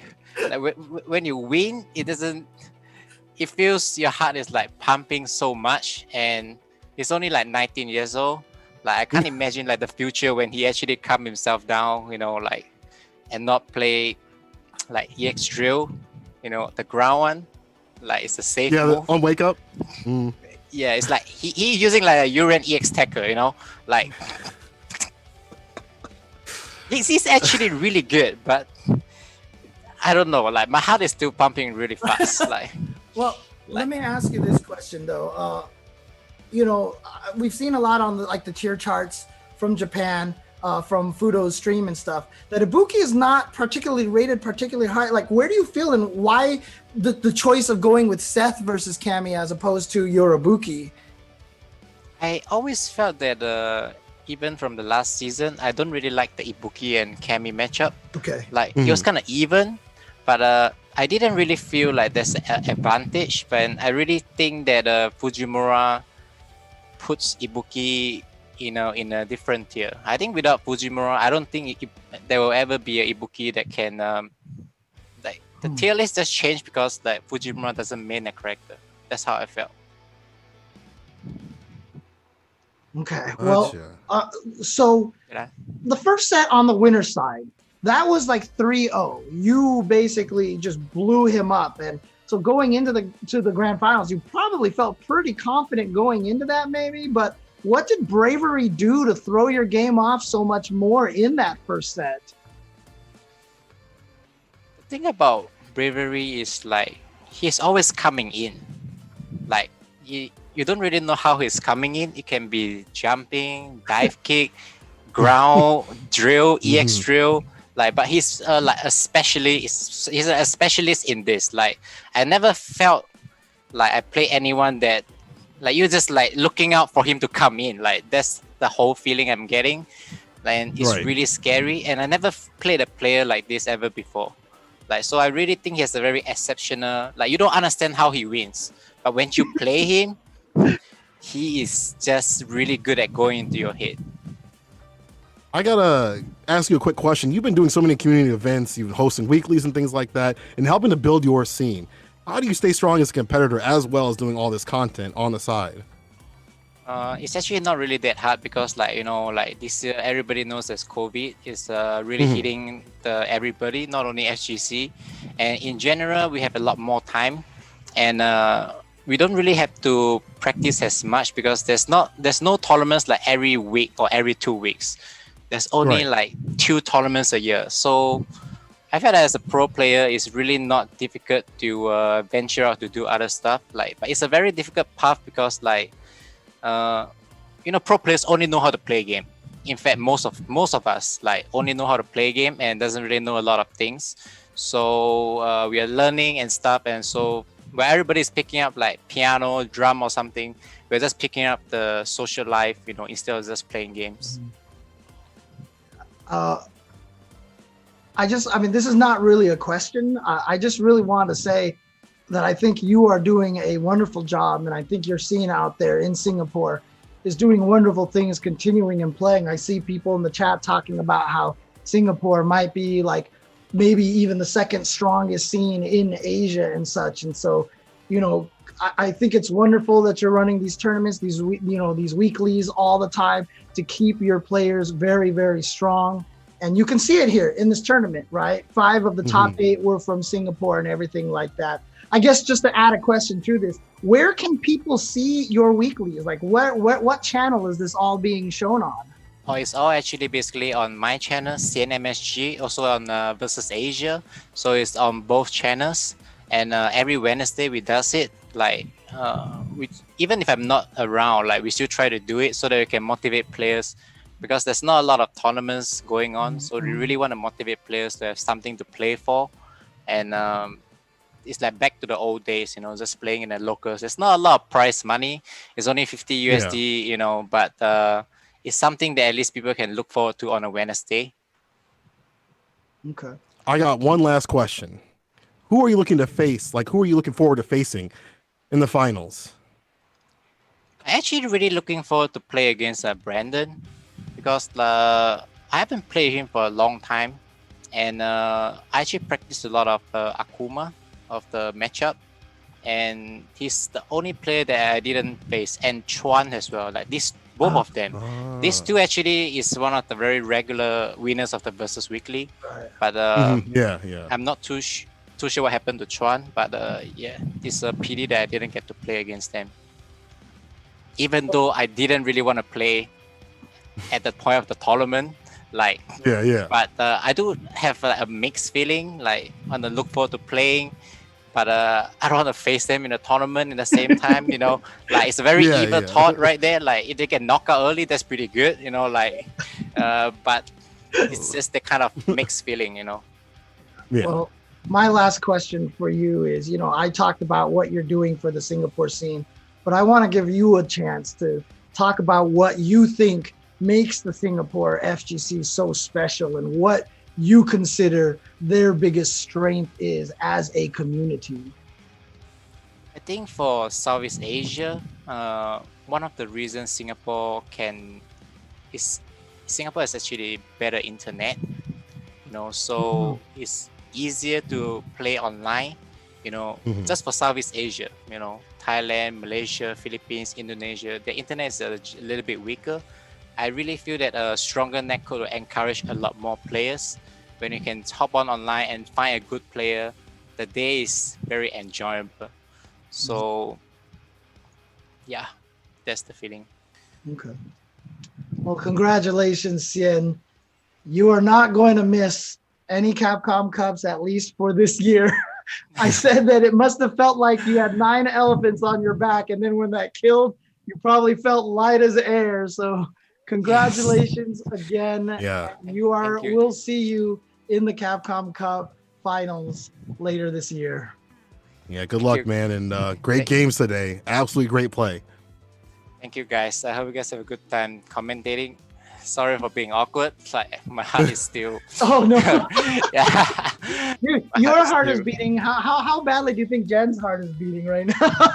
Yeah, I had to make a call to her, you know, and You probably blow up the phone right now. She's like, "Why are you doing an interview? You should be on the phone with me. What the heck is going on?" No, I'm just kidding. Thank you, guys. See you. Go celebrate. Have a good one, brother. And thank you. Oh my gosh, people, it's been an absolutely fantastic tournament. You saw the strength of Singapore out here, and seeing we moving on to the Capcom Cup finals next year. Hasn't missed one, and now you won't be missing another. James, it's been fantastic, dude. Like, all these matches have been great. And again, we've been saying it over and over again. I'm going to keep saying it. Y'all need to be tuning into the weeklies that they've been having to see the strength of their play, their players. You know, if Cian's raising these players to be like this, you saw Bravery. He was 19. He said he's 19. He's a kid. 19 years kidding old, me? man. Dude, at 19, I wasn't doing combos like that. I wasn't that high. I can barely do them now, and I'm 30-something. Like, so that just shows you the strength of that kind of player right there. And that level of play that could be at that level. Yeah, but definitely thanks everybody for tuning in from around the world. I know it's late, early, middle of the day, just fine, all sorts of different times for everybody out there. Mr. St. Cola, it was a pleasure commentating with you this weekend for Capcom Pro Tour, and I hope everybody out there enjoyed it as well. That's correct. I hope everyone enjoyed it too as well. I had a good time with you, James. Capcom, thank you for letting me come on, and I honestly can't wait to see what Cian's going to do in the finals. I can't even wait to see the next tournament. Yeah. I'm not gonna lie. No matter what time, I'll be up with it. You know, I guess I'll mess up my sleep schedule for it. Yeah. But you know, until then, James, you have anything else you want to say to the people? No, just again, follow Capcom Fighters out there. Enjoy some Street Fighter V action. And everybody, just be good to each other. Take care of each other. Remember, Black Lives Matter, Trans Lives Matters. Stay safe. Wear a mask out there, please. And just everyone, let's be good to each other, all right? Take care and see you next time. Peace.